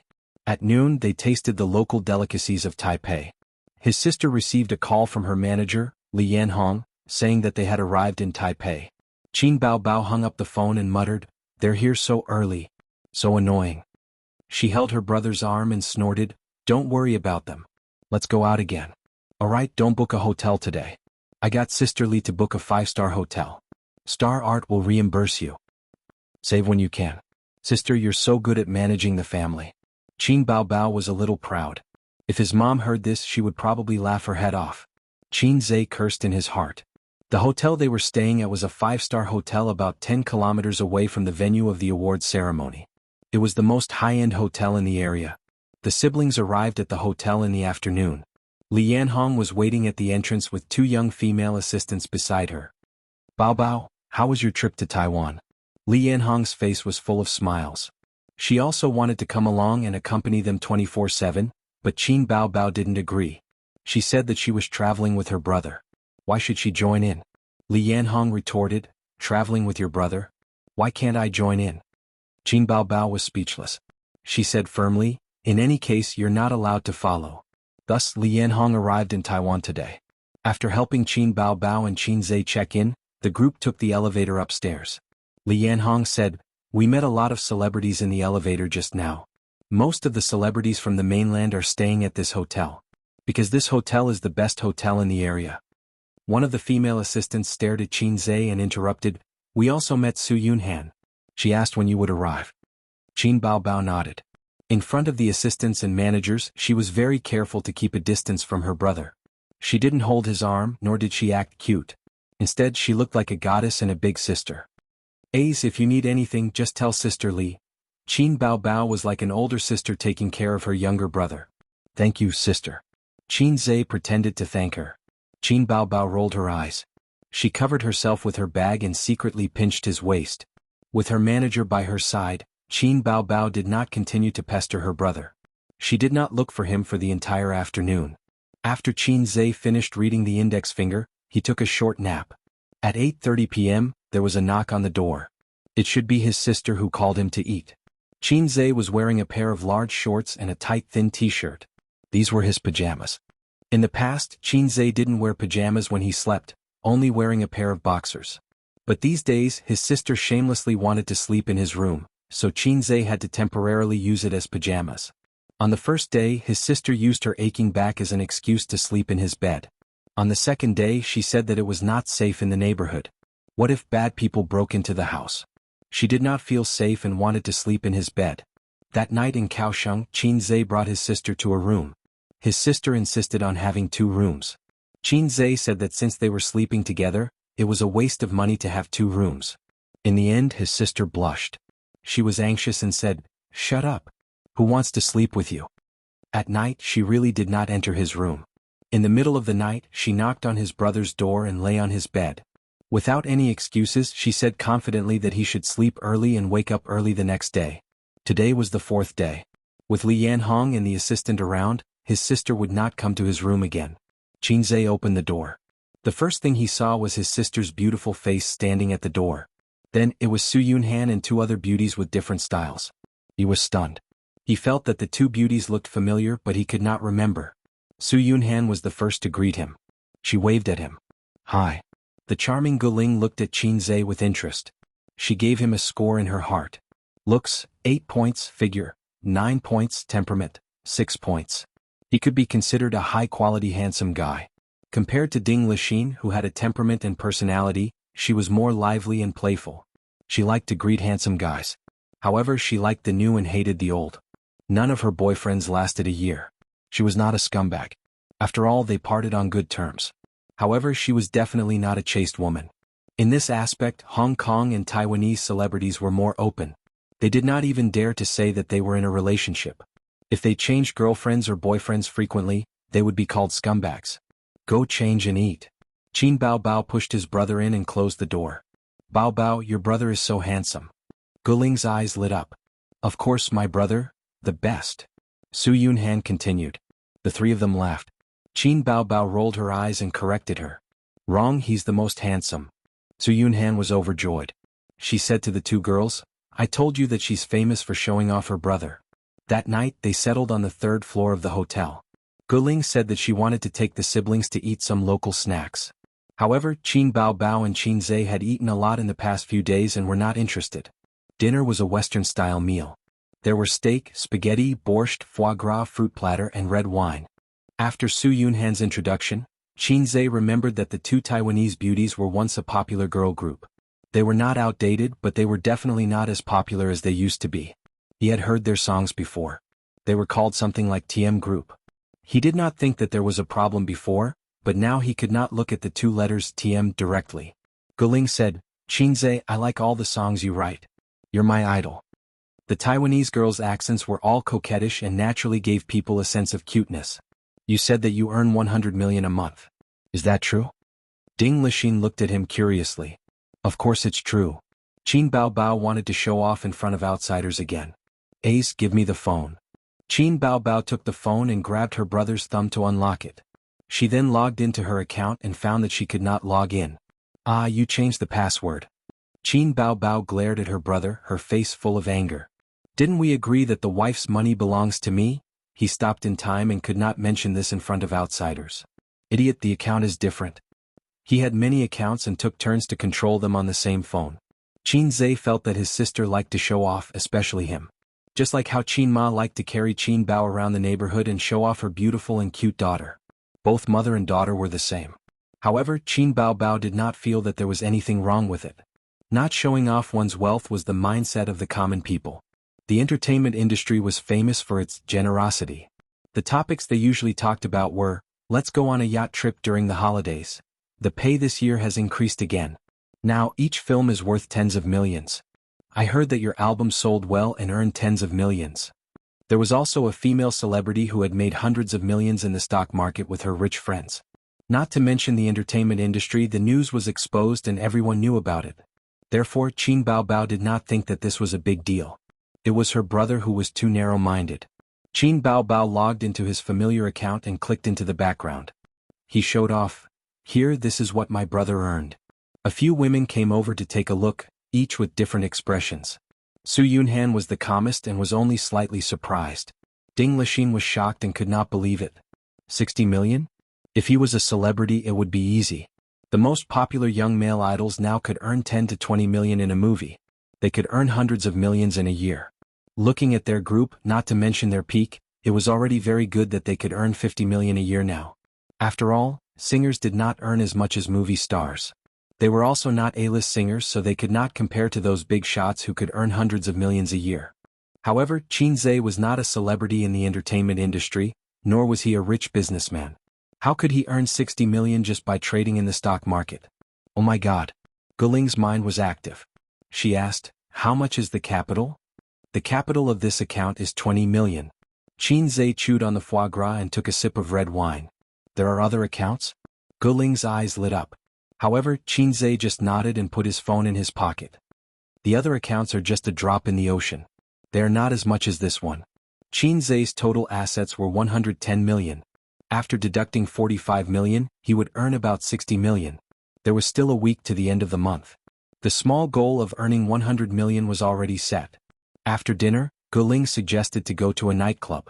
Taiwan and Hong Kong's nightclubs were very developed. As these places were small, it was common to see celebrities going to nightclubs. Many celebrities went to nightclubs and it was often mentioned on variety shows. It was not a bad thing to do. It was better than taking drugs. It was not like China where celebrities had to be secretive when they went to nightclubs.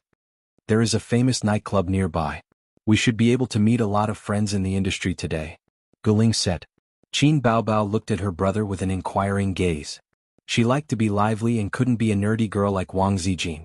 But going to nightclubs was her brother's taboo. She had to apply for permission. If her brother approved, she would go. If not, she would go back to her room to sleep. Qin Zhe was very generous and said, "Let's go." At this moment he remembered a movie. He heard that it was very convenient to pick up corpses in Taiwan. Chapter 217. Qin Zhe arrived at the destination bar with a yearning yet vigilant heart. The yearning was because of the famous corpse picker. When he saw the news, he heard that there was a tide of corpse pickers in Taiwan. He was so envious. After being a dog for more than 20 years, he couldn't help but look forward to such things. He was vigilant because he was afraid that someone would take the opportunity to take advantage of his sister. He had to keep an eye on her and not let the perverts take advantage of her. But when he arrived at the bar, he realized that he was thinking too much. The bar was in line with his impression. It was noisy and dazzling. But this bar was not small. There were booths in the corner of the first floor and a huge dance floor in the middle. Men and women were twisting their bodies and shaking their heads on the dance floor. It was like a gathering place of evil spirits. The lights of various colors were dancing and the music was very dynamic. The second floor was a large booth with few people. Standing by the railing, one could see the reveling evil spirits below. One could clearly see the panoramic view of the first floor. There was also a singing stage. At this time there was no singing. There was only a group of sexy girls in bikinis twisting their hips and swaying their hips coquettishly. Below the stage, a group of hungry wolves were howling. Qin Zhe had seen his sister in a bikini. He was disdainful of those coquettish girls. Just like Jianghu, who had practiced the 9 strategies beyond the swords, he was no longer interested in third-rate sword skills. Speaking of which, his sister's bikini was still lying in the closet at home. She never touched it again. Qin Zhe had one more goal to make money. He must buy a villa with a swimming pool. Every day he could see his sister in a bikini, her perky but moving up and down in the blue water. Just thinking about it made him excited. Qin Zhe used to be afraid that his sister would be taken advantage of in the bar. In fact, he didn't know that the bar had its own rules. If there were no rules, the bar would not be so popular. Take corpse pickers as an example. A single drunk woman would be picked up by the roadside. Similarly, if a single woman came to the bar to play or a few women came to the bar to play, they would be hit on or even drugged. But if there was a male companion, the hungry wolves would know that this prey had an owner, unless the prey was too eye-catching. Su Yunhan and the rest were celebrities. Of course they wouldn't hang out on the first floor. The private room was lively and isolated from the hungry wolves. They ordered a box of beer, 2 bottles of imported wine, and a few bottles of 2L green tea. They mixed it with the imported wine, and the 4 women played dice enthusiastically. On the contrary, he left Qin Zhe, who didn't know how to play dice, aside. Guling was an expert and Qin Baobao was also smart. Only Ding Lixin and Su Yunhan were defeated time and time again, and they kept drinking as punishment. Su Yunhan's alcohol tolerance was very high, so a few glasses of wine were nothing to her. Ding Lixin, on the other hand, was soon flushed and her eyes were blurred. Guling's phone buzzed.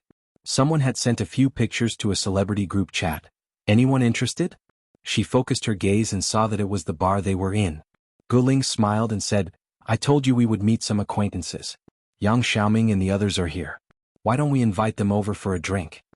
Ding Lixin whispered into his ear, "Yang Xiaoming is famous for being a pervert. When he sees Sister Su and Bao Bao, he will definitely pester them endlessly." Guling looked at Qin Zhe. He was standing by the railing overlooking the dance floor. His back was tall and muscular. Just by looking at his back he was undoubtedly very attractive to girls. "Forget it then," she said. Yang Xiaoming was a little fresh meat from Taiwan. At most, he was a B-lister who had just debuted a few years ago. In this era, anyone with a little bit of good looks would have a chance to become famous. You can't expect celebrities to have high standards. They were always glamorous on stage, but in private there were all kinds of weird people. It was just like how a person who became rich overnight would wear a huge gold chain and eye-catching branded clothes would want to announce to the whole world that he was rich. To get out of the stage of being a nouveau riche, one would need time to settle down. Ding Lixin set a death flag and Yang Xiaoming came looking for her. He even brought 2 women and a man.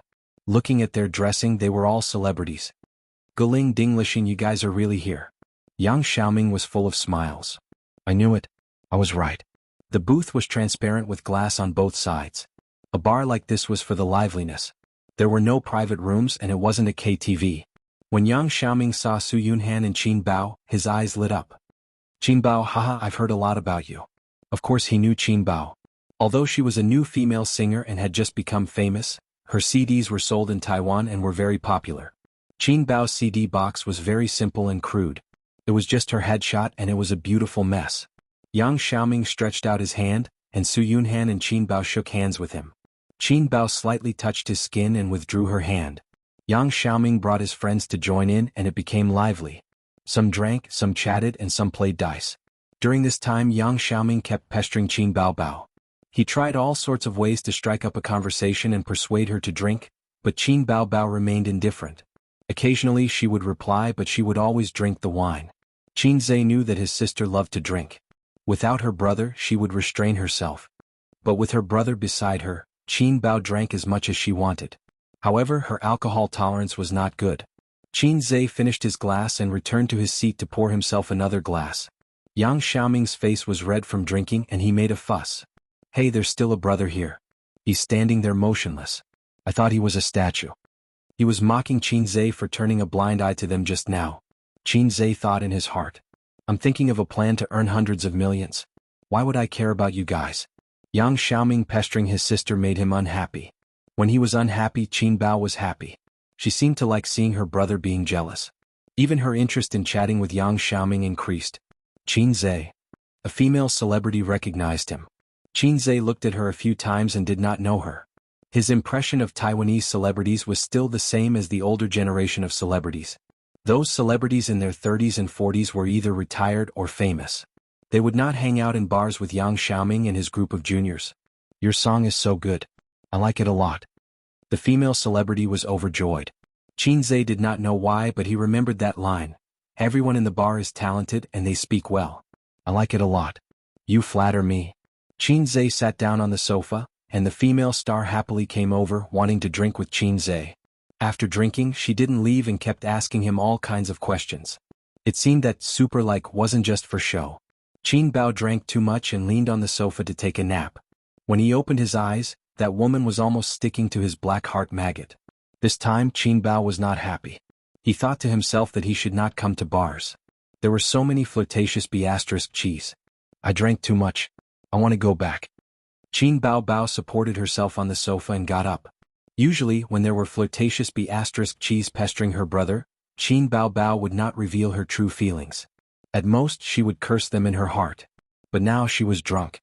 Her eyes were blurred, her cheeks were red, and her head was dizzy. Can you stay for a while longer? Yang Xiaoming urged her to stay. Others also urged her to stay. What time is it? Why are you leaving so early? But Qin Bao insisted on leaving. He staggered and got up. Qin Bao and her brother left first. After leaving the bar, the cold wind blew. Qin Bao shivered. But she was even more drunk. Her head was muddled. She threw herself on the roadside and vomited. Then her brother helped her to sit on the bench to rest. I'm going to the toilet. You sit there and don't move. Qin Zhe's bladder tightened. He wanted to pee. His sister giggled and pointed at the bench. You can pee here. If I pee here I'll be in the headlines tomorrow. Qin Zhe thought for a while. Forget it. Let's go back to the hotel first. Picking up corpses in Taiwan was very popular. He could not leave his sister outside. Speaking of picking up corpses, his eyes wandered around the area, but he didn't see any drunken girls. What are you looking at? Qin Bao looked half asleep. Let's see if there are any drunk girls. Qin Zhe said. Wow, you pervert. You're still thinking about other girls when I'm here. Qin Bao said the truth after drinking. She lay down on the bench. I'm drunk. Hurry up and take me home. Her cheeks were flushed. Her face was like a peach blossom. Her sharp oval face was charming and delicate. Her legs were long and straight in her tight jeans. Using the internet's popular saying, you won't get tired of it even after 10 years. As for her 36D, there was only one word to describe it, exquisite. Qin Zhe was angry and amused. He put his arm through her legs. Girl, are you alone? Yes. Can't find your way home? Yes. You're as beautiful as a flower. Why don't you go to my place and rest for a night? Okay. His sister cooperated and put her arms around his neck. Ace, can I still sleep with you tonight? Qin Baobao mumbled. Yes. Chapter 218. At 9:45 p.m., they took a taxi back to the hotel. Qin Zhe threw his sister on the bed and rushed to the toilet to relieve his bladder. The whole world was wonderful. Her elder sister staggered into the toilet and threw up as soon as she came in. Hey, Qin Zhe had no choice but to turn around and peed on the floor. *CK. The hotel did not have a mop, so they could only use the showerhead to wash the floor. Qin Zhe flushed the toilet and carried her back to the bed. Qin Baobao was tall and was not heavy. His sister had always controlled her weight. She hugged her brother's neck and did not let go. She said, I was so happy drinking today. Happy your head. Qin Baobao said, A's sister wants a kiss. Qin Zhe gave her a peck on her face. She was not satisfied and pointed to her mouth. She wanted a kiss here too. Qin Zhe tapped her lips with his finger and she fell asleep happily. Qin Zhe opened the map and searched for a 24-hour pharmacy nearby. He bought 2 sobering pills. Qin Baobao took the pills and continued to sleep. She woke up at 10:30 p.m. When she opened her eyes, she had a blank expression as if she didn't know what year it was. When she saw her younger brother leaning on the bed and watching TV, she immediately felt relieved. She said, My head hurts. Qin Baobao sat up and leaned her head on her brother's shoulder to watch TV with him. It was a Wuxia film from the 90s in Hong Kong. It was a classic. Qin Zhe watched it when he was young. He felt that all the dramas from that era were classics. Unlike now, all the dramas were full of bad points. If sister acted in a TV drama, you will definitely act better than her. Qin Baobao pointed to the female lead in the drama. The female lead was a pure and innocent girl. Although she was an auntie now, she was very popular in the past. Qin Zhe looked at his sister's charming face. You will not be able to act as the female lead. Why? Qin Baobao was not convinced. You are suitable to play the female devil in the movie. Qin Zhe laughed. The second female lead was a big villain. Her makeup was flirtatious and she had the same oval-shaped face as her sister. Qin Baobao was so angry that she hammered her younger brother with her little fists. You black-hearted maggot. Qin Zhe begged for mercy. I was wrong. Qin Baobao seized the opportunity and said, I want to eat azong noodles. Perhaps because she had just woken up, her mind was still in a daze, so she didn't have the time to get angry. She had eaten azong noodles and shimenting before, and Qin Baobao was full of praise. But where could she buy it at this time? It was far away. Qin Zhe said that he would eat tomorrow. His sister rolled around on the bed, saying that she wanted to eat now. She twisted the quilt into a ball. Qin Zhe magnanimously forgave his sister for not being able to think clearly. He gently slapped her butt and said, Go to bed early. Your head won't hurt tomorrow. He didn't urge his sister to return to her room. The siblings had a tacit understanding. Knock, knock, knock. There was a knock on the door. Qin Zhe, you're back? Baobao, is she still outside? Li Yanhong's voice could be heard. She saw that the room number was lit up and knew that Qin Zhe had returned. But Qin Baobao's room number was not lit up. Li Yanhong took care of Qin Baobao like her own daughter. It was very dangerous for a girl to wander around a nightclub in the middle of the night. Qin Zhe's face changed. He retracted his hand from his sister's waist and said guiltily, Go and hide in the toilet. Qin Baobao felt even more guilty. She hurriedly lifted the quilt, put on her slippers and ran to the toilet. The siblings panicked as if they had been caught in bed. Qin Baobao ran into the toilet. She was a little clear-headed. She thought for a while. That's not right. Why should I hide? Is my sister so shameful? Qin Baobao turned back to the bed and kicked Qin Zhe. That's right. Why should I hide? Qin Zhe was dumbfounded. Qin Baobao tidied up her wrinkled pajamas and opened the door graciously. Baobao? Li Yanhong was stunned. Why are you in Qin Zhe's room? I thought you didn't come back. Qin Baobao looked indifferent. I'm talking to Ace. Sister Li, go to bed early. After sending Li Yanhong away, Qin Baobao ran back. She kicked off her slippers and shrank back on the bed. She pinched Qin Zhe's waist tightly. Why are you hiding? Why are you hiding? Qin Zhe resigned himself to it. At this moment, Qin Zhe's phone rang. There was a message notification. He smiled mysteriously. I'll go downstairs. Why are you going downstairs? To give you a surprise. Qin Baobao blinked her bright eyes, but Qin Zhe didn't say anything. He got up, put on his clothes and walked out of the room. About 5 minutes later, she suddenly heard a commotion coming from downstairs. The hotel was located in the busiest area of Taipei. Even though it was past 10 o'clock, there were still many pedestrians. It was so noisy. So annoying. Qin Bao Bao lifted the quilt and searched for a long time before she found the other slipper that she kicked far away. She walked to the window and saw a small square across the street. There were 5 big words written with candles on the square. Bao Bao, I love you. The edges were decorated with flowers and fireworks. A lot of onlookers had gathered to watch. People were moving around. Some were applauding, some were cheering, and some were taking pictures with their phones. No wonder it was so noisy. Qin Bao Bao was stunned for a long time. She looked at it carefully 3 times and felt as if her head had been struck by lightning. This was the little punk's surprise? Wow, he was so bold. Happiness came too quickly like a tornado. Qin Bao Bao stood by the window and watched. At first, she had a silly smile on her face, then she was worried. What should I do? I'm not ready yet. Doesn't the little punk know how to make a big move? Is it because I've been pestering him for the past few days too obvious?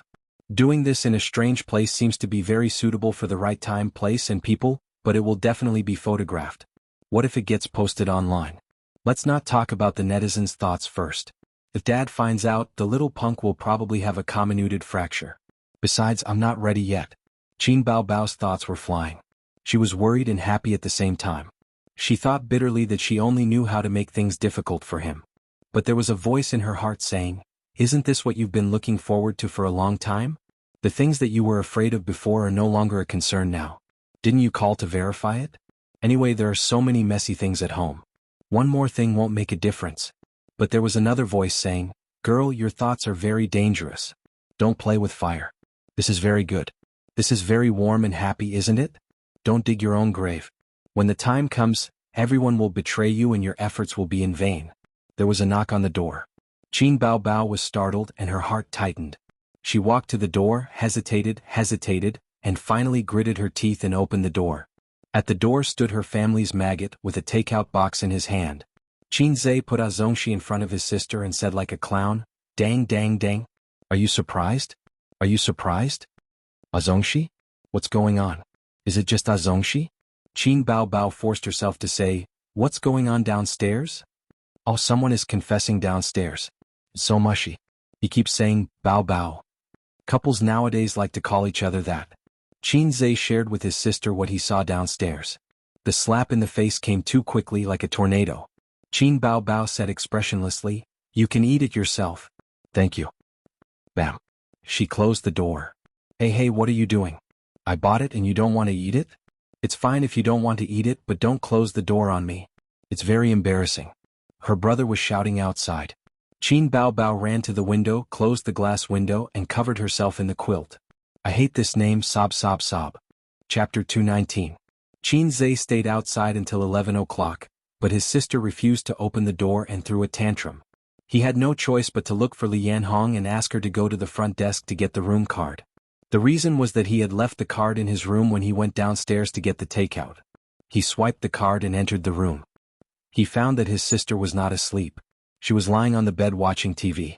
To be precise, she was in a daze.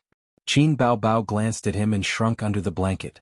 She turned sideways and faced him with the back of her head. I was caught off guard by her little tantrum.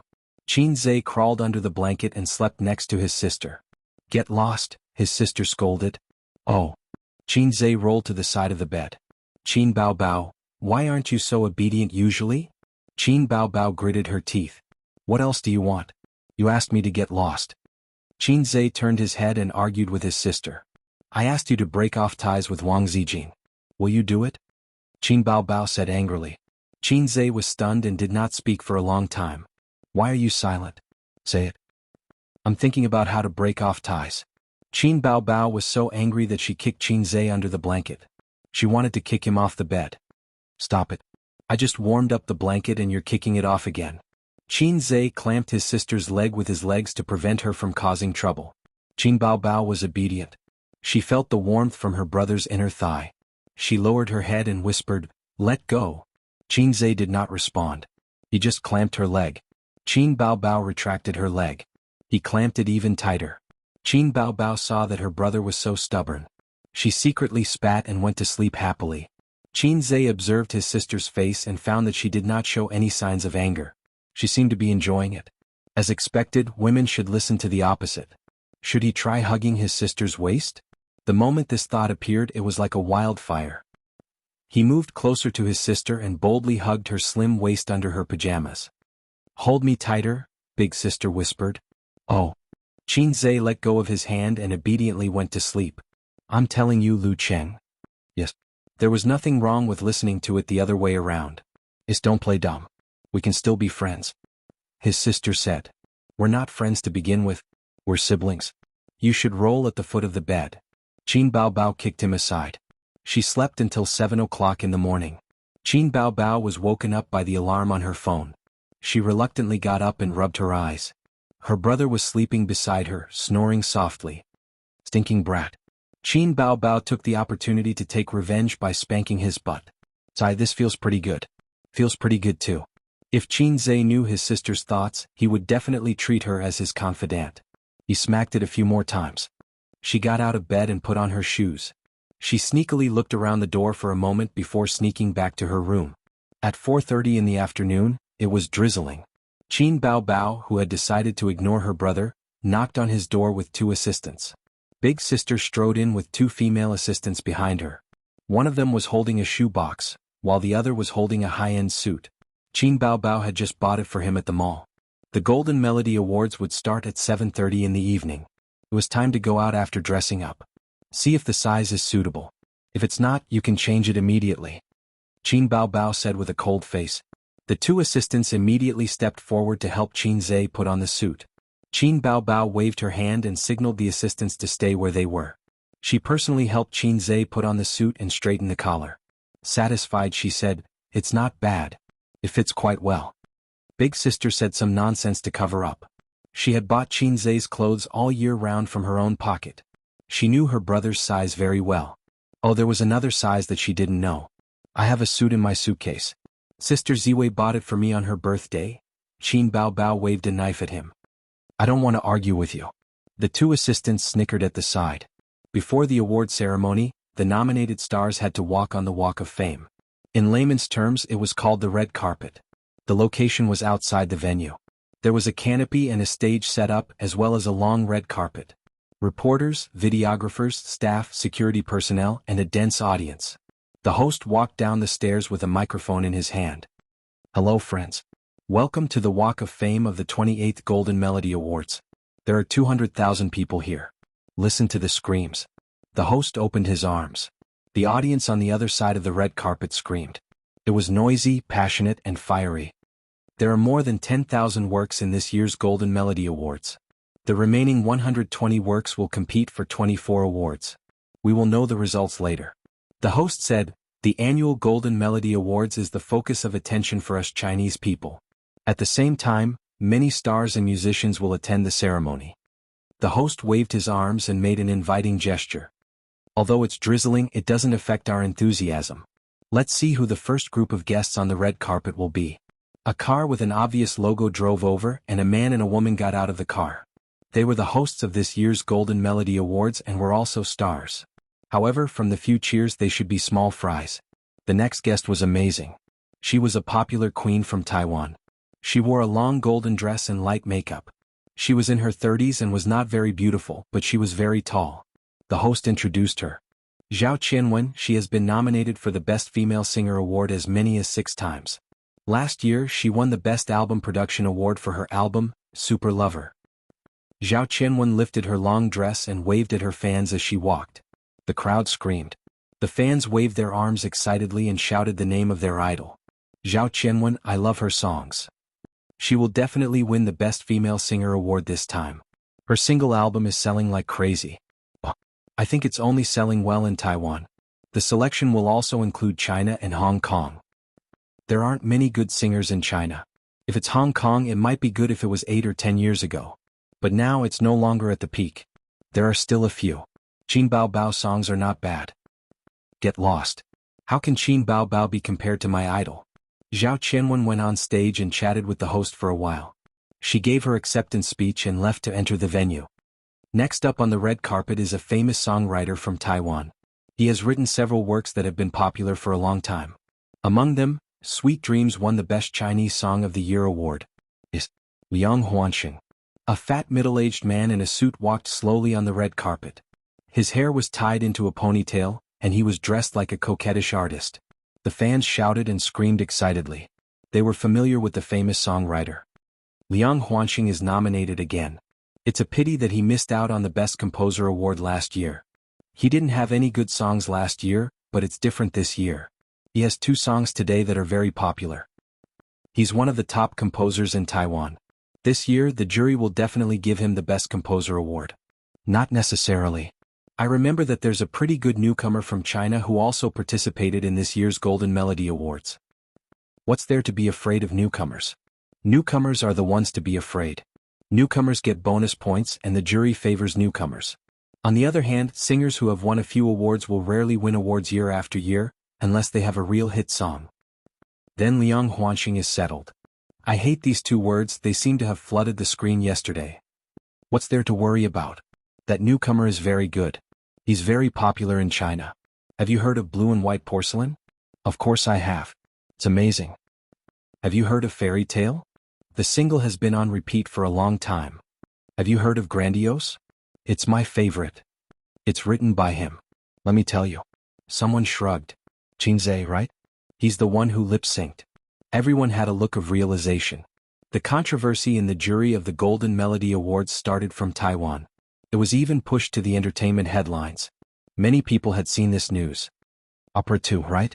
When I heard it for the first time it was very shocking. At first it was subdued and then lifted. It almost made me orgasm. Later when I heard that it was a fake voice I thought it was no wonder. How could anyone sing that kind of voice? I just looked at the sky and didn't say anything. One by one the celebrities appeared and walked the red carpet. The fans were so excited that they screamed. They were addicted to it. Xianxia and Qin Baobao were in the 50s. They were at the top of the list of more than 200 nominees. When the car stopped, he held his sister's hand and walked out of the car. Xianxia was wearing a pure black suit. He was tall and handsome. Qin Baobao, who matched him, was also wearing a snow-white dress. She wore a thin layer of makeup and a sparkling diamond necklace on her snow-white neck. How was this a red carpet? This was clearly the groom, Xianxia, holding the bride, Qin Baobao, slowly walking over. Everyone, please give your blessings to the newlyweds. The only thing missing was a wedding host shouting these lines. Xianxia also understood his sister's routine after seeing her dress. The host said loudly, "Wow, the singer who is so popular in Taiwan is here. Welcome Qin Baobao." Qin Baobao won the title on the mainland's I Am a Singer.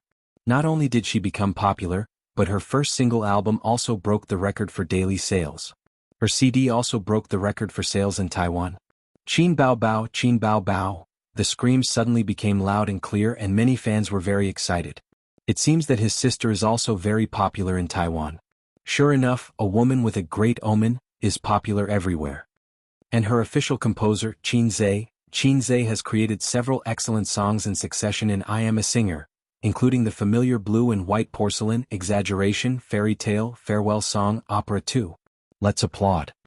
In the applause, a girl in the front row of the audience shouted, "Opera 2 is not lip-syncing." Laughter and discussion rang out. Some bold audience even asked. Qin Baobao's face darkened and her smile froze. Calm down, Xianxia whispered. She didn't expect this topic to be so popular in Taiwan. Qin Baobao gritted her teeth and smiled. "I want to curse, I feel more annoying than Suyu." Suyu, who was innocently implicated, sneezed fiercely at home. However, such fans were a minority after all, and most of the audience gave applause kindly. The host just pretended not to hear and called the next group of stars. Chapter 220. 6:00 p.m. Early admission. Security check. Identity verification. The security check for celebrities was separated from the general audience. Xianxia followed his sister into the venue and saw groups of celebrities. He knew some of them and some of them were from China, Taiwan, Hong Kong, etc. Many of them were singers that Xianxia liked when he was young. Usually he wouldn't even dare to think about it. Most of the celebrities were good-looking. The men were in formal wear and the women were in formal wear. The venue was brightly lit, and the decorations were quite luxurious. There were 2 cameras in the auditorium and the stage. There were also many cameramen. At the entrance of the venue, there was a camera that took pictures of the celebrities walking past. Bao Bao. Su Yunhan brought Guling and Ding Lixin over. "Let's sit together." Other than Su Yunhan, Xianxia also met some acquaintances. Huang Yuding, Li Rongxing, Hong Jingyao and Su Lu. These were people that he barely knew. Xianxia Bao Bao. Huang Yuding and Li Rongxing brought a few of their Taiwanese celebrity friends over to greet them. Let me introduce them. Zhang Chu and Li Yun, you should know them. Huang Yuding smiled. There was no need to elaborate too much. Celebrities who could participate in the Golden Melody Awards were all famous. The two people that Huang Yuding introduced were more active in China. Qin Zhe and Qin Baobao knew each other, and so did Li Rongxing's friends. They were celebrities in China, and the Taiwanese celebrities they knew were the ones who were active in China. As for those who were not active in China, they wouldn't have the chance to meet them. Li Rongxing's two friends were called Lu Jing and Yang Qin. Both of them were beautiful singers. Lu Jing focused on her career as a singer, while Yang Qin turned her career to film and television in recent years and occasionally released a single. Qin Zhe, nice to meet you. Unexpectedly, Qin Zhe thought that the local stars would be very cold to him. After all, he had ridiculed them on the news some time ago. Who would have thought that the four of them were extremely enthusiastic and had smiles on their faces? There was still about an hour before the award ceremony started. Celebrities arrived one after another. Celebrities from the mainland came over in twos and threes to greet Qin Zhe. Those who didn't know him also came over to shake his hand and get familiar with him. Qin Zhe was dumbfounded. How did he become the most popular one? You're all big shots and I'm not even a celebrity. I'm just a loyal lackey under my sister's command. Many Taiwanese and Hong Kong celebrities pointed at Qin Zhe and discussed among themselves. Who is that person? I feel very welcome. I don't know her. Is she a big shot of the continent? That's impossible. If it's a big shot, we would definitely know him. The girl beside him is so beautiful. Oh, I remember now. She's Qin Baobao. Then he must be Qin Zhe? The one who lip-synced? Ah yes, that's him. When he was on the red carpet just now, I heard that some fans questioned if he lip-synced. Who cares if he lip-synced or not? That song can't win an award, but it's still possible for him to win the Best Composer award. Qin Baobao accompanied her brother. She was slim and elegant as she watched him chat and shake hands with the celebrities. Her eyes were filled with confusion. She felt proud and amused. Her brother wasn't from the entertainment industry, so he didn't know how popular he was in the eyes of the singers. Starting from singer, she had released one fine song after another, followed by her first single album, which broke all the hot sales records. There was also Su Yunhan's Can't Fall in Love, as well as the song Borrow 500 from the Heavens, that had a high number of requests in the KTV. All of these had been tested and recognized by the market. They were solid results. Didn't Qin Baobao become popular quickly because of her excellent works?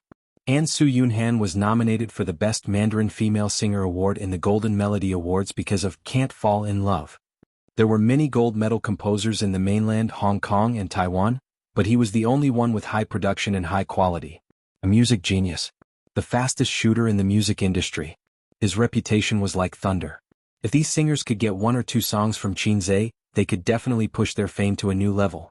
At the very least, they could be popular for a while. Then, the cost of commercial performances and advertisements would also increase. It was a real profit. Su Yunhan and Qin Baobao were living examples. Many stars from the mainland, Taiwan, and Hong Kong came to join in the fun. They surrounded Qin Zhe and talked and laughed. These Hong Kong and Taiwan singers were basically the group of people who were more active in the mainland. They knew Qin Zhe's strength and potential. Not far away, there were a few young artists from Hong Kong who were lucky enough to participate in the Golden Melody Awards. They were dumbfounded when they saw this scene. After the Hong Kong seniors finished greeting each other, they came over and asked, "Brother Qin, who is that person? Why is he so popular?" Qin Yuanhong, a famous Hong Kong and Taiwan singer who was quite popular in the mainland, smiled and said, "Have you heard of Qin Zhe?" The few newcomers shook their heads blankly. Qin Yuanhong shook his head and said, "That's right. He is not considered to be from the entertainment industry, and you guys have been staying in Hong Kong to develop your career. It's normal that you guys have not heard of him. Then you should have heard of Qin Baobao, right?" The newcomers nodded. "Hey, Qin Zhe is her younger brother. Do you know how Qin Baobao became popular? She was promoted to the B-list with a show, and then a single album pushed her to the A-list. TSK, all the songs were written by her younger brother, Qin Zhe." The newcomers were dumbfounded. "Do you understand now? If you can get a song from him, you can definitely become popular." The newcomers got excited. Then let's go over and get to know him. Get familiar with him and get to know him. Go, let's go together." In this way, Qin Zhe became the most popular singer among the major singers. Even he was surprised by how popular he was. The celebrities came over to shake hands with him, greet him and chat with him. He felt that he was attending a social evening party of the upper class and was lucky enough to become the star of the party. Gradually he realized that although the celebrities were all social experts and did not mention anything about getting a song, he could more or less hear the meaning behind their words. This feeling was like a great beauty who could cause the downfall of a country. Men would drool and come over to talk to her and get familiar with her. In fact, he was more popular than a great beauty because he had a beautiful sister who was ignored beside him. Qin Baobao was proud and happy to see her younger brother being surrounded by so many people. Her eyes rippled with an emotion that she did not even notice. At 7:30 the award ceremony began. The lights suddenly changed. The venue turned from bright to dark, while the lights on the stage were bright. Then the music started. The male and female hosts walked on the stage side by side and sang a love song. It was a classic duet between a man and a woman. It opened with a golden song that everyone was familiar with. When the song ended, there was thunderous applause. I would like to congratulate all the finalists present. You have stood out among the 12,860 works in the fierce competition. You have to find the 24 Golden Melody Awards tonight. No matter what the result is, your efforts have been recognized by everyone. The male host held the microphone and gave an impassioned speech. Applause cheers. The female host continued, at the same time the attendance rate tonight is also quite high. It is also a gathering of the musicians in front of and behind the scenes. Thank you very much for taking the time to come. Some of you were still filming last night, but you are sitting at our venue tonight. Hello Mr. Guishueming. A Xianxia heavenly king stood up and bowed slightly. There was another round of warm applause. Guishueming has been nominated for our award, the male host said. What song? The female host asked. Why don't we sing a song? Sure. The music started. Qin Zhe heard the celebrities behind him talking. Guishueming will definitely win an award this time. I think so. Sure enough, halfway through the song, Guishueming suddenly stood up and went on stage. He took the microphone from the male host and sang with all his heart. The first award is for Best Taiwanese Female Singer. The nominees are. The host announced the names of a few female singers and introduced their resumes, singing styles, the number of times they were nominated, and so on.